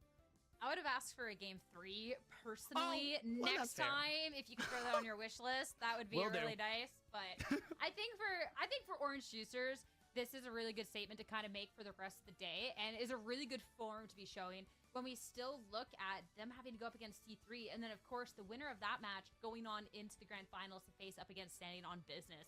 Orange Juicers, it's whether they get super early momentum, whether that's saved for a little bit later on, each time they're able to find their ways back into this, and I love those split-second decisions. All right, well, we've just taken some members of Nemesis down. Okay, well, we don't care about Registeel anymore. Let's quickly get this right. Let's end this game. Or in that game 1, oh, they didn't protect their goal from the Regieleki. We're going to 4v5 this fight and just send a Snorlax over there and get some points. Like, every little decision for this team, I think, has just been so clean. And those little differences that have really added up on top of just this great gameplay from everyone. Then it goes to show how well that they are just very aware of the map and their win conditions. They are always aware of what they need to win. They go in with plan A, but they might end up at plan Z, and it still will work. I don't think there's that many win cons, but you know, sure, why not? Because that's how far ahead, you know, Orange Juicers tend to think. They think very far ahead. They look at their win conditions and they say, how can we come out on top?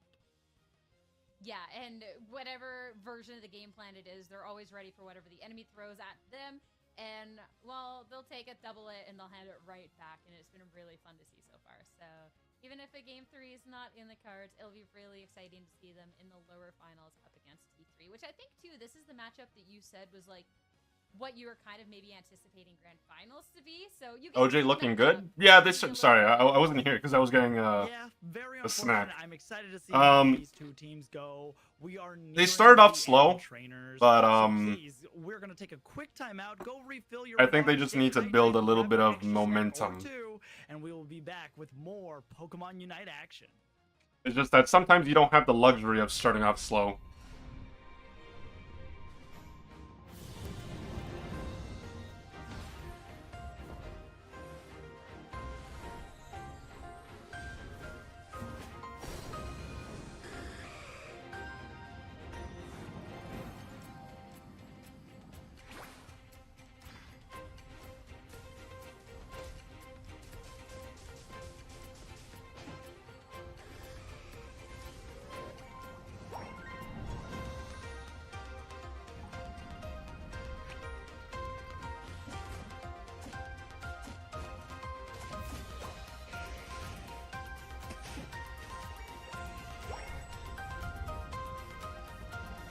Oh.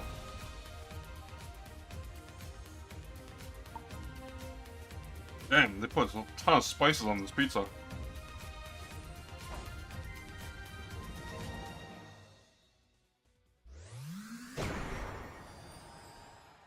Who ready to see more Ho not unite? Bro, we saw one Ho today. They did unite though. That being said, if I was playing competitively and I had a teammate that like didn't unite as Ho, I would kick them off the team. I would deadass kick them off the team.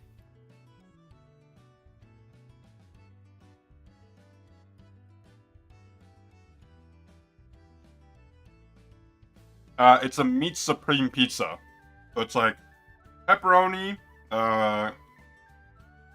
bacon crumble, ground beef, and then it has a bunch of like chili pepper on it, like ground chili pepper. Spicy.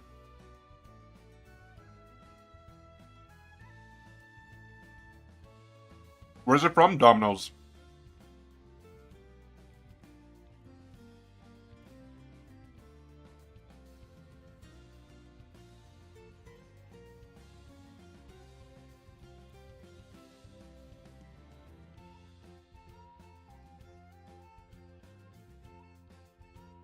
I got a white Bianca pizza. Ooh, nice.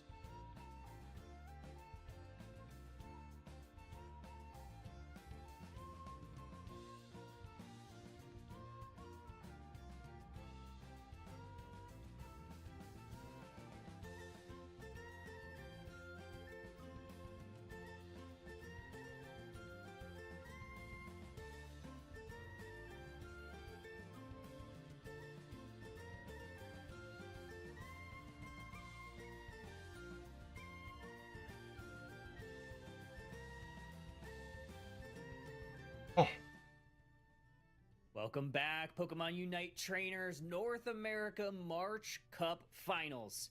We are almost at the end. Last part of the lower bracket. It's not like hot. T3 Like the pizza itself, it's just the peppers on it. Or like the chili pepper or whatever. I can't even say my own name. I am Steel Agent Kyle, and with me we got Husky Star. Husky, how are you feeling? How are you feeling about this match? I almost did. Did you almost say Steel Agent Husky? I did. I almost did. Because I was thinking Kyle for Worlds. It was like my brain just completely jambled right now because this is going to be an incredible set. Steel Agent Husky. We are one. That is Steel Agent Kyle. I am Husky. And together we are Steel Agent Husky. And we are so excited to get into our loser final match. I feel like, I mean, Alex just said it before he went up to the other voice channel, left us all alone here. Yeah. That this is his dream set. And honestly, like, these two teams are so fun to watch. I feel like they're teams that really get the fans super hyped up because of how much fun they are to watch. So I am so excited. Are you gonna watch EU with the to see what ACL? they're going to be bringing here. T3 lost a heartbreaker up in the winner. I never watch finals. EU. Won I'm the gonna be first honest with game, you. Lost the next two. I So never they're watch standing EU. on I do want to business. watch ACL, but I think I'll probably Finals, just say but that here to we go. tomorrow. Draft Because the is thing is that, on like, deck. I don't want to Orange split it Juicers into taking multiple the purple days. Like, side. if I'm gonna watch it, I'm gonna watch it all at Option once. T3 on But the if I start orange watching side. it after Let's see, Suicune off the table in game 1.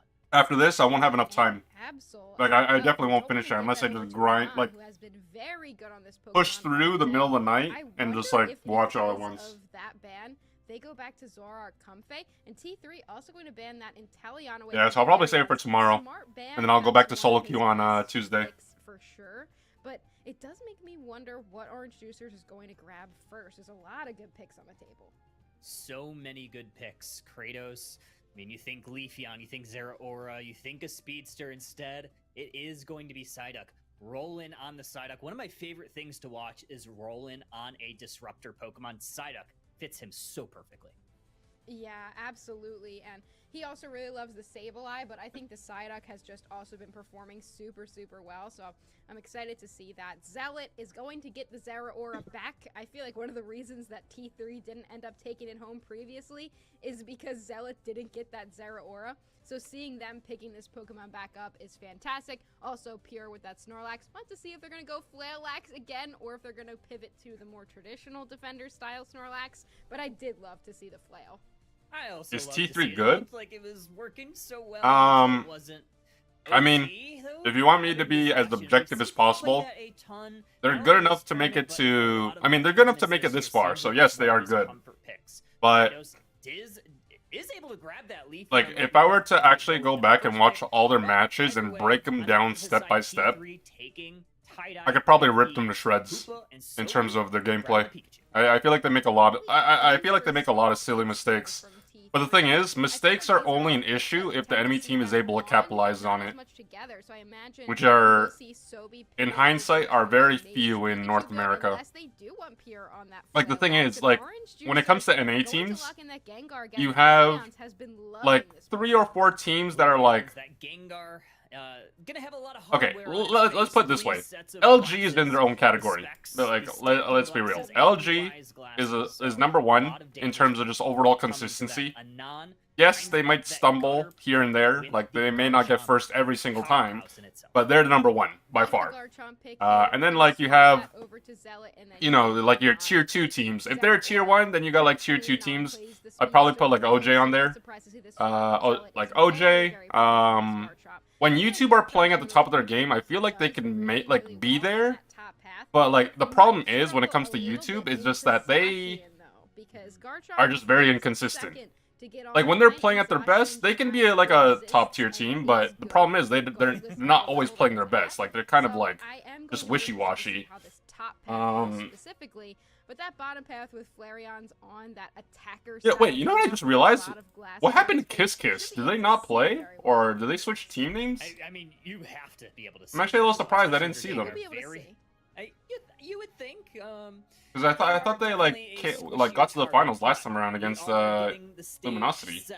Lower bracket finals, best Nemesis? of Nah. set, Orange Juicers. Nemesis, these guys are washed. Like, I don't to be honest with you. Tournament that they I don't know had what it was is, the but East Cup I feel like they playoffs. kind of just Not won plateaued as a team. since T3. Like, and I'm not saying that that's the shit talk. Like, this is based on this just their overall track record from this current, like, this season. That is waiting for the winner of They've this just match. been I'm really excited to see outperformed this by one. other teams. Yeah, Or I'm they just haven't excited been able to see it find their play out groove. As well as we are on our way, having the Psyduck heading into the top path with the Zacian, and this is going to be really interesting. Like, they're still a top 8 team, though, but they're definitely not Garchomp might struggle a little bit into top Zacian, 4. but also can do a pretty good job if he gets some secures. The Gibble cheese in the early game is pretty. Because, like, you have tough. teams like, Orange Juicers hold gonna on. push on Let me just forward look really with OJ. We're quickly. gonna try to slice through this little Gibble. I believe there's an eject button burned away. Oh, Orange Juicers also, will take Lutano over came next back to week. competitive Here play. comes Kratos. Looking to We just didn't get to see him on the broadcast because he lost in the... Oh, goes over like before Losers Quarters. Just trying to hold the door. Yeah, Lutano, formerly a TTV, is back to competitive. I don't know if that's like a permanent thing or just like a temporary thing, but where Flareon's is now in the central area. yeah, he was playing. I saw the roster too. They actually have a pretty solid roster. I've seen their players around. On to the top path at level 4. MTN Mew, thank you for the raid. I hope you had a great stream. Oh, I'll take a look after. I don't want to miss the match. Oh my gosh, 4 members down here for Orange Juicers catches T3 off guard.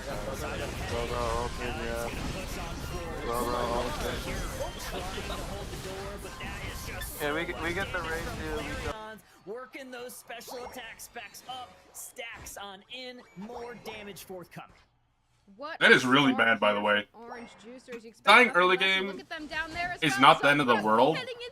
The problem is, when you're playing an attacker, a Hoopa, a speedster, allowing Haunter to get that many stacks off within the not even 2 minutes of the game. I think they have 4 stacks right now, at least.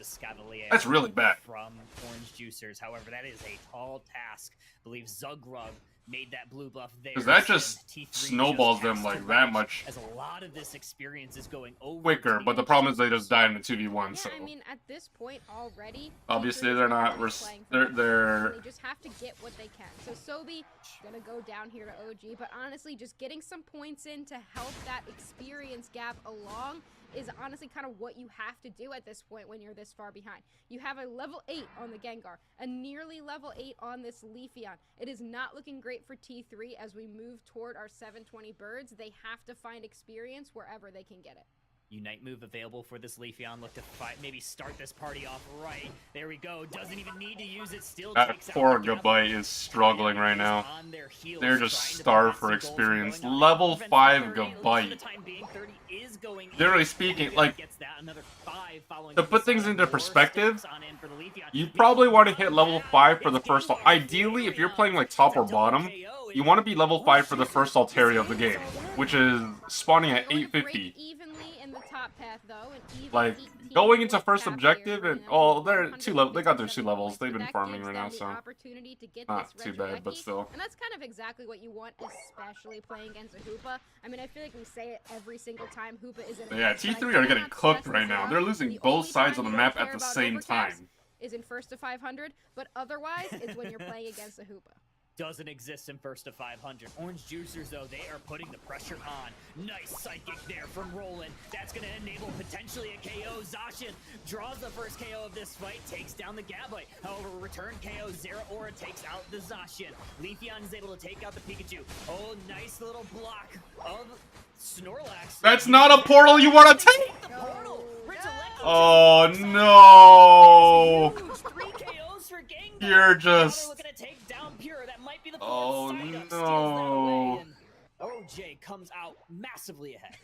This guy took the portal at full HP. Little Gabite there. I watched it just walk up to the tier 2, immediately get comboed by the Gengar, and Flareon's is popping off on this Pokemon right now. Level 11 already, and they didn't even have to use their Unite move in that fight, and they're already up by over 200. And I always say this though, guys, like, right now. They are I have nothing, like, I don't have a problem against late game team comps, or even like mid game team comps. The problem is, if you're gonna play those types of, like, Pokemon, you need to survive the early game. Like, Zera is not an early game Pokemon. Garchomp, not an early game Pokemon. Like, yes, its laning is okay. It's not terrible. It's not, like, amazing either. But, like, when you're getting rolled this hard, it makes it that much harder to play the game, because it takes so much longer for you to scale. Because usually that means you're losing objectives, you're losing farm, you're getting bullied because you're dying. Because the enemy team is killing you. Like, there are a lot of things that, like, there are a lot of variables to consider when you play a team composition like this. And right now, it's just not doing them any favors. Right now, the only thing they can do is literally just stay glued to their pads and wait for their camps to just keep on cycling. And just leech experience off each other. Imagine the comms during that take. Pure, why did you take the portal? You're supposed to defend the goal! Right now, it is not looking good. Another objective into the pockets of the Orange Juicers. Regieleki I'd probably be started face palming. stomping its way towards his T2, 35 HP left on this goal zone. Nice little stop here from Zealot, however, found Like, look how bad. Oh my god. Like, when you have to use your Unite move defensively as a Garchomp just to survive, and you still get melted afterwards. Like, ay. Stellax is gonna try to block the path, keep Regieleki from going on in. Orange Juicers full out onslaught. Nice block here from Pure. Regieleki down to half. Oh, the Bro, Pure just died again to the Gengar. but T3 survived. Oh my god, bro. This guy's getting actually cooked. This is not a game. This is a massacre. Throwing electro balls wherever she could, and a huge This is what Anakin Skywalker did to the younglings. You just sliced and diced them. You just hear them crying. So that they couldn't continue to push that in. They did lose the fight, definitely, but still, being down by that much and with that big of a level differential, getting anything you can, I feel like is a positive there. 232 to 21 right now. Orange Juicer in full control. Pure does hit a nice little heavy slam there that might push a couple members into danger. Oh my god! Hoopa does send Oh, Pikachu, bro, that portal is like... demolished by the double speedster composition. Level 14 on Flareon. Oh, that feels so sad, Jesus. Ice on the menu for the Juicers. Sabi, I don't know. Is her name Sabi or Sabi? Or like she united right on top of the portal and she got sent back to base as soon as she like started the channel animation. Ay. I feel like it doesn't matter that they ban Inteleon. Regardless, Flareon's is gonna hit their skill shots, and they continue to do so. And it is looking rough for T3. Their win condition right now is going to be Rayquaza. They have to set up around Rayquaza. Guys, at this point, I don't want to say the game is over because anything is possible, but the best of secure. Sometimes to preserve your mental sanity. Oh! They're gonna look for a pick here. They might have got Big pick! 5v4, let's go. Start pulling. Start pulling. Psyduck is gonna try to surf, keep the Garchomp at bay. OG identifies the Garchomp. Hoopa takes it in. Garchomp, Unite move. No, focus Rayquaza. You had the right idea. Gets Unite move from the Zeraora. Pikachu goes down. Rayquaza's still starting to get chipped. It's almost down. Look for the Oh no! Oh, dude, why did you guys leave the pit? You had to force that. You had to brute force it. You guys second guess yourselves. I mean, there's no guarantees either, guys. They got a good pick. They tried. But the problem is, they started the Rayquaza and then they transitioned to the fight, and then they went back to the Rayquaza. Like you have to be decisive. That's the word. Decisive. You either commit to the Rayquaza or you commit to the full-on fight. You don't go back and forth, especially when you're in a position where you're getting absolutely destroyed. Gonna just hold the door, play for game 2. That was such a huge pickup that T3 was. But damn, Flareon's cooked them this game. I'm not like I won't lie. Like Flareon's actually just rolled these guys. They had to go for Rayquaza no matter what. It was the only way that they would have been able to win this game, and Orange Juicers just knew how to respond. They played it very well. They backed off. They looked for picks, and they were able to find them. They grabbed this Aura. Just kind of let Zealot as Garchomp rip it down, knowing that they would be doing so anyway. Yeah, Zealot on the Garchomp did not have a good game, guys. There's no disputing that. It was just a really bad game. But the team collectively just had a very unfortunate game. It wasn't even like it was like one person. It was like everyone got outplayed. He was playing in a suit during the qualifying matches, and it gave him a buff. So it seems like he's probably wearing the suit once again. He also posted that he's unable to tie a tie, so someone needs to teach him. But alright guys, I'm gonna play an ad really quickly. We already know the game is over. And they're just gonna yap for a bit before the next match, so you won't miss out on much. So good. I feel like Gengar, I mean, it was one of those Pokemon that was given the defense I wanna be that kind of very best, like no one ever was. Bow, bow, bow. 19 Catch them KOs. is my real Gengar test. has To been train one them is out of my those cause. four speedsters, or not really 4 anymore. It's more like And we'll travel 6 across the because of lane. Leafeon and Zoroark as well. But Gengar Oh, it's hasn't been Sabi. one that's been prioritized a ton. Sabi in shambles after that but Pokemon, right after that now, Unite it move. looks broken. I mean, 19 Pokemons KOs. It was will understand full out, the power full out that's onslaught inside. of damage from Flareon's. I mean, that's exactly what you want that Pokemon to do. It got online pretty early with those stacking specs. Found a couple KOs, found a couple of points laying on the ground, got those stacks in. Only took 27k as well. So all around, Orange Juicers was in full control of that front to back, start to finish. There was that scary moment. Kratos goes down, but, you know, Flareon saved the day for them. Yeah, they were able to just pivot back really well and make sure that they were able to control the situation even though they lost one of their carry Pokemon. And I guess Flareon just was like, oh yeah, it's fine. Now it's my turn because I'm the real threat. I'm the one who ends up with 19 KOs. I'm glad you picked up Kratos and not me because I'm the one who's going to win this game for us. And that's exactly what we saw. And this was a moment, Regieleki almost walking in, Pure trying to, but the hyperspace hole kind of griefs T3. Unfortunately, Regieleki walks in, gets a ton of points in. Flareon continues to heat up. This was, I believe, a triple KO, along with an additional one from Psyduck. Maybe Roland stole that one. Didn't want Flareon to get a clean 20. Yeah, that was a heartbreaking moment as well. We saw the thunderstorm pop on Pikachu and another griefed hyperspace hole sends them back in the middle of their Unite move. Unfortunately for T3, there was just a lot of those moments where it seemed like they just couldn't come back in time, and here's our Ray fight once again. We just had Orange Juicers remaining calm, able to pick up some KOs. Gengar around the back grabs the Pikachu. It leaves them, their only option for secure really was now down the drain, and there's the Shadow Ball to finish it off in slow motion. Huge, huge play. Yeah, I think the Heavy Slam might have been a touch early from Pure. Fortunately, they didn't have many other secure options. Maybe the Hoopa Psybeam, I believe it is, in that unbound state. But just, it might have been on cooldown. But either way, didn't have a whole lot of options, did T3 Okay. for the secure with both. Game Pikachu number down, and I believe 2. Zeraora down. Game point for OJ. First, Blissey ban, Suicune ban, for Absol Kratos. ban, Psyduck Really ban, well. Leafeon Look first what pick, they're second doing pick, up and in that ban third. category. Or Blissey, first and Absol, second for Suicune, and Orange team. Psyduck not getting played here in game 2. They're locking the Three's on their last Zacian legs. and What are they gonna possibly do? They're gonna take Mimikyu. away that Zacian. And I'm not surprised to see Oh, them no, grab they're going that with the there Snorlax. because OG, that's one of OG's best Pokemon.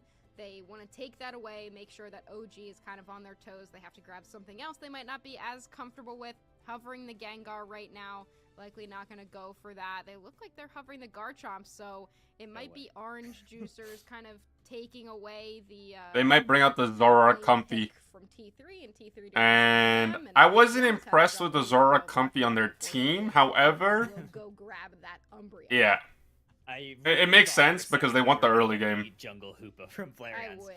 I wish. I wish. I don't like Maybe someday. Maybe Come not. on, in they're up something a as- game. Just play. to put it Just play simplistically. it. Just It's come not on, like Flareon's it's do not it like for the us. Overlord Either Zoroark way, and their they'll lock in Comfy. Gengar once Like again. it's not like the Slash and Overlord duo where Covering it, they might lock it in. it looks like a With that really Zoroark solid. Comfey, It's we kinda saw like it a few a different tier times or two today. below. It's worked out for T3 quite a bit. I don't know. We'll see if it works here to tie up the series. Yeah, and I wonder with this Psyduck ban, I was wondering what Roland was going to go ahead and lock in. It is that Hoopa. I was kind of hoping a little bit that we would see Roland Sableye come out in this match, but they are going to go with that Hoopa, and Flareon's loves the Gengar, but it's going to be up to T3 to kind of try to control this Gengar so they don't let Flareon's run away with the game again, and their solution to that is going to be bringing back the Zoroark Comfey. We'll hope they can do it. And Sobi locking in a comfort pick of Sylveon. She is a fantastic Sylveon? player. And by the looks of this build, Kyle, we might have a Flail Snorlax coming back. Yeah, I don't know about that. I mean, I Support like it. I think it's Sylveon? really Okay, well, that's and kind of like I'm not gonna lie, that's I actually like the cringe, Sylveon bro. because you don't really need it. That is a With giga Sylveon, so cringe XP support. share is the item of choice for Sobi on that Pokemon. If they Yeah, lose, I XP blame the as well, Sylveon so pick. I mean, I don't know about you, but I'm thinking The team was looking solid. Yeah, I think But it's like, why? would be a really good choice. Hyper Voice also, you know, not too bad here. I would like Mystical Fire. You can bounce around a little bit more, potentially avoid some of the skill shots of that Gengar especially, but also a Dragon combo from that Garchomp, and even, you know, Razor Leaf, the Aerial Ace combos. You can kind of bounce around a little bit more with the Mystical Fire. But I also wouldn't mind seeing a Hyper Voice. I feel like with the range that it has, you can always be doing a lot of damage with it, and it might give T3 a little bit more control that they didn't have in the previous match. Another thing that I'm interested to see is if Roland is going to be breaking out. They should have went the, if anything, or potentially they should have went the tank Sylveon build. Teams Like the Focus Band, Res Guard, and then it's like, I think it's the Mystical Fire and Draining Kiss, I It think? was in full force. Either It way, could be good on the Garchomp as well, the trick. that's what I was thinking. Thinks back to year one. But either way, game number 2 of your lower bracket finals. T3 on your orange side, Orange Juicers on your purple side, taking Leafeon into the central area. Gibble along with Hoopa going to the top. I imagine Orange Juicers will kind of go for the same type of strategy as they did previously. Send Leafeon up into the top path when they get to level 4, but Roland has a different option here. They want to go for a central area invasion. They're not there in time to grab them because Tie-Dye is there, so they are able to take away one piece of experience there from Anon, but that might be... They're getting another one as well, keeping Anon at bay. That's exactly what you want. Prevents the evolution onto the Zoroark, at least for the time being. We'll see if Flareon wants to do. Not quite the Haunter yet, so looking for some experience is T3. Pure's going to be running into a brick brawl. 4 members of OJ down in this bottom path. Hyperspace hole. Reset the HP bars. Push forward. Looking for this T1 goal zone. Points, though, inevitable from OJ. Fantastic rotation there from Orange Juicers with the Hyperspace hole. I know we talked about Trick and we talked up Trick a little bit as an option, but with the Hyperspace hole, you can just keep sending your team up and down. It doesn't really matter where everyone else is. Oh, they might be able to turn this around. Hit the Dream Eater combo, but it's not enough with the Comfey. This could be the answer, Kyle. The Zoroark Comfey is back. All right, Anon. There you see a little bit of life into T3. Contested indeed, does go over to the side of T3 as well. Sobi looking to get online, try to grab that Sylveon evolution. We'll see what moveset she goes. Yeah, Comfey in current year? Kind of go either way, and now I don't mind Comfey on Zoroark. Just because I actually think that those two Pokemon synergize really well with each other. But to control I like it like wants to do. And that is especially so, like with everything else, not really.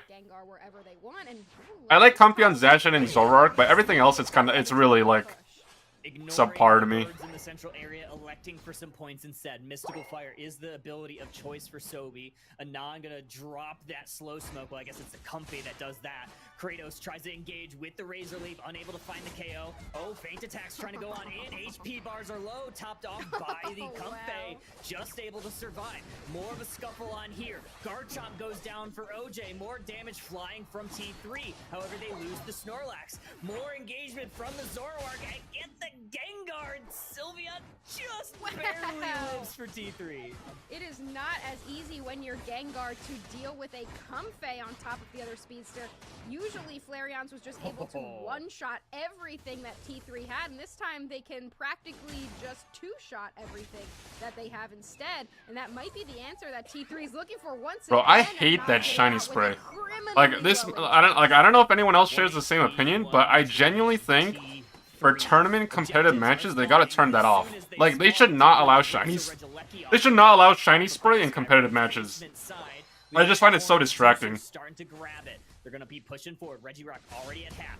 Anon looking for a way in. Sees the writing on the wall. I hate that because for me. Great choice there from Orange Juicers just to continue. I'm a visual player, and then get that objective off the maps. And sometimes that shiny spray can throw off my perception on some animations of moves. And instead of what we had in game number 1, where at this point we had a level 11 on that Gengar, Flareon's is still looking for their level 9. Umbreon should have run Mean Look. Not let them do what they did previously. Yeah, level 10 on the Zombie. Oh yeah, I agree. No, 100%. T3 having a much better start to this match. Kratos looking for some experience, has not been able to find it. Does have their Unite move so far. T3 pushing. You guys know me. I'm a mean look stan. This might be an evolution. I am a mean look stan. I will always prefer mean look over foul play. It's going to enable a little bit of a push here from Orange Juicer. Sobi though with the defense. Really great choice to go with the Snarl foul play build from Zugrug. It just has so much control, especially over that Snorlax, who really needs to not be in a constant CC to get their move out. Flail requires a lot of auto attacks, and though it does more damage when Snorlax is at lower health, it doesn't do more damage if Snorlax is KO'd, which foul play and that Snarl really gives Orange Juicers the opportunity to make sure that they're keeping Pure from being able to get that combo out. That's exactly what we're seeing here, Kyle. Oh, Phantom Ambush, mostly for escapability from Flareons, doesn't find a KO with it, instead still holds on to their life for the time being. Halfway mark, 78-58. It's been a bit of a stalemate so far. There is a Regieleki spawning in the top path, looking for a little bit of a push. Is Anon, sees the Hookah there, Hyperspace Highway, might transport some members up towards the top. 2 members here currently, make it 3 with Garchomp entering the fray. Bottom side, Pure grabbing. Okay, think about it like this. Yet for either of these squads. If you look at T3's team composition, they only have 2 major damage dealers. The Sylveon is a support Sylveon, so I don't even count them as a real threat. Zacian, I believe, is not even running full heal. Zoroark is. So realistically, if it comes down to it, Umbreon, eject button, mean look to Zacian, they're stuck. Zoroark, at the very least, most of the time they're probably going to have Comfy on them. You're either going to get the full heal, and sometimes it's possible you screw up. Like, if you don't time the full heal properly, as in you don't use it immediately. Aren't they? I thought they were. Maybe I'm blind. Look at this Zealot. Now the only member. Oh, no. Sorry. They did swap it off. Already expending their Unite move to try to push into this tier 2 gold zone. Look at that orange. No, wait, they are. What the hell? Yeah. It's the fucking. Alrighty, 4 members down here. It is a Registeel. Garchomp looking to try to chomp down Pure and able to accomplish that mission. However, guys, I will tell you this right now. There's no such thing as a support Sylveon. That's not a thing. Now looking to push into this T1 goal zone. Uh-oh, this might spell some trouble. Like, not in this or any lifetime. Sylveon support is cringe. Like, some people think as long as they have XP share on a Pokemon, it constitutes as them being a support. It doesn't work like that. There's a reason why you have different classes in MOBAs. You got attacker. In this game, you got attackers, you got all-rounders, you got speedsters, you got defenders, and you got supports. If Sylveon was a support, it would be a support. But they are able to get some health back. We also have a level 11 Flail-Lax that's barely doing jack shit. I feel like T3's stand right there was very, very. Get on to the next match. Get on to the next match, quick! Guys, they can speed run the March finals for the fastest monthly tournament of the year. Gengar is now level 13, as opposed to the Zoroark on level 12 only. They do have a Zacian at level 13, so it's not like they're very behind in levels, but still, as we move toward the Rayquaza fight in 20 seconds, I feel like this game has gone so fast. In 20 seconds, T3 is going to have to play for Rayquaza. They need to grab a couple picks, they can't lose members, and they do grab Kratos. This is a good start for them. Pure might have been caught too between a block and a hard place. Doesn't go down though. 3 members of OJ still hovering over this Rayquaza. Hyperspace Hole might look to set back this Umbreon. It does. Pure almost blocked. Oh, keep an eye on Gengar. Gengar's coming around. Zugrug returns. Rings unbound. Rayquaza starting the party off. Oh, Mr. Shadow Ball. Pure gonna have or to C-Knight. Quick little snooze to reset their health bar.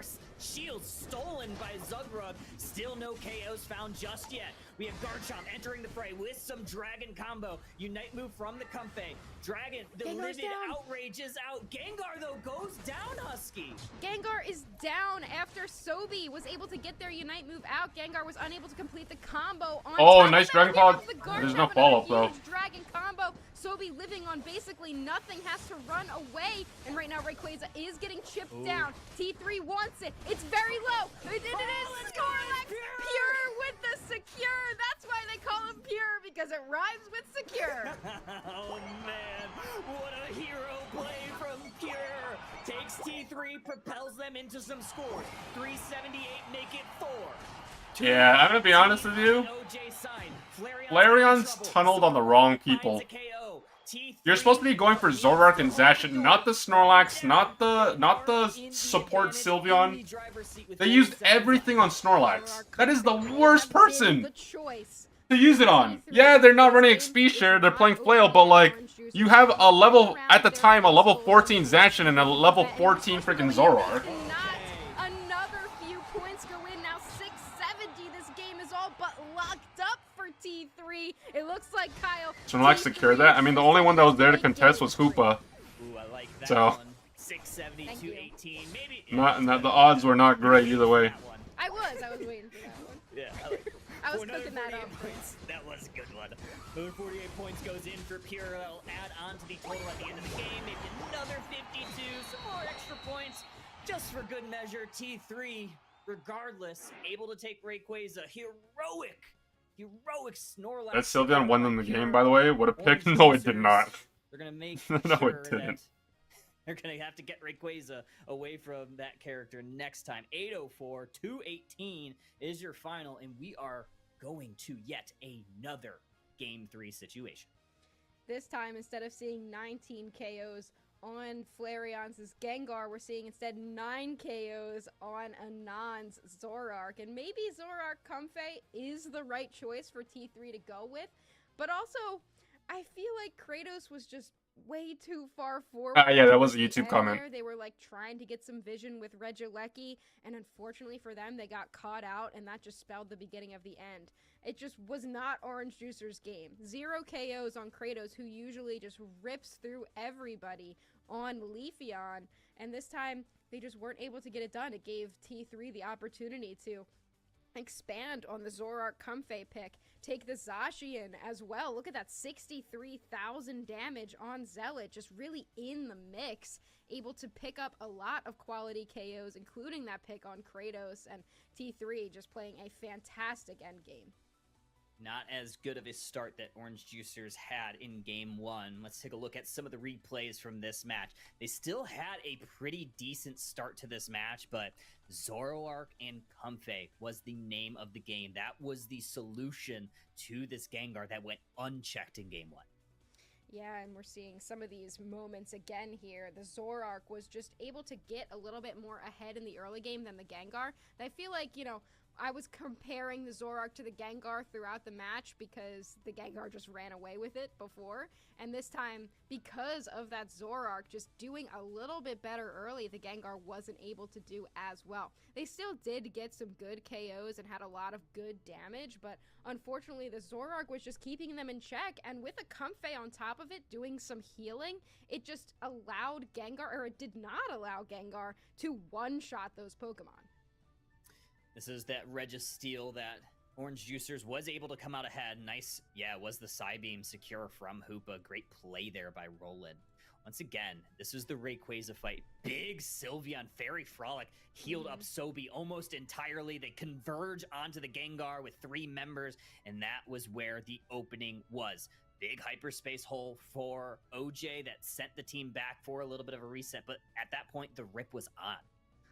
Yeah, and I really was just watching the Gengar jump into the backline, because if Gengar was able to get a pick there on Sobi, that could have been really, really good for them, but instead, they weren't able to. The Fairy Frolic was able to He come should out not of be that. going on Sobi. He should not be going on the freaking Snorlax. He should be going on the freaking Gengar or the freaking, or not the Gengar, the Zoroark or the Zacian. It is! We got another game. Why in God's name would you ever go for the the quote-unquote defender who's going melee or going flail, or the support quote-unquote Sylveon? Their chest right now, especially to have a trip to the grand finals, right? That is what's on the line here in that lower bracket.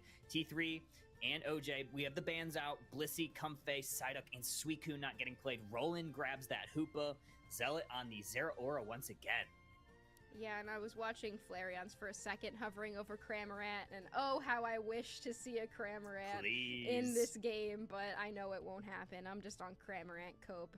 I'm sure that we'll get a nerf again before we get another Cramorant buff, unfortunately. Cramorant had its, 2 tournaments where it was pretty good, and we'll probably Yeah. never see it again. But looking pretty similar to what we saw previously for both teams. Roland really wanted that Hoopa, and Orange Juicers is banning the Comfey, so it just kind of Oh, a Ho-Oh. for Zoroark Comfey on the other side. So instead, wow, the Ho-Oh is coming out. Look at that. Yeah, Kratos is going to lock in that Metagross, looking to be a raid boss. And that is what that Pokemon is, especially once it hits those later levels. It is, in every definition of the word, a powerhouse Pokemon. Flareon's, though, locks in the Inteleon. Excited to see what he can do with this Pokemon. I imagine what we will see is pure switching into the Ho-Oh, because that's kind of his thing. He loves playing the Ho-Oh, and we'll see Tie-Dye on the more supporter-focused Snorlax. But interestingly enough, though we are seeing 2 Speedsters locked in for T3, we are seeing 0 Speedsters on Orange Juicers. Yeah. So instead, they are just going for this bulky all-rounder frontline with both Zacian and Metagross. And I do Support really Espeon? Oh, like Jesus this Christ, Metagross bro. pick, because it We does got have a lot of support shielding, furry and it squad, has man. a lot of sustain, and it can really handle the burst damage. I'm gonna be from honest, stuff like I personally don't like. I personally do not have a preference about like who wins this series because it doesn't affect me in any way. But this time it is after seeing support Sylveon and now I'm seeing support Espeon, I'm actually hoping Orange Juicers win just because I hate Sobe's picks. Like deadass. I think that it's like the most. all day. Be interested to see if we go Fly or if we go Brave Bird here. I feel like you go Fly with dealing with an Inteleon, but I can also see Troll stuff. Like, I don't even know how to phrase it. I just think it's just straight up troll. With the Aerial Ace healing, I do think Fly is the call, but you know, there's a reason that I'm sitting here talking and yapping at you instead of the one playing the game. So I trust what Anand is going to say about this Talonflame pick. But I am excited to see Flareon's back on the Inteleon, because this is by far my favorite choice for Flareon's. Love the Gengar. Yes. Had a great game number 1, but I think at this point you go back to what you know, the secures that the Snipe Shot can provide, and you can basically one-shot a Speedster in the end of the game. Alrighty, game number 3 of your lower bracket finals. Orange Juicers taking the left side. T3 on your right side. I'm super excited. Winner is going to be going to your grand finals of Furry the hater? Orange Cup. No, I hate Sasuke Eevees. heading to the top pack. I hate evolutions. I hate them all. And we've got Tie-Dye on the Snorlax, just watching, seeing if they can prevent OG from kind of snowballing this top path, and it's really hard to do so with the Zacian. It just gets online so fast, it starts the game good, and it gets its level 5 easily because it doesn't have to evolve. So it's really hard to keep that Pokemon at bay. So instead, T3 strategy is just going to be, all right, well then we'll just try to get our Zera to level 5. Looks like Orange Juicers is taking advantage of a lot of the wild Pokemon XP in the top path. Talonflame is still Fletchinder, enters the fray up here. Birds almost on deck, 15 seconds. Level 5 on and on means that they have a little bit of an advantage in this fight, and they do in the top path off screen. They pick up the Hoopa. They have sent the Metang to the bottom path instead, so now it's 3 versus 1 in the top path. Alrighty, these birds should be all T3. Looks like that is. Oh, Psyshock does find the Zacian hiding in the tall grass. They're going to have to eject on out. Hyperspace Highway might try to send the team up towards the top path. Coins, however, going on in for T3. Pushes on. Another Psyshock connects on Zacian. However, no follow-up from the rest of the squad. Fantastic couple of Psyshocks there. I mean, you go from playing a Mystical Fire, which you don't really have to worry about aiming anything, to having to aim everything with a Psyshock, but that offers a really good opportunity for Secure for T3, and never mind the fact that we'll have a Talonflame as well, which is another one that's one of the best Secure moves in the entire game. So if Sobe can continue to connect on these Psyshocks, we could be in a really good spot for T3. Alrighty, center area. We're going to have the Altaria family hit the map. Sobe looking to line up a Psyshock. Tie-Dye hits a nice heavy slam. Oh, found out from the fly from Talonflame. Zacian, though, is going to try to slice through Zealot on the Zeraora. Zacian just barely 1 HP in a dream, but no, it's a nightmare for the Zacian. It was a little bit of a growl there from Sobe, about to lose their sure hit moves in a moment here, if they do go with the Psybeam build on level 6. But that was the growl able to pick up that Zacian. Very big KO for T3 early. You want to make sure that Orange Juicers doesn't snowball like they like to do. Orange Juicers is a team that likes to score a lot so that they don't have to worry as much about Rayquaza, and T3 has to make sure they lock that in. Alrighty, center area 720 birds all go over to the side of T3. Levels looking good. Zera Aura, however, going down in the top path. Kratos holding on to 30 points and a near evolution. Pure, this is Tie-Dye on the Snorlax, trying to hold the door, keep these points from going on in. Evolution online for Metagross, but not able to get the points in. Bottom side, Reggie Ice is the ice of choice. Ooh, big snipe shot connects onto Sobi. She's gonna be forced back to that goal zone. Are we gonna see a nice secure here? Flareon's lining it up. T3, nowhere to be found. Yeah, you just can't really go in there, especially after the snipe shot hits and another one connects on the back line. This is why you give Flareon's that Inteleon, because he just does not miss a snipe. Pure now trying to defend while the rest of T3 pushes into the top path, but here comes Metagross. Big computing crush takes them down. If Orange Juicers is going to lose their top path, they may as well take bomb. Yeah, they do. Not a massive overcap, unfortunate for T3, but it doesn't matter. There's a Hoopa on that side of the map. Looks like Talonflame is going to try to land a nice fly. Flareon lands a big old snipe shot, a couple of basic attacks. I don't know if they want to go back in. That might be doomed for them. However, they're going to try to line up. Nice pull. Oh, look at the jukes. Some ankles, taking a red buff on him. Discharges out. Zacian trying to find the KO. Oh! Flareon from close range takes out Zealot. I thought Almost had it there. That was a Zera was gonna outplay them both. That would have been clean. Dancing on him right there with Zealot, but unfortunately. But that's actually kind of bad because yeah, Zera got the kill on Zacian. Traps everybody in there, but they're not. But then they give that experience to Inteleon, which is someone you don't want to give experience to overall. Back and forth battle here. Yeah, T3, I'm not stuck in here with you. You're stuck in here with me. They take out the Metagross as they set that up. Ooh, nice secure there from Talonflame. Takes it away from Hoopa, and they get out of dodge. I thought Hoopa might have been able to take the K out had they stayed there, but unable to do so. Ooh, nice little Phantom Force. Misses a little mark just a little bit. No one saw it rolling. I feel like you just have to send Talonflame on Flareons and just hope for the best, because Zera Aura needs to deal with things like Zacian, Metagross, you know, but you have to deal with this Talonflame. Or not the Talonflame, you have to deal with this Inteleon because he's just hitting every single snipe, and you know, what more can you do if you let Flareons have an opportunity for a secure move? Regirock has hit the basement path of the Thea Sky Ruins, and here goes Talonflame with a big fly engage. Oh, big flame sweep too. Oh, nice snipe shot from Flareon to take out the KO on Tie-Dye on the Snorlax. However, Rekindling Flame has revived the team. Fly looking for the secure, but no! Sobi, big Psyshock takes the basement Reggie. That was a big secure there. T3 definitely needed that to keep their momentum up. They take down Mamoswine as well, but look how big this Metagross is right now. Level 11 and so tanky. And T3 doesn't have too much where they can stun the Metagross so that they're not able to use their Gyro Ball to pick up those shields. And that's really the only way you take down a late game Metagross, is you make sure they don't get the Gyro Ball out in the first place.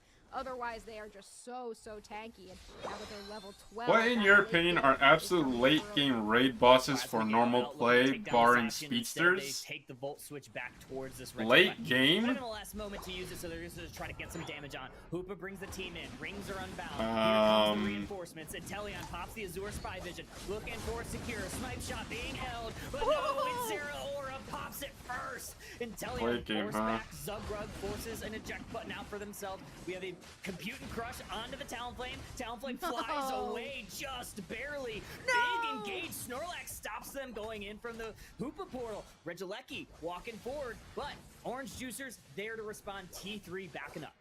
Well, look how tanky the Metagross is. They're not able to make it back through the hyperspace portal. But okay, if we're not including speedsters, there, and now they're back. You know, you got things like Blaziken, Zacian. To be able to come back somehow. I would go like a level 15 Cinderace can be scary if they know how to play properly. How does a discharge on Zera Aura out-secure the snipe shot right there? Just ridiculous plays from Zealot to make sure that they don't fall behind.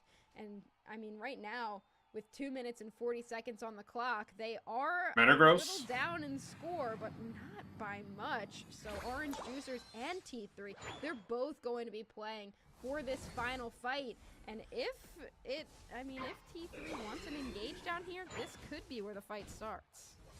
Reggie Steel, or no, Reggie Ice. takes. Oh my gosh, Orange Juicers just Yeah, I didn't wipes even it see from it. the. I couldn't even see it by the time they were able to take it. They're looking to now take this fight. Snipe Shot does connect onto the Ho-Oh. Damage redirected from the Spire Spin.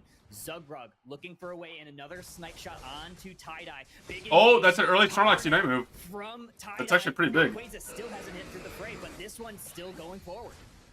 Yeah, look, they're already starting to chip. Oh, they're down. flipping. Rayquaza, Zealot Kind is of. in there. They're looking for No one is peeling for Inteleon. Finally, the Plasma Gale does hit, but Flareon's gets Oh my god, Flareon is to actually dodge breaking everything ankles, from man. them, Kyle. It's a miracle this guy didn't die. Flareons might be in trouble. They are in the back line. Ho-Oh chases them down. They still have access to a Unite move. No Pokemon have fallen just yet. Minute 30 seconds left. Both teams are going to. Oh my goodness. Big old Snipe Shot from Flareon. Oh, big Ice Fang engage. Are they going to be able to take down Zealot? Oh, nice. Oh, big Earthquake is able to take them down. Rayquaza still standing. Yeah, somehow Zealot not able to get it done, and Ho-Oh went down off screen without using the Unite move. Suddenly T3 is in shambles. Snorlax is also down, and now Orange Juicers can just start to rip this. The fly has already been used. It's up to Sobi with a side shot, comes in with the Unite move, but immediately goes down, Kyle. Okay, Anon needs to get in there. Fly is not up yet. No! No! Hoopa takes him out! No! Orange Juicers! Oh my gosh, it's OG! They take the Rayquaza, break the hearts of T3 points. Inevitable. Orange, juiced, pulped, squeezed, ticket, punched. Orange Juicers going back to your grand finals. 396 now, and continuing to reign in points. Unfortunately, we did not see what happened to Ho-Oh with them ending up going down, not able to use the Unite move, and T3 did everything they could, throwing everything possible, but it's the Juicers. Of course it is, and OG himself able to get the security to bring it Snorlax home. United early. 514 now. Zera used their Unite move on Inteleon, didn't get the kill. Talonflame also used their Unite move on Inteleon, didn't get the kill. Game 3 set here in your lower bracket finals, a match for the ages. I actually think MVP, like, if I were to name like one person from the 10 players, I think Flareon gets MVP of that match. Go home empty-handed. Either way, Orange Juicers look into Or whoever's playing Inteleon. second event of Flareon's, right? 2025 season. 576, 186. Yeah. Flareon's gets MVP. Game 3. I feel like this is Not only did he pull multiple resources, which is Unite moves, like he got 2 of them, and live, he still remained healthy enough to stay in the fight, and on top of that, do the damage necessary to actually threaten everyone else. And then able to come out Snipe shots the Zera, then they die. And look at this, Kyle. Hoopa also dies as well, or not Hoopa, freaking freaking had one crazy good set, able to it was pick up Espeon. so many KOs and do so much damage. What a great Wait, did Pure really not OJ Unite move? hanging on there, not a lot of points scored. Wrong one. What a thrill.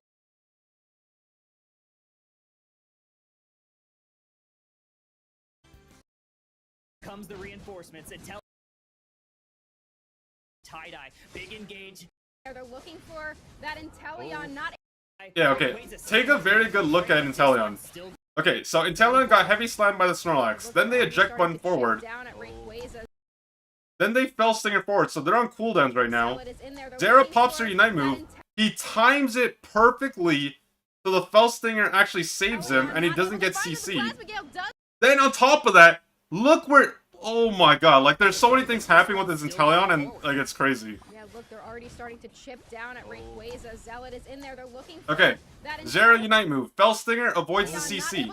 Then on top of that, Talonflame pops their Unite move on Inteleon, but then Inteleon takes the Hoopa portal and breaks their ankles. Flareon gets away. Somehow they're able to dodge everything being thrown at them, Kyle.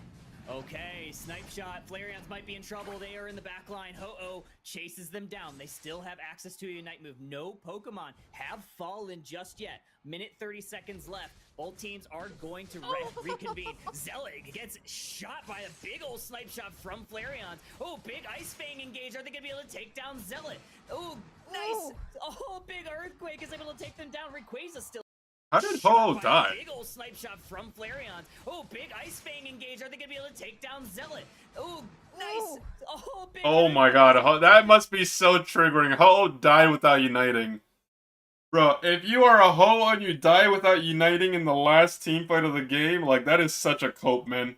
Like, that is literally all you're useful for. Yeah, somehow Zealot Oh, not able to get it done in no, Colo. they Went down didn't off-screen unite. without using the Ignite move. Suddenly T3 is in shambles. Snorlax is also down, and now Orange Juicers can just start to rip this. The fly has already been used. It's up to Sobi with a side shot, comes in with the Unite move, but immediately goes down, Kyle.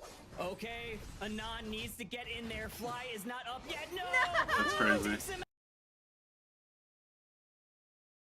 Go anywhere. You do not want to miss it. The grand finals are up next. North America March Cup. We'll see you a little bit later.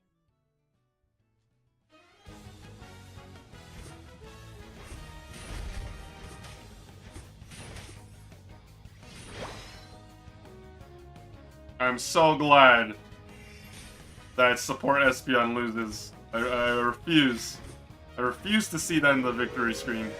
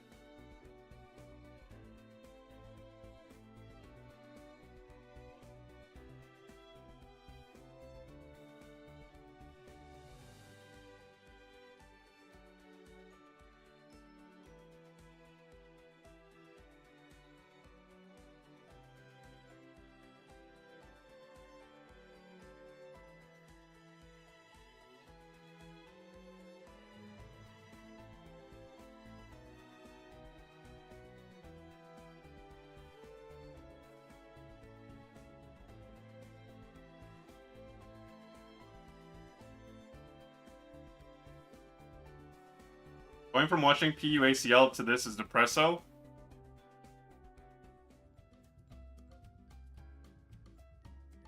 I mean, I watched day one and I was depressed watching that. But not for the games, for the production. Cup finals, grand finals are on deck, but before we get to that, I need to bring a friend in. Flareon's welcome on in. Big congratulations. Another grand finals appearance. My first and most important question. Are you wearing a suit today? You know, it got a little dirty. We gotta wash it off, you know? Might have to put it on for this, though. Feel me? We can't hear him. You can't hear? Oh, you can't hear him? Wait, hello? No, Hello? I can't. Oh, I can hear Flareon, so Oh, maybe okay. he said he's got to She's a dust hater. off the suit. Okay. Well, Oh, okay. It's getting cleaned Still- out. We'll put Okay, it on no, for I this, fixed you it. know? I'm good. Sorry. okay. All right, go ahead, Husky. Okay, sorry, I fixed it. My audio was a little bit janky for a second. But first I want to know, how was prom? It's great, man. I had a great time hung out with a lot of Good. friends. I don't know what else to say. Good. Dance floor is fun. I mean, went that's off. great. I feel like that's the best prom story to have, right? You qualify and then immediately to prom. You know, But my could actual have been a lot nicer, Go ahead, you go ahead. know, go on the other side and just go in the prom right there. Nah, instead I had to eat dinner mad. Oh my god, I'm in losers. I won't even be able to play. And I'm like, oh wait, I have like 50 minutes. I gotta. Bro, this guy sounds like he's underwater. I can barely hear this guy. Made it with 5 minutes left. We got there. Wow. Perfect. I'm glad you were able to make it and have a good time. And my actual question is, would you rather play Gengar or Inteleon? Hoopa Jungle. Yeah, that's fair. That's so real. That's so real. Yeah, big congratulations. So it's another grand finals appearance for the Orange Juicers. This time there's no Luminosity Gaming up there to try to take you down. How are you feeling about your odds against Standing on Business? Yeah, this is a new team, so it's gonna be fun to see how we perform against them.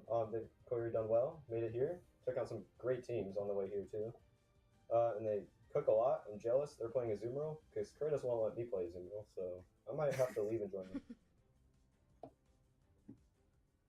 Alrighty, well, I think that's all that I had. Husky, did you have anything else? I just want to point out, are you like running a secret item that allows you to be invincible on Inteleon? Because I have no idea how you were able to avoid no one everything cares. in the last Play the fight. next match. I don't really know either. We found a way. They couldn't see me, I guess. I don't know. The invisibility is broken. Nice. Excellent. Well, thank you, Flareons. Congratulations on another Grand Finals appearance. Good luck up there against Standing on Business. But with that said, we are going to be going ahead, kicking it over to our other casters. Sierra Dawn and Zero In on Alex are going to be taking you home for your Grand Finals.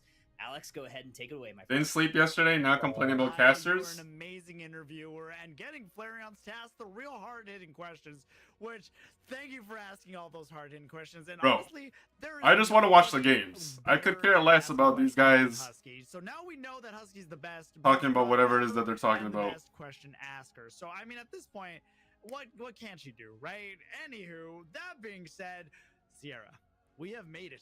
It has been a day today, but we have made it to the grand finale. Grand finals time. OJ came today in the losers bracket. They have clawed their way through everything, and now they have a chance for greatness. They are a team from a year ago that were, for the most part, considered the most dominant team. If not Luminosity, they were the next name out of players and trainers' mouth. Now, this year, it hasn't been as consistently powerful as the year before. This could be a redemption arc for OJ. And on the other side, Standing on Business, this upper bracket run. I mean, Flareon gave kudos of like, yeah, this team, like, look at the teams that they've knocked down. And I think that's a really big part of this. When you're talking about an Orange Juicers that are looking to really return to like that dominance they had and all of this stuff, you're looking at T3 and their storylines of always being a team that could get so close. You get to see TYT, you get to see this unique coaching team and the players that are on it and the caliber of rosters that they're from. And for above all of that, Standing on Business, a team that in comparison to the other teams, we don't know enough about. Like, it's a team that is still a bit of an unknown quantity, but they've really gotten to show up and show us what they're capable of, and making it to the grand finals through an upper bracket run with the caliber that we have here. Guys, we're so close. So close to the end. Set away from being the grand champions of this thing. I think the thing that makes it the most interesting out of all of this is that Orange Juicers and Standing on Business have not had to face each other today. So while Orange Juicers is a great caliber team, the way the performance that has come... You know what would be great caliber? You start in the match. Let's go, buddy. They 2-0'd YT. They did go to game 3 against T3. You sometimes visit Punch on the retirement home. You guys are living it. You're both Will they have enough juice in their in the same tanks to retirement home. What do you pull out mean? of them? Or will Standing on Business stand tall and say, hey, we just need one set? Because as we know, Orange Juicers needs to win the set to force a bracket reset so they can get another best of 3. So, I mean, when you're at grand finals, this is where I want teams to go the distance. You know, 2 best of 3s would be a dream, but both of these teams have something to prove. A new team coming out of winner's side, coming out very powerful, but then you have the Juicers, a team that is beloved, of very much a household name, but they Bro, that emote. same orange juice That is so. and they're trying to My prove God, to the bro. world in these final moments that, hey, we still are the orange juicers. Yeah, we make mistakes. Yeah, we come from loser side, but guess what? We are still gonna wear the crown at the end of the day.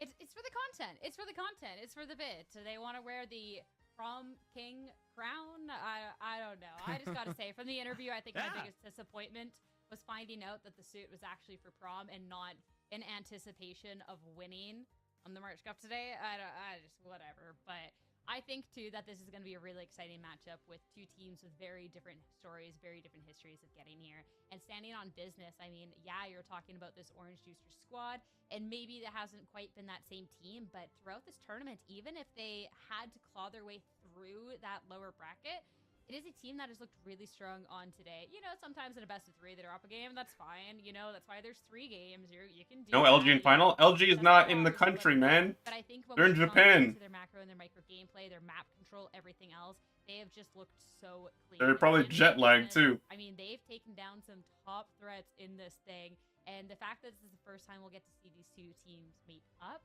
I think is really cool. It's very cool, and the fact that, don't forget, standing on business, they're a team that before, when they went up against, I think it was T3, that they brought a Azumarill. They brought 3 all-arounders against some speedsters, and they were able to dominate.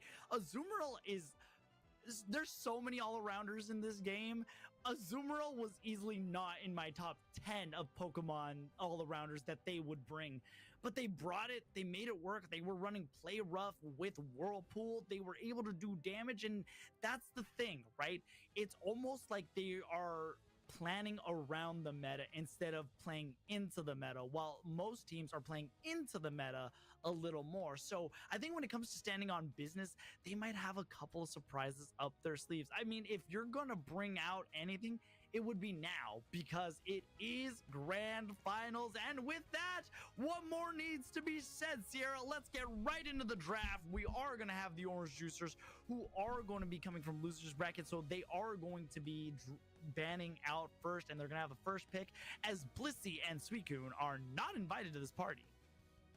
Nope, it's they weren't invited to prom. They were left without prom dates. It's actually kind of tragic when you think about it, but I'm excited to get into this. I love that call about not just playing the meta, but into it as well. And I think that's been a really big thing about this tournament for me, is there has been a couple of picks that I didn't actually necessarily anticipate, but have really gotten to show some great responses to all these powerful speedsters, all these powerful Pokemon in response to the Suicune, or, you know, that they don't have to come when the Suicune's banned out. But Hoopa, the first pick for Roland on the opposing end, Snorlax and the Absol.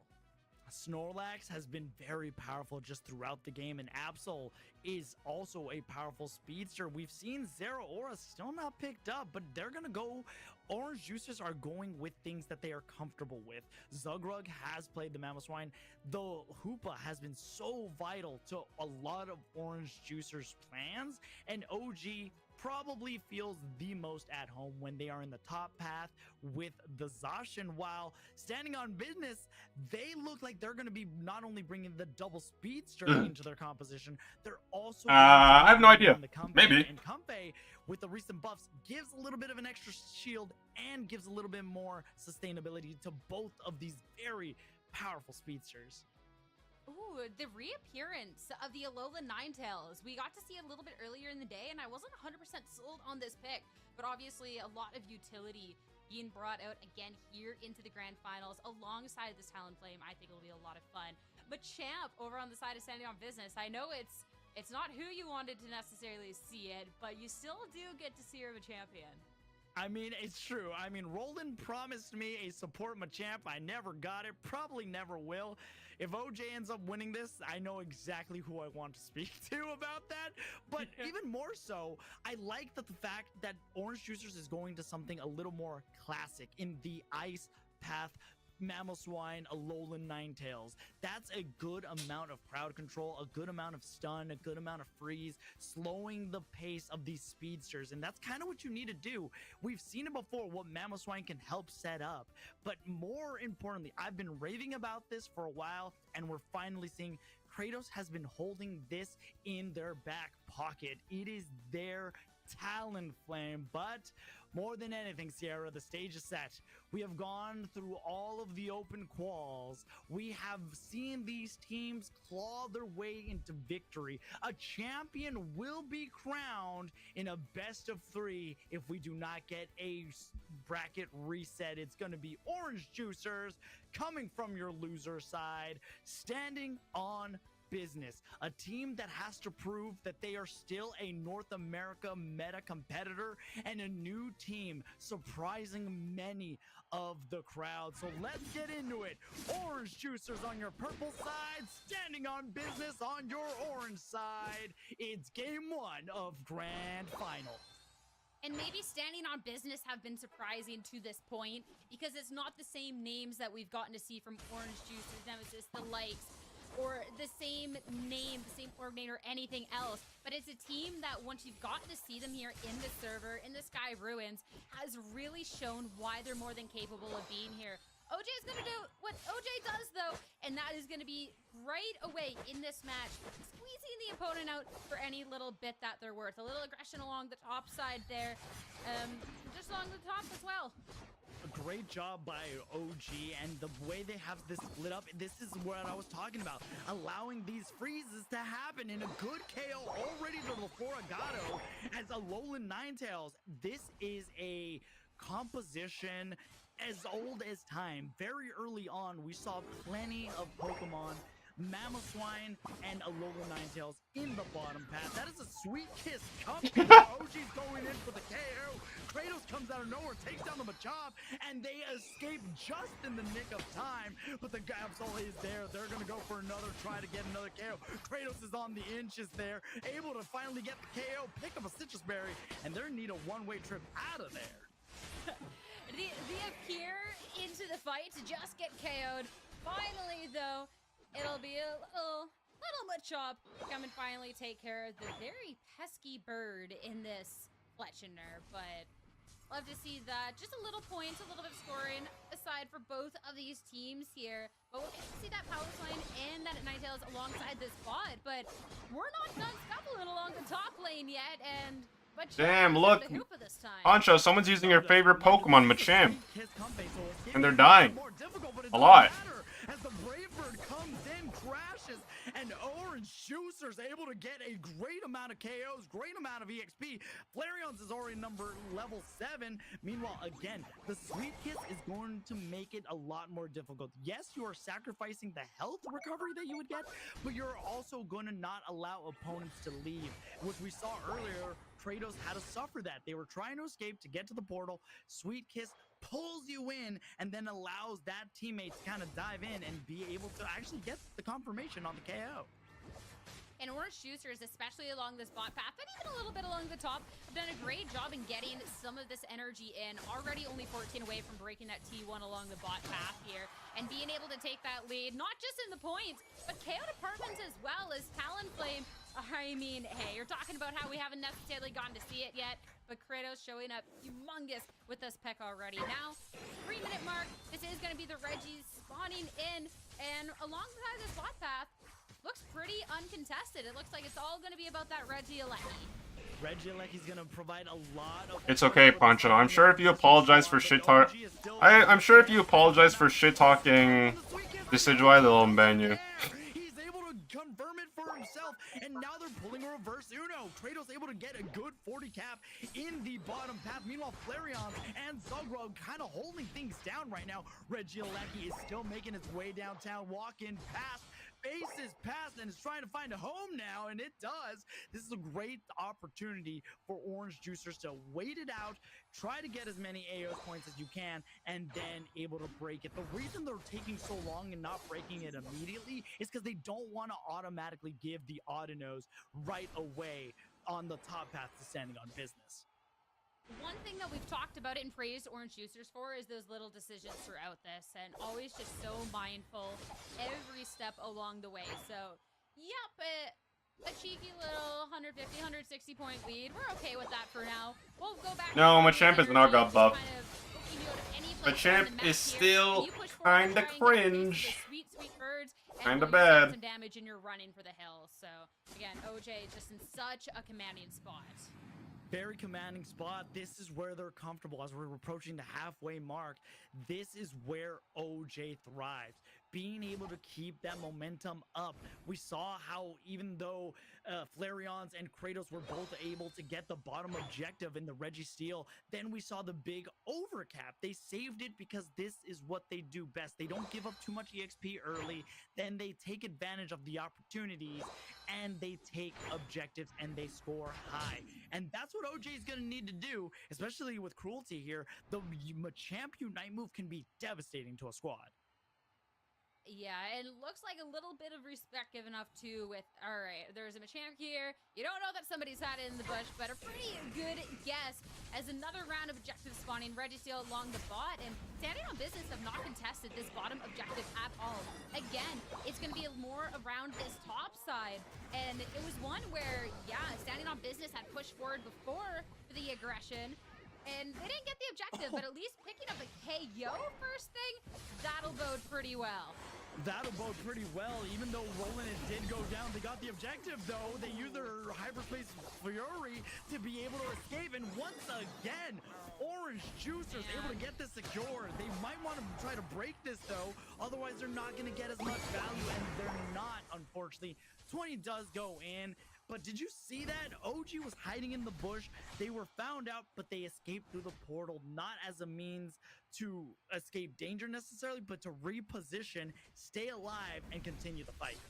I think it's pretty safe to say at this point that Kratos isn't going to be allowed this Talonflame in the next game. I think that's it's been fun to watch. I don't know if we'll get to see it again because probably not. Yeah, it's been a little too good, a little too cheeky, and it's been a thorn in the side for Standing on Business that have really just stood on while their home base as Talonflame keeps sending them on back there. That's a little bit of a warning shot. Don't try and hide in the bushes. I'm on to you, but at least Meowscarada, a little flower trick up its sleeve, can get a KO. And Standing on Business can push back just a little bit for now. But that's short-lived. Very short-lived, but Rizvan, look at this. The Sweet Kiss brings them back, and they get the KO, but it's Hoopa. Damn, Hoopa killed Secure. Through, trying to get another KO as they are just going to be autoing this poor Comfey. We do see the Midnight Slash come out, but Flareon doesn't care. They're being shot down. That is a Night Slash Absol. Not common. Just like we've seen Kratos, they have ran more the pursuit while they hit them behind. They get the resets, they get major crit damage. This Absol has opted to go with Night Slash, so the crit rate is going to be a little bit higher, and they are banking on that, especially with Absol's passive being Super Luck. 3 for 3 on these bottom objectives, not being contested whatsoever. So Orange Juicers will get this Regirock for free. 30 seconds left until Rayquaza. Again, Orange Juicers have played for, well, the position they like to go for. Have a nice healthy point lead. The Rayquaza comes up, and you can just starve them out of the match. And getting objective with so much time still on the clock, they can now start to get into position here. You already see quite a few dangerous Pokemon hiding in this bush. Pokemon are setting up. So far, Orange Juicers has maintained the lead. I haven't really seen Cruelty fire off the Barrage Blow, the Unite move, and nobody wants to be the one to make the first move. Meanwhile, Snorlax is heavy slamming around, making sure nobody is a little too close to start this engagement.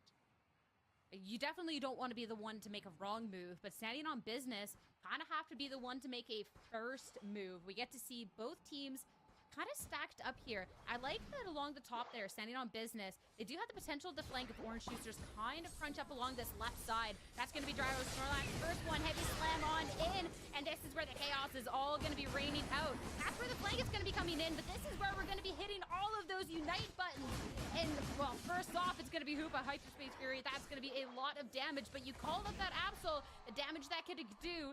not going to be well lived. It's just going to be KOs traded, but on the tail end of the game, He has to unite. He has to unite. still then with that lead. He had no down to choice. A minute left, and Orange Had Juicers no still choice. Standing on business out of time.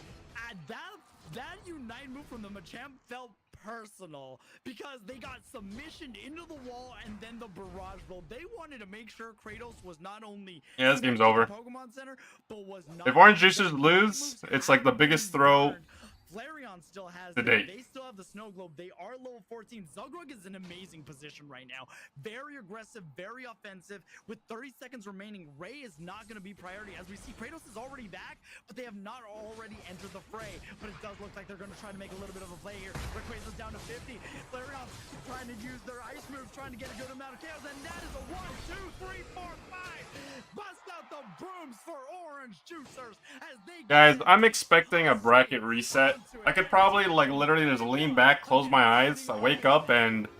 Orange Juicers don't Yeah. need the Ray, but standing on business, they have to make a move. They go for the flip, and Orange Juicers, well, they can ace the team. They get to close it out, and up 1 in this game, and just played so well. This lower bracket run, these extra reps, they have fared them well. What a terrifying team to go up against at any point in the way. I mean, standing on business, great ideas coming out, but you see a couple of these Pokemon, and I mean, oh my goodness, this Talonflame, it did so well. Roland's always been crushing it. This entire team's just been doing so good, and there is just no way for standing on business to get close to that. I applaud them for going for it, but OG, especially at the end, just stepped up too much.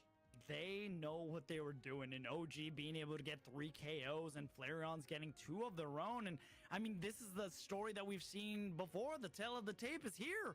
Orange Juicers love to get ahead and then they stay ahead. They never really want to give up any lead, point advantage, a KO advantage, any of that. And look at Flareon's, even on a Pokemon like a Alolan Ninetales, still able to do the most on the team.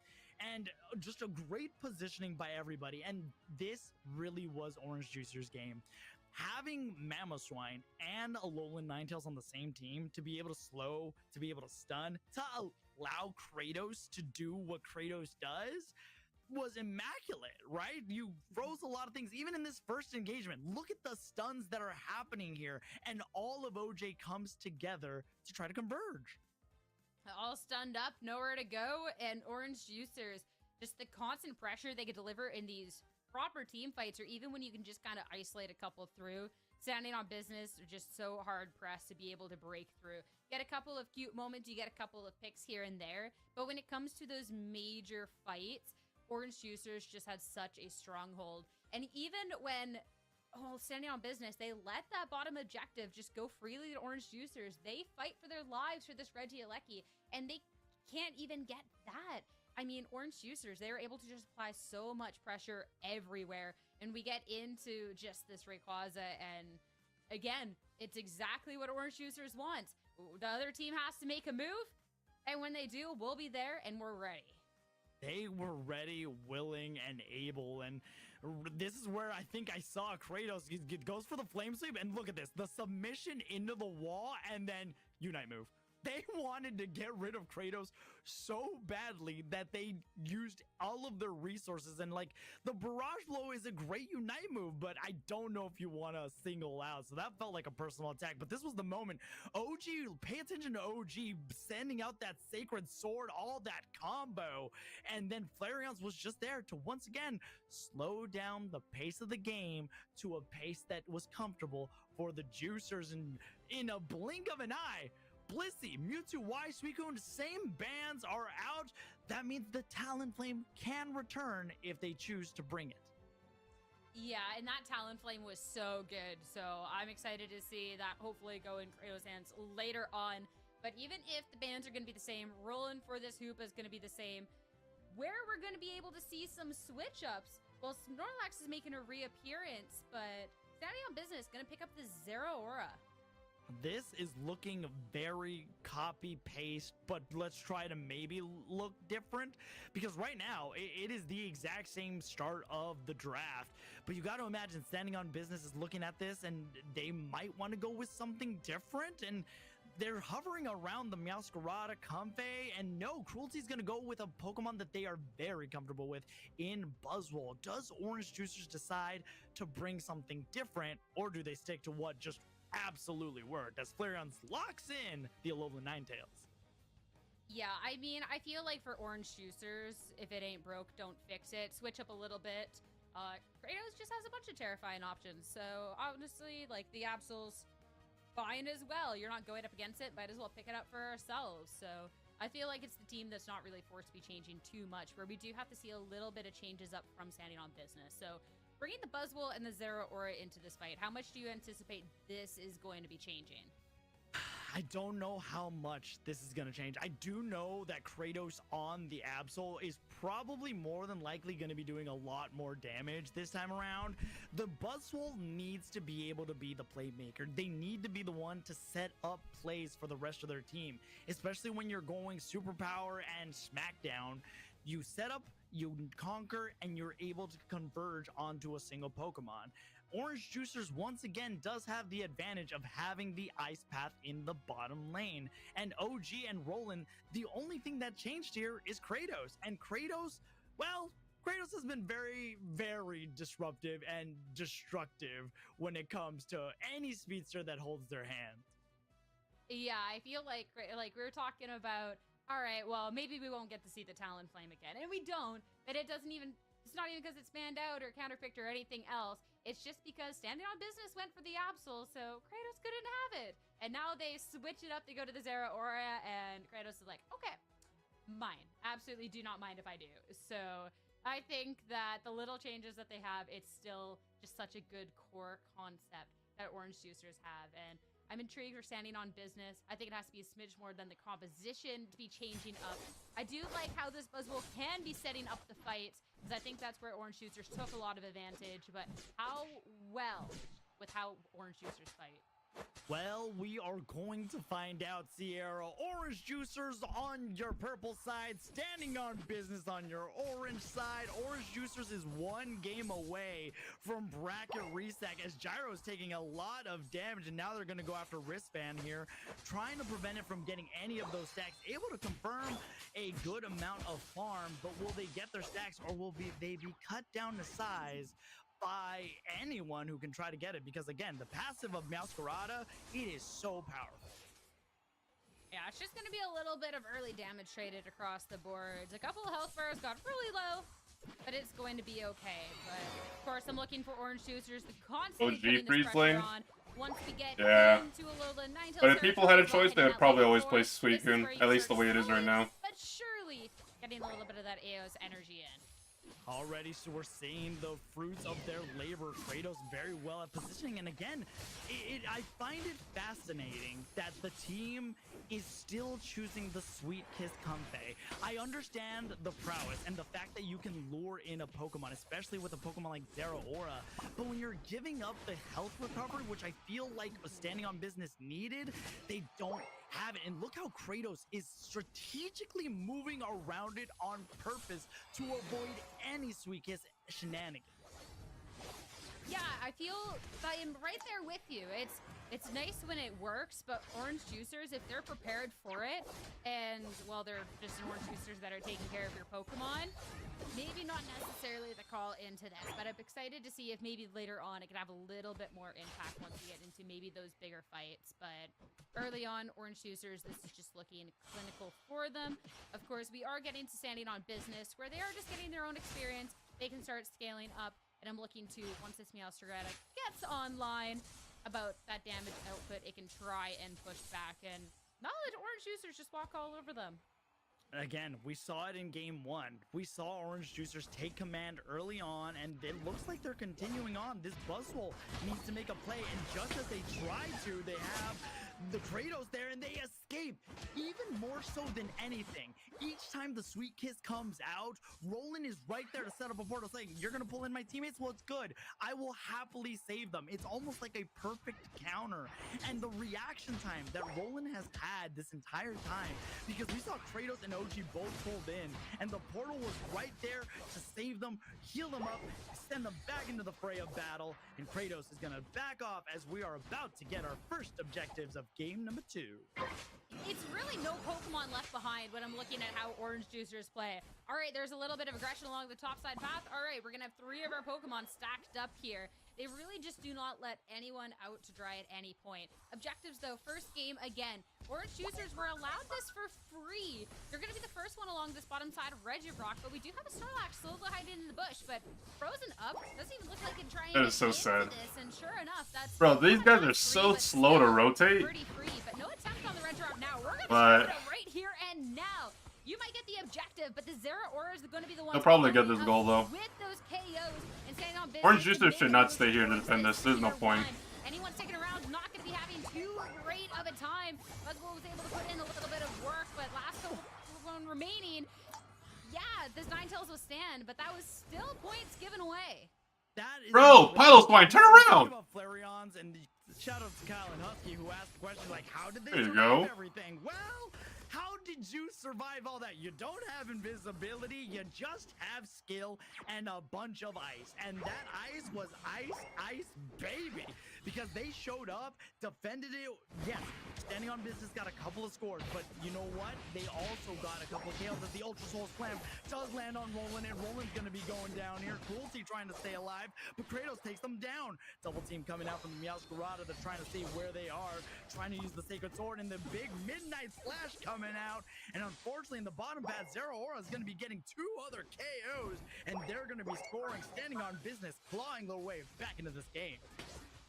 Standing on business, standing up for themselves. Even if these fights are sometimes KOs traded out, I like this level of aggression that they're showing up with. Not afraid to really engage.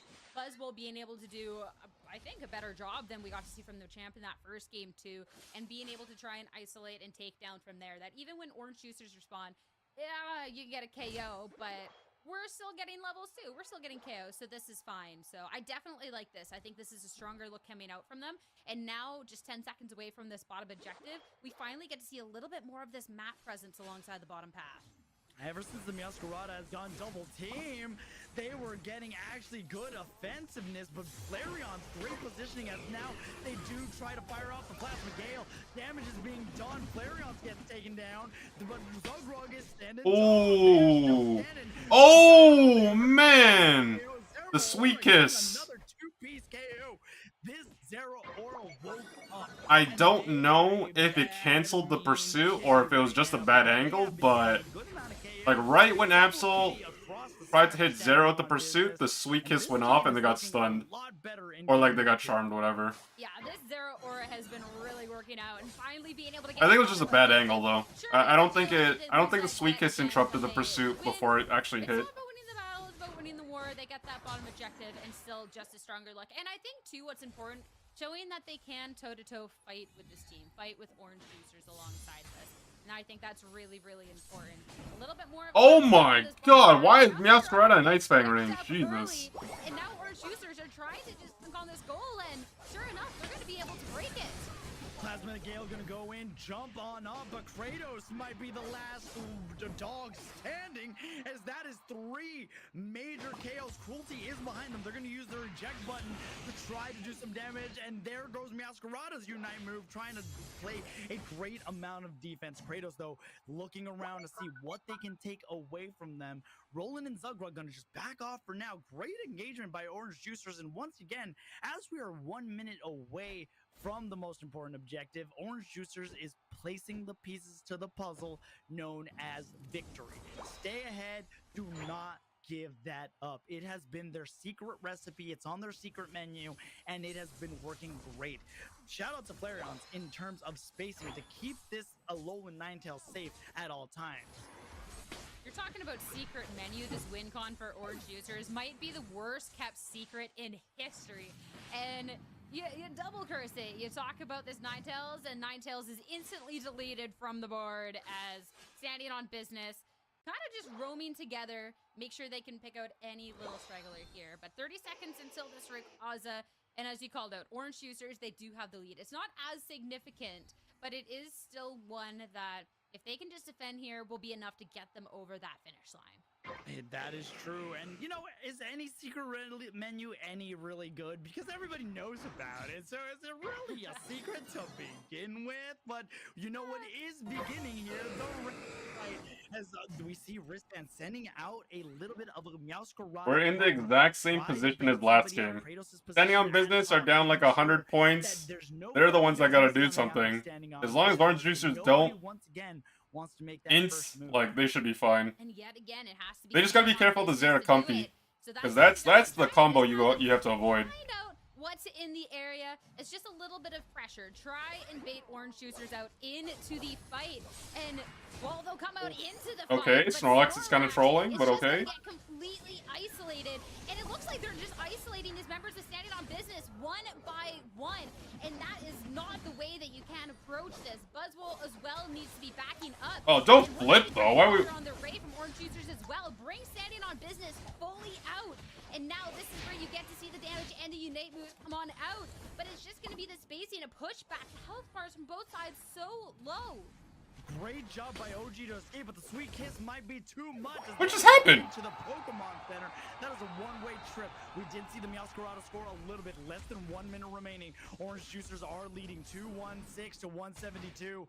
Buzzwole going to be trying to lift this up, but we finally see the Unite move coming out of the Mamoswine. Zeraora is finally taken down, and so is the Comfy. This could be a big moment for the Juicers. 2 KOs going to Kratos, 35 seconds remaining.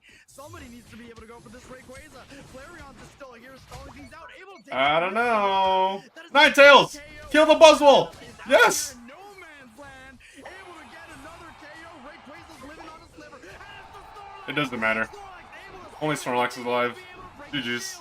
I told you, bracket reset. This might be over. Orange Juicers 378, even though Standing on Business got the Ray, don't have the shields to score. A one-man stand is not enough, and so low health you get the Ray, but that's going to be just a consolation prize in the grand scheme of things. No time, no health, no chance. So close at the end. And again, it comes down to a fight around this Rayquaza. Not even with the Rayquaza, mostly around. And it's a fight that, again, Orange Juicers plays patiently, comes out on top. Even if they lose the Ray is not the important thing. It is the points at the end, and Orange Juicers has them. And oh my goodness, what a game. What a game indeed. And that was getting scary. Yes. And you said this earlier, Sierra. You win games by winning the war. And Flareons might have lost the battle, but Orange Juicers won the war. Great job to Flareons to be able to hold it down. But this also does mean we get a bracket reset. Orange Juicers coming out of losers has won a best of 3. So that means because they came out of losers, we're going to have one more set of a best of 3. Standing on Business needs to go back to the drawing board, look at what they did right, what they did wrong, and what they can do better. In this case, yes, the Snorlax was able to secure it, but everybody else was still down. They needed more shields to be able to be in this, and Snorlax quickly lost their shield. As Kratos said, I'm sorry, get back here, and look at the damage that comes out of Flareons. They have been doing so much damage for the squad. What's a bracket reset? So basically,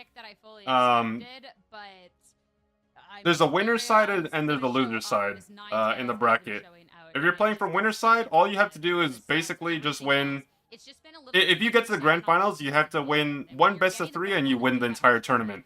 But if you're coming from the loser side, you have to win two best of 3 series. So you have to reset the bracket, and then you have to win another best of 3, and then you win. Love you to go over to that pick instead, and was able to string some KOs together. But when all of a sudden you lose someone early in a team fight and you're fighting man down, well, none of that is gonna matter.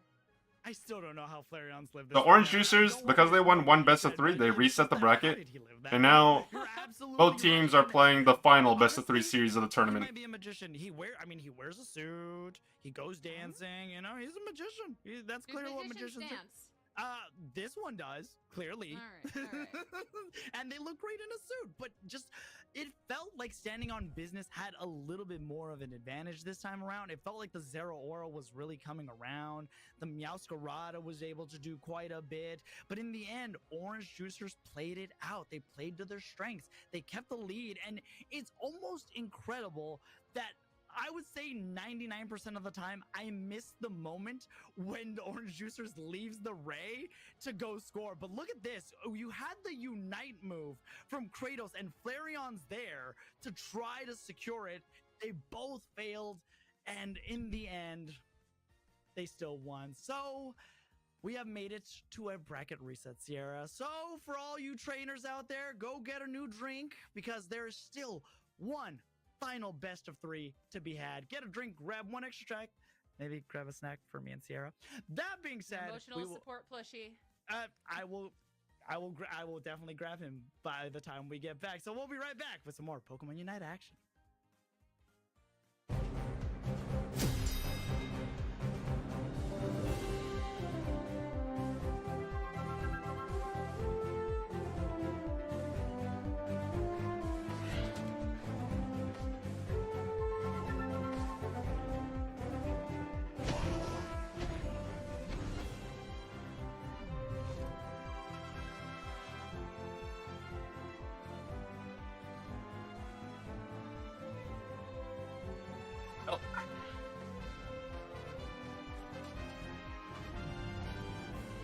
We're approaching the end, guys.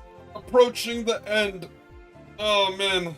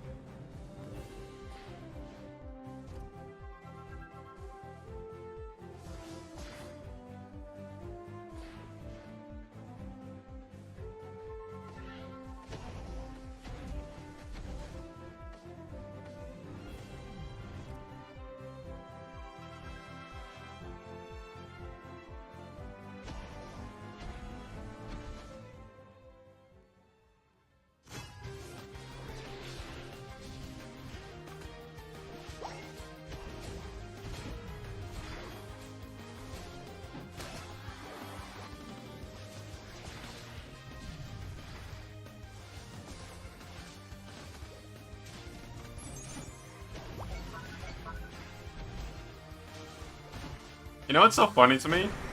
I like the fact that they're using bot clips rather than actual player matches for those finals here for the Unite Championship For those little snippets of Series. gameplay. I have been one of your lovely casters, Zero in on Alex, but please just call me Zero, Z, or Alex. That's like 3 different names. But with me, the lovable, the amazing, the stellar Sierra Dawn has been able to cast with me. Sierra, how are you feeling after that first best of 3?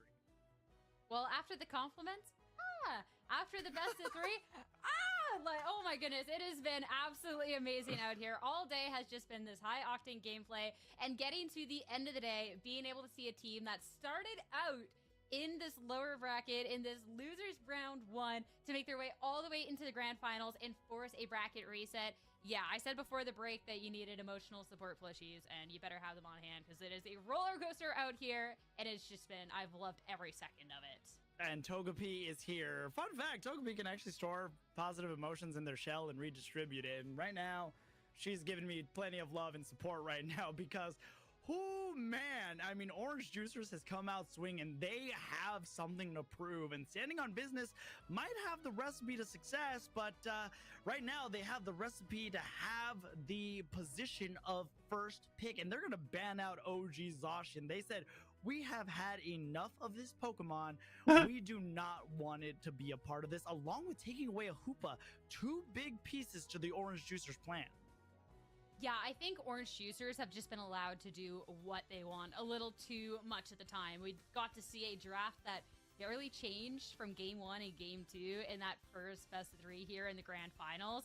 So directly taking away a couple of the pain point Pokemon makes a lot of sense. And something that we've seen Roland move to when Roland doesn't get the Sableye or the Hoopa has been the Psyduck, and that's not going to be allowed either. Instead, Standing on Business. I wonder what OG is going to play now that Zacian's banned, because I'm pretty sure he's been playing that every single game. Every single game that OJ has had available to them.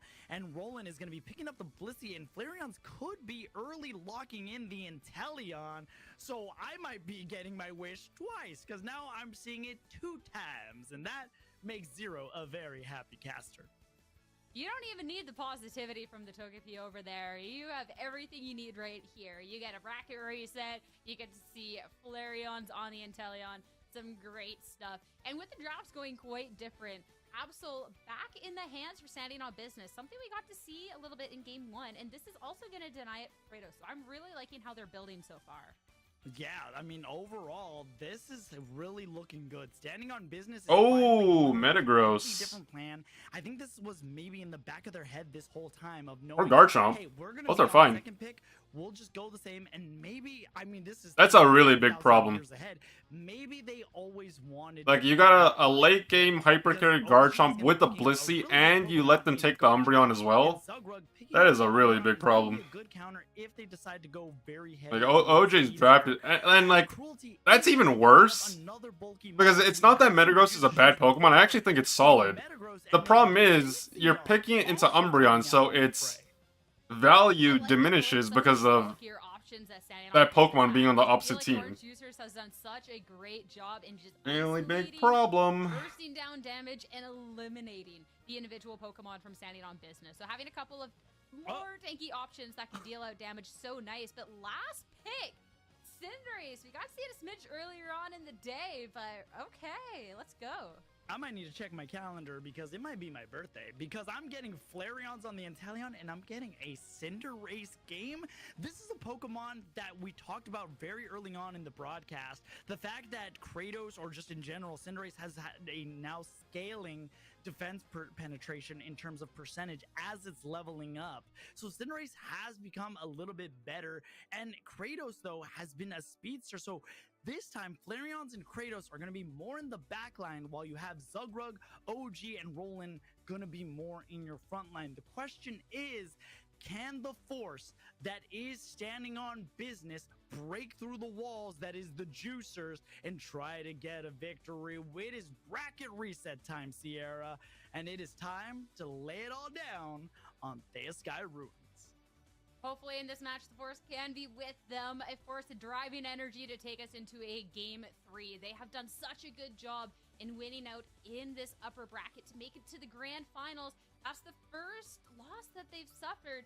So I'm looking at the bounce back, especially to Orange Juicers. You've talked about that bounce back that they've had to go back into one of the. Like, I don't want to be that guy, but I feel like after maybe getting a couple of seemed a little bit more unorthodox considering Orange Juice are just so much better just based on good team comp. opportunity to show us what they But have we'll to see. make more of a name Anything for is themselves. possible. It's time to head into the first game of the final best of 3 that we're gonna have. I could not be more excited to see how this is going to roll because the first 2 games were pretty similar in team composition. This is a full different composition, similar Pokemon in the sense of what they're going to be able to bring to the table.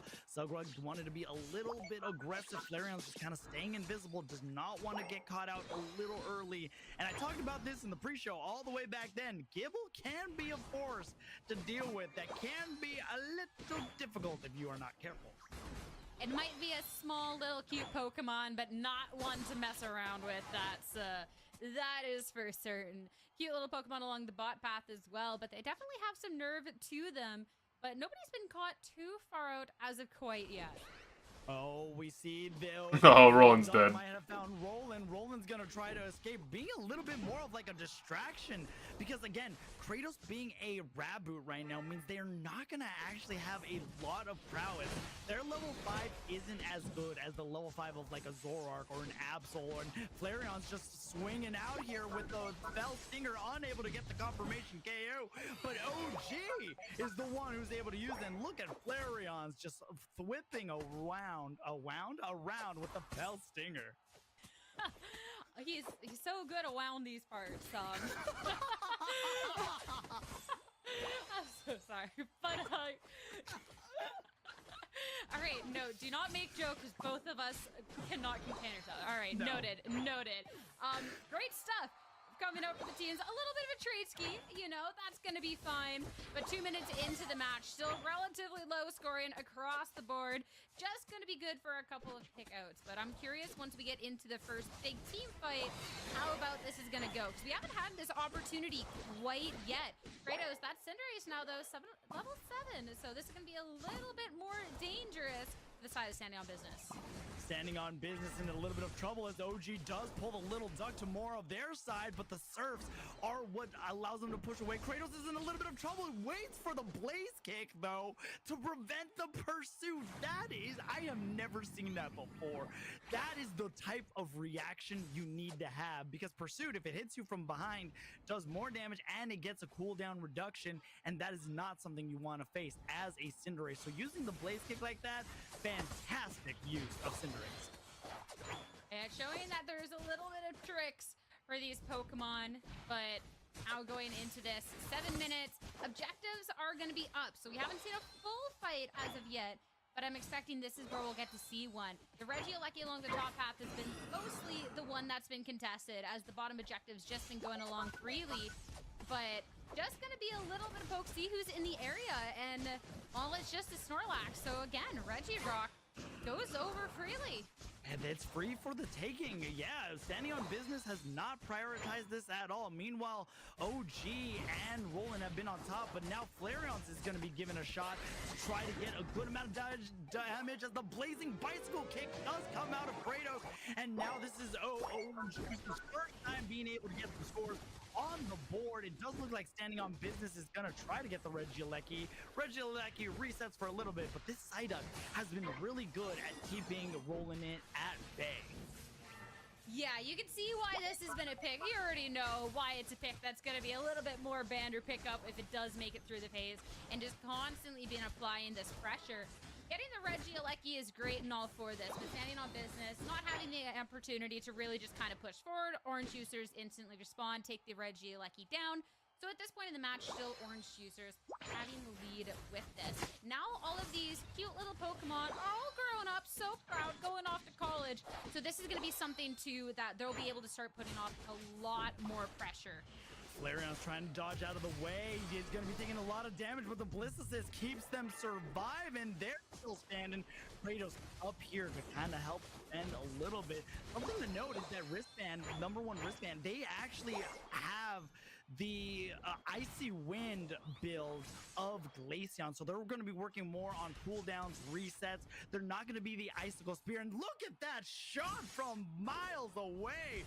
Flareon the way they have been able to position themselves to get these Spell Stinger shots along with the snipe shots have been really good. They're able to move around, position themselves, and get massive amounts of damage with those snipe shots. And being able to get that damage at range and making sure Standing on Business kind of have to back up and respect They messed that. up They top. can't go into all-out brawl Yeah. in those situations because, well, half their health's gone. They have to go back, have to regain it. Has been really nice. Ooh, a little hiding in the bush, asleep, and a little bit of a collapse now. Nice CC. For half a second inside That was really a little bit of revenge, but like between their cooldowns, like that was really well timed. They timed their skills so that basically there was no time for Garchomp to even use their Unite move if they wanted to try to survive. This is the first time we've actually seen them be ahead of the Juicers with the Blazing Bicycle kick along with the damage that's coming out of Great. Oh! Midnight Slash land onto them as well. Zugrug in a little bit of danger though. Very nice. That has been a yawn Snorlax, not a block like we have seen a majority of the day. Okay, at the very least, Standing on Business are showing signs of life. It's like they're not allowing themselves to just get rolled over. 117 as we're getting to 2 minutes before the most important objective lands on Thea Sky Ruin. Which means once we get into a big team fight at the end, that they actually... I'm not a fan of the Icy Wind Glaceon though, in this specific matchup. Minute and a half, if they can start to get a couple of more points for their own. Looking at Regieleki along the top, can definitely... Like, I think they need the DPS rather than the upfront burst. Putting all the pressure onto this Inteleon. No shot for Bubble's Evan over there. And now Regieleki can more so just be theirs. No, the reset already happened. This is the last set. Whoever wins this wins the tournament. Like this best of 3. It doesn't look like Orange Juicers is even interested in trying to pick up this Regieleki as we see Absol making their way up here too. It just seems like Regieleki has not been a priority for the Juicers. They also haven't been able to be as sneaky as they've been wanting to, and that's been a big crutch, and that is a great snipe shot coming out from Flareon, just trying to poke out some damage, give out a little bit more vision to the squad, kind of see where they're going. Luckily, OG, when you look at this, when you have OG on the Garchomp, when you have Cinderace, those two Pokemon can rip apart an objective in seconds. And then you have the confirmation tool in Flareons, and that might be one of those win conditions that we've talked about as the Reggie is going to spawn, and it's a Regirock. Ooh, I mean, standing on business around the bot. The Psyduck has been so annoying. It's fine. Man, Orange Juicers though, their team is scary, man. They have so many options for hyper carries. Like, the Blissey can pocket Cinderace, the Blissey can pocket Garchomp. You have that durability. You have the utility from Umbreon. Like, goddamn, bro. That is a problem. Away from as they try and find a way to get a couple of points in. Last minute fights before the Rayquaza could go up could definitely hinder a team with the team fight incoming. And already, Orange Juicers, they know they're behind in that. They're going to get the first crack of the fight, take out the Snorlax. The huge tank option for Standing on Business. Absolutely gone. But are they looking to capitalize on that momentum? They're just going to pick apart the members of Standing on Business one by one. But Absol joins in, call an ambulance, not for me. Getting a KO, but it's still going to be Orange Juicers coming out on top. Orange Juicers, we saw the Midnight Slash come out from Absol very prematurely, but here comes Metagross. They're going to try to make a little bit of a play. Kratos having the helping hand is going to allow them to rip this objective. Love you, the Absol cannot leave because if it leaves a little prematurely, and look at Flareon, the way they ejected through the wall to be able to stay alive. Members are of the... They should not be flipping with a Cinderace and a Bliss Unite and a Garchomp Unite. They want to be able to get the confirmation. What is happening? They want to take down Glaceon. Everybody's going down. It's a little duck in a dream right now. And the best confirm in the game. Blissey securing the Rayquaza for the... Dude, I told you guys before the game even started, like, it's not that Standing on Business can't win. It's just the team composition that they draft for themselves against their team comp, they're not doing themselves any favors. Like, it's a skill difference, but on top of that, it's a drafting difference as well. All of these points, they came from this lower bracket. They made it, they get that bracket reset, and now 30 seconds away from officially securing themselves one match away from being our grand champs. That was amazing. And Flareon's just the positioning of these snipe shots. They've just been flipping around like Spider-Man. You might have started calling them Flareons.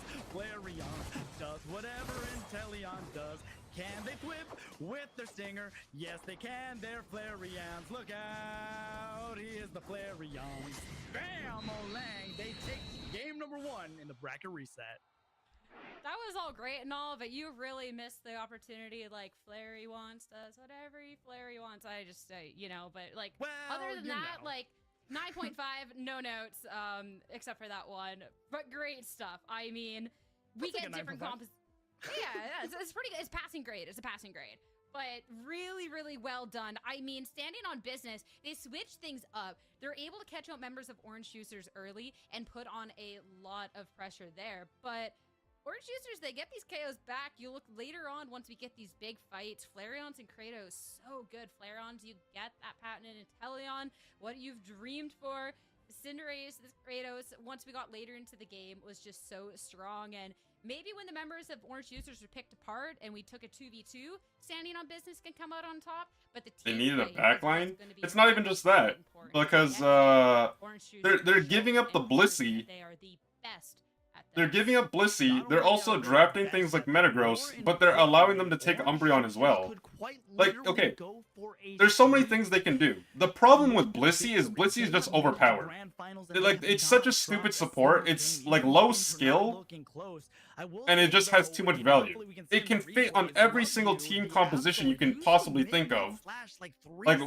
Because you also have 2 different styles of gameplay. You can go healing, you can go utility, which is safeguarding, helping hand, whatever.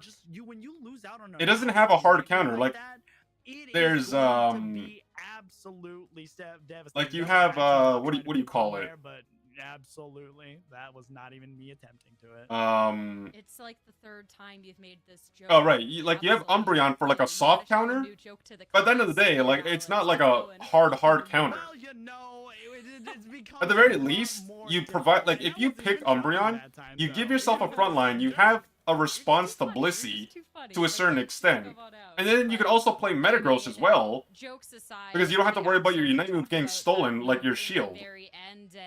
But then they give him like 2 overpowered, like one of the best defenders in the game right now. Debatably the best support, if not top 2 at the least, like other than Hoopa. And then that's where Orange Juicers can I absolutely don't know, man. It is just...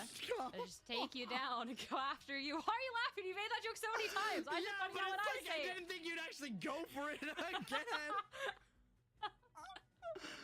Just a little taste of your own medicine. This is what I've had to deal with all day.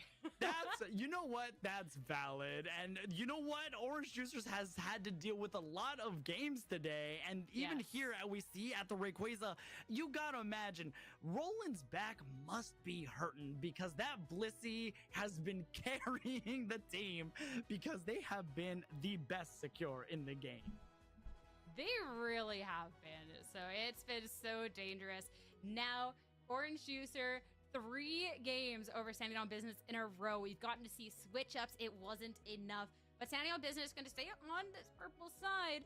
But again, will we see the changes in the draft screen or in the Sky Ruins themselves? That's true. Well, a lot of changes are happening, and again, standing on business does not want to deal with OG on the Zacian, and they're going to be taking away the Blissey. It really feels like standing on business has been trying to go with the strategy of like, let's take away everything that makes Orange Juicers good. And Orange Juicers is like, Okay, they fine, took the Blissey, fine, that's good. we'll just pick They're up someone else. adapting. What's the big That deal? is We good to don't see. care. We'll They're not find giving another up route. like an And so overpowered Roland's gonna be support. locking in the Snorlax and Roland. They're going to go with a double defender comp, allowing Roland to be not only bulky, but if they go the Wish set, they're going to also be able to provide heals and or stuns depending on what moveset they decide to go to. I think one thing that we've really gotten to see from Orange Juicers Like, is okay, once and they- see, they like, can Orange play Juicers are doing the these couple sensible drafts, thing. etc. Like, They can okay, switch they're going things up, double and it just defender, looks which doesn't so reveal too much about their team. so. They're picking up the Honestly, Umbreon, which is a Umbreon response is to breaking in my boots, the frickin' and Blissey. I still get this other end. We get 2 very powerful Pokemon back to back. This Meowscarada. Like, us to me, with this is a Kirby sensible right now. draft. Let's go Meowscarada in the grand finals. But also I don't like- Gengar. This is I something personally that we don't saw like 2 earlier speedsters on into with Elf 2 from defenders, Arians, and it did so personally, well. So I'm but- really excited to see what Levy can do in that. That might just be a me Love thing. being on the Gengar can be absolutely devastating, especially because, like you said, we saw it before. Flareon's not only was able to combo off, and you know, no big deal, 19 KOs as they're thumbing up. Oh shit, I forgot to play that ad. That's my bad. But more importantly, they can secure and they can do damage. But I said this before, if you miss the Dream Eater or a combo with Gengar, they end up just sitting there and they become, so it's very just this high risk, high reward Pokemon that can be very good, as Cruelty is going to be taking another piece away in the Garchomp. And Flareon's going to be trusting with the Alolan Ninetales. No Mamoswine to pair it up with this time. And Kratos might be bringing out that secret weapon, as no, they switched at the last second to the Zeraora. A true secret weapon here. Instead of all of these other, you know, speedster picks that we've gotten to see. We've seen the Talonflame. We've seen everything else. Being able to bring out the Zeraora, then the fact that Kratos just gets this last pick and there's so many great options available to him is just absolutely fantastic. But I love to see the Blastoise from Dyro here. I like to see all these picks coming out from Orange Juicers. Like, this is going to be a great match ahead. But standing on business, they got some capabilities for these team fights. Can they follow through? Because that's where Orange Juicers have really been allowed to shine in this series. I think that thing that has been the most surprising to me is that Leafeon has not been part of the equation for any of Grand Finals. Kratos has decided to go with Zeraora. They've decided to go with other speedsters. I mean, we even saw the Talonflame in Game 1. It really goes to show you how Kratos has been like kind of the captain of Orange Juicers and how they're able to pivot to different speedsters in this speedster meta for different compositions. No matter what speedster hand he's dealt, he's absolutely going to thrive. And I think that Orange Juicers have shown that no matter what the circumstances, that this is a team that are worthy of that name, that prestige, everything else that they've had to them. Now, again, just one game away from being champions in this thing. And for standing on business, there has been a lot of growth in these past couple games, and I think that there has been lessons learned throughout ones. We've gotten to see more pressure applied early. We've gotten to see better fights, everything else. Now, how can this all come together heading into the Sky Ruins for potentially the last time today? This could be, in fact, the last time we see a match today on Thea Sky Ruins. Flareon's being very aggressive early on. And we see that, yeah, Alolan Ninetales absolutely has a spot, especially in this early game, to be able to stun. I'm just soaking it all in. It's been a great day of Unite today. Get to see the little Gible run around. Get to see, you know, maybe a Umbreon that's a little too far gone, but no punish available. So, yeah, Orange Juicers just get away with dunking some points, and apparently a lot more. This Ninetales has just looked so strong, and that's going to be the first KO claim to the match. Good KO, and already some scores are going in. Kratos being very aggressive early on, and we're showing off why the Zeraora is very powerful. Birds are about to spawn. You have 4 members up here for standing on business. Meanwhile, OG is kind of alone here, and they decide to go for the mean look, as the cat does get caught in the mean look, but because of its passive, it's able to turn invisible for just a little while and escape any from harm's way. Barely, but you'll be able to get out there. So that's definitely super, super nice for the cat. You don't have to waste one of your 9 lives quite yet. But early on, Orange Juicers, again, you talk about the win cons. I feel like a broken record. We've seen them so many times today. Early points, early aggression, easy win. And already they're kind of ticking the boxes of, all right, well, we're getting early points. We're getting that early aggression. So standing on business, how can they fire back now? They do have quite a lot of Pokemon that need to evolve first, but after that, will they have the power necessary to clap back? Shout out to our main man behind the scenes, Relic. I love saying this phrase. We are late game giants, and Orange Juicers are trying to be those late game giants with the Metagross, because as we've seen before, when Metagross gets going, it is hard to take down, especially when a team like Standing on Business likes to jump on it. The Gyro Ball shields that you get is bigger based on how many opponents are around you. Gengar are going to need to try to escape. They go for the Dream Eater, but they don't really pop off too hard with it. And just like that, Lovey's going to be taken down. Ooh, that play you could say was meta gross. As first KO claimed in that, and Orange Juicers could take the momentum from there. The KOs come on in, and the points quickly to follow. So you get the points, you get the KOs, you freely get these birds, and we're a few seconds up from this Reggie Alecki top back. 20 versus 2 tanks and picking Dream Eater, what could go wrong? As well. But it does mean standing on business. There hasn't been as much pressure along the bot path, so they can go and try and secure the Reggie Rock there. 127 to 0. Quick maths tells you that is a difference of, well, 127. And right now, Orange Juicers is playing to something Wouldn't Hex that's insta win here? familiar to them. And look at that block. That way, I think it would be better if Blissey goes Safeguard Helping Hand, which they did. I think it would be much better overall. Unless you're very, unless you're just very confident you can get to Ninetales and Zera, because obviously they are the primary damage dealers, but that's all like.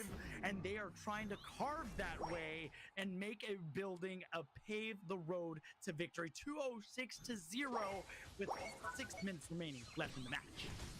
There is a storm hitting my house fast, and Orange Juicers trying to do me the favor of closing this out fast so my power doesn't go up before this series ends. 240 ahead, not even 4 minutes, well now 4 minutes into this match, and this has just been so clean so far. So if we are looking at the late game giant potential from standing on business, we now have the Blastoise, we have the Meowscarada, Gengar's here, Garchomp will be here shortly, don't worry folks.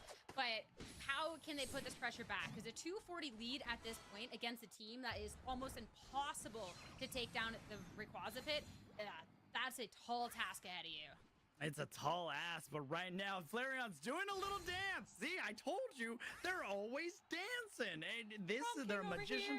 They're a dancer. They go to prom. They've got a suit on. 240 to 0, though. This is Orange Juicers' recipe for success because now every Reggie Alecki becomes that much more of a threat. Bottom or basement Reggie just kind of becomes irrelevant here. We do see the Hydro Typhoon does come out of Gyro, though.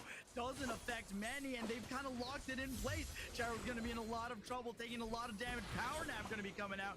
Good stuns, and here comes the Meowscarada trying to make something happen, but they're unable to compete. They do get the Umbreon, but in the bigger fashion, you have Kratos able to take down the Meowscarada. 1-for-1 trade so far, but the Blastoise trying to run away with its life, and yeah, heavy slamming at 6 feet under. KO there, but Gengar will be able to join in. But we're just going to be trading KOs apiece, but in the ending of that, standing on business are going to be in the worst end of that flip. And now, this Registeel, this bottom Reggie, was standing on business, having to try and bounce back after getting KO'd. That's going to be another Reggie that is completely lost in the wind. And you go for the Reggie Alecki up top, but a 250-point lead feels pretty good for Orange Juicers. Not only do they have the lead in points, they also have the level advantage. Right now, Metagross at level 12 and Zeraora also at level 12. Along with OG being able to get those stacks, it is going to be hard to take down this Pokemon. Roland sticking by their partner's side, doesn't want to leave him alone for too long. But OG just kind of waiting, biding his time. Right now, Orange Juicers has everything going right for them, and they are about a minute and a half away from what potentially could be the last ray of today, Sierra. Yeah, with how Orange Juicers have been playing it, standing on business, they're definitely the underdogs in this situation. They might be the ones that came from this upper bracket, but this series has only gone Orange Juicers' way at every turn of the battle. Even when in the engagement, it looks a little that Garchomp Unite move, bro. Oh my god. Good job at pushing back and this pressure. Is this going to be the moment where standing on business shows that there's more than one side of them? 2 KOs to start it off. Orange Juicers, this Metagross, equalizing it. That will be the late game giant in that 2 KO. Orange Juicers keep pressing on forward.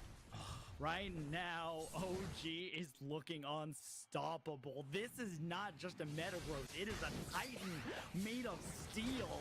Nothing can get through this. And so far, that Gengar, while level 13, still has not been able to show up for their team like they've needed to. Right now, standing on business is standing on only one goal left, which is their tier 2 in the bottom path. All of Orange Juicers is setting themselves up to be able to get this Reggie, which could be a big deal, and standing on business, gonna try to even out the score, even if it means just a little bit. but still down, standing on business. More so looks like they're standing on a hope and a prayer in this moment. Down with the Rayquaza coming up, and Orange Juicers are exactly where they like to be. Now it's standing on business when it's the most important. 2 minutes left. Can they try and take advantage? And that is definitely not how you want to start it out. Rayquaza appears in the same moment. Meowscarada is taken off, and Orange Juicers forget about the Rayquaza.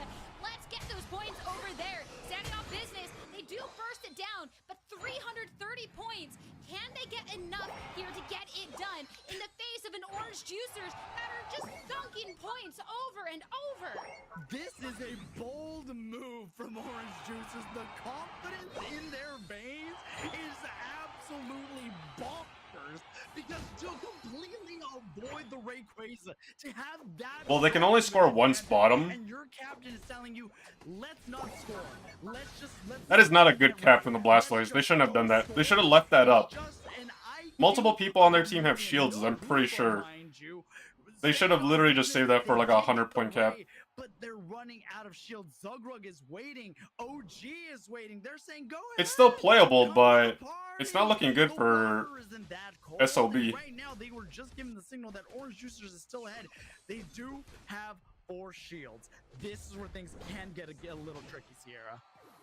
That's a nice 400 points that you managed to get from that Rayquaza standing on business. Still over 200 ahead, 40 seconds left in this match. Standing on business, have one last stand to try and push through. But again, Orange Juicers aren't so concerned with it. All they are caring about is the point lead that they have. And again, they're in the enemy base to try and get points over and over. And standing on business, I don't think they have enough to even get close to this. 500, they're making it close. But oh my goodness, 20 seconds left. 20 seconds remaining, and Zero Hora getting a 3-piece. And everybody, it is not enough time to get to the other map. So with that, Orange Juicers are your March North America champions as they get it in a clean 4-0 fashion. What a run. That's 4 in a row versus standing on business. That is a bracket reset. That is a lower bracket run. And the gutsiest play to be pulling out in this final match. To not care about this Rayquaza, to be so confident that we have enough points that we can just dunk as many as we can. Standing on business, they can't get back into this, and they were right. And the audacity of Orange Juicers to go for that. That is a potentially game-losing call right there. But the confidence that this team has shown throughout this tournament and following through once again. You win 4 games back to back to back to back. That is a draft diff, skill diff, and just... to ignore the biggest objective in any Unite match on Thea Sky Ruins, to be able to just go and say, we're gonna score. And we saw Meowscarada had found them, but they just jumped on risk and just took them out. What a stellar play. That is the type of a gameplay plan that you have as a champion. You gotta be able to stay ahead of the game, and they stayed so ahead to know that this was their last game of the day, to crown themselves champions on top again in that fashion is really what Orange Juicers is all about. And we've talked about this play style, the really just get ahead in these points, starve the opposing team out of any comeback potential until they get desperate, push into you, and you take them down one by one. And they do so well on that. But even the other plays, hey, forget the Ray, we get the points, it's all going to be good. Or a couple of those crucial games where the opposing team can really stand up to them and they have to go for those full fights around the Rayquaza and still manage to secure the level of depth to this team, even when the drafts are changing. I mean, Kratos on literally any pick that we get to see, how many times we get to see this draft change just a little bit, and that it just seems genuinely unbreakable. I mean, Orange Juicers, there's a reason that this team, that these players had such a great reputation that they did, and to be the March Cup champions has just been really good, and I think just a real testament to that work and the skill that this team has. This team has skill. They have potential. They are showing why they belong here. One of North America's best. And let's not forget where they came from. They fought their way from losers bracket. They made day 2 in losers bracket. Flareon's was on the way to prom. I'm for solo queue? Hell no, bro. Have a little bit of extra more time. I'm cooked, man. We can make the cup. I won't be playing solo queue till Tuesday. Zugrug did everything Tuesday I go back to solo queue. I won't be playing today. Take it. The rest of the squad was already scoring. They had a great defense. This goes to show you, Orange Juicers, they can adapt. You think I'm ending my weekend with Pokemon Unite solo queue? You're sadly mistaken, my guy. Sadly. Why not tomorrow? Because I don't feel like playing tomorrow. Sometimes they might have a different plan, but we have the man with one of the plans, Zugrug. Congratulations. How does it feel to be back on top? Orange Juicers winning the March Cup finals. You guys are champs again. How does it feel to be on top? I mean, it feels good. Of course, we want to win every tourney, but we've been struggling a little bit with the speedster meta, but I think, you know, after yesterday when we qualified through the lower bracket, you know, we talked a bit and we're like, you know, we got to focus up, we got to play smarter at Ray and just, you know, close out these games that we're meant to be winning. And I think we were able to do that today. I want to talk about those struggles in a second, but like my heart is still pounding from the closing moments of that match that you get to game 4, you're 1 away from being the March Cup champions, and there's a Rayquaza up. And you guys just kind of ignore it for the most part. You focus on the scoring, you get such a big lead, and there's no comeback potential. Like, what's that decision making in the call? And were you fully confident work out, or maybe a little scared that that could have been a losing call and we could be talking about another game right now? I mean, we have a lot of practice with the scoring end games because for a while one of our main go-to strats was just play Sableye, get a big score lead, and just fully give up the Rayquaza, get the score. So one thing I will say is that I like the fact, like, not a lot of people do it because it's kind of risky, but if you're if you are just aware of your, like, if you have the in-game knowledge, I like the fact that people are willing to actually give up Rayquaza and go for the scores. Like, if you have the points, you can trade, like, score for score. And the thing is, you can still come out, like, if you're already ahead, you can trade Rayquaza and score, like, in exchange for scoring on the opposite team, right?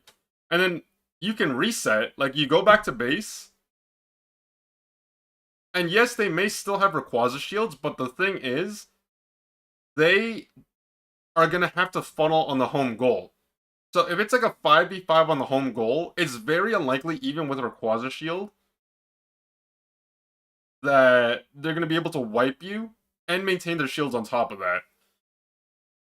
Plus, not to mention, like, if you're scoring once with Rayquaza already, you still have to pick up the points to actually score again, especially if you're down bad. So I like the play that OJ did in that last game. Scores, close battle, like, we can just get across, two people rezzing, like, we have time. So we definitely, even though we lost Ray, we didn't just give up or anything. Like, we stayed, you know, we knew our win con and we executed it. Is executed so well, and I mean, for the squad, we've gotten to see a lot from the team before. We get to see this full lower bracket run. We get to see the clean sweep in the grand finals. Like, what does it mean to be able to just win this? And like, hey, we're so back right now. Yeah, it feels good. I mean, last time we won a monthly was many months ago, so you know we've been doing well. You know, let's be real. Like, not to discredit them or anything, but part of the reason why they won is the fact that LG's not there. It's so well done, Zugrug. And I think a lot of people would agree on that.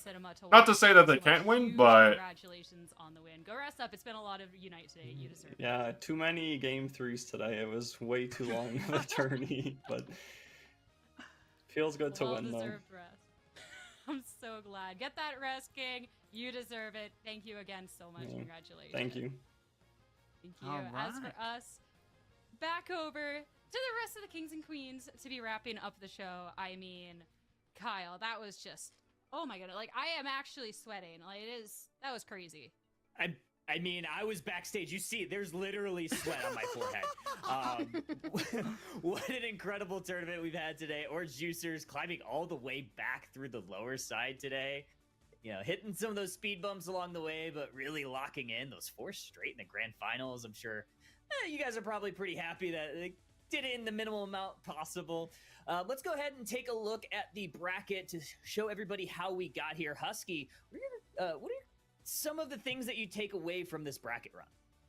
I feel like this was such an exciting tournament. A lot. All right, guys, that's gonna be it for me. I just wanted to watch the games live. Obviously, I had no intention of playing solo queue today.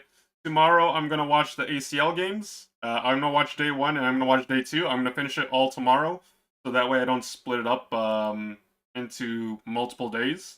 I know some of you guys have ads, so I'll type it in the chat too. But yeah, I'm gonna watch ACL tomorrow, day 1 and day 2. I'm gonna finish that all tomorrow, so that way, get that out of the way. And then I'll play solo queue on Tuesday. The matches were okay. Like, it's not like anything great. I do want to see the Asian games. I'm interested, but like I just couldn't watch it live just because there were too many interruptions. So hopefully I can enjoy them despite it not being live. Enjoy them for what they are, and then we can see like how they compare. But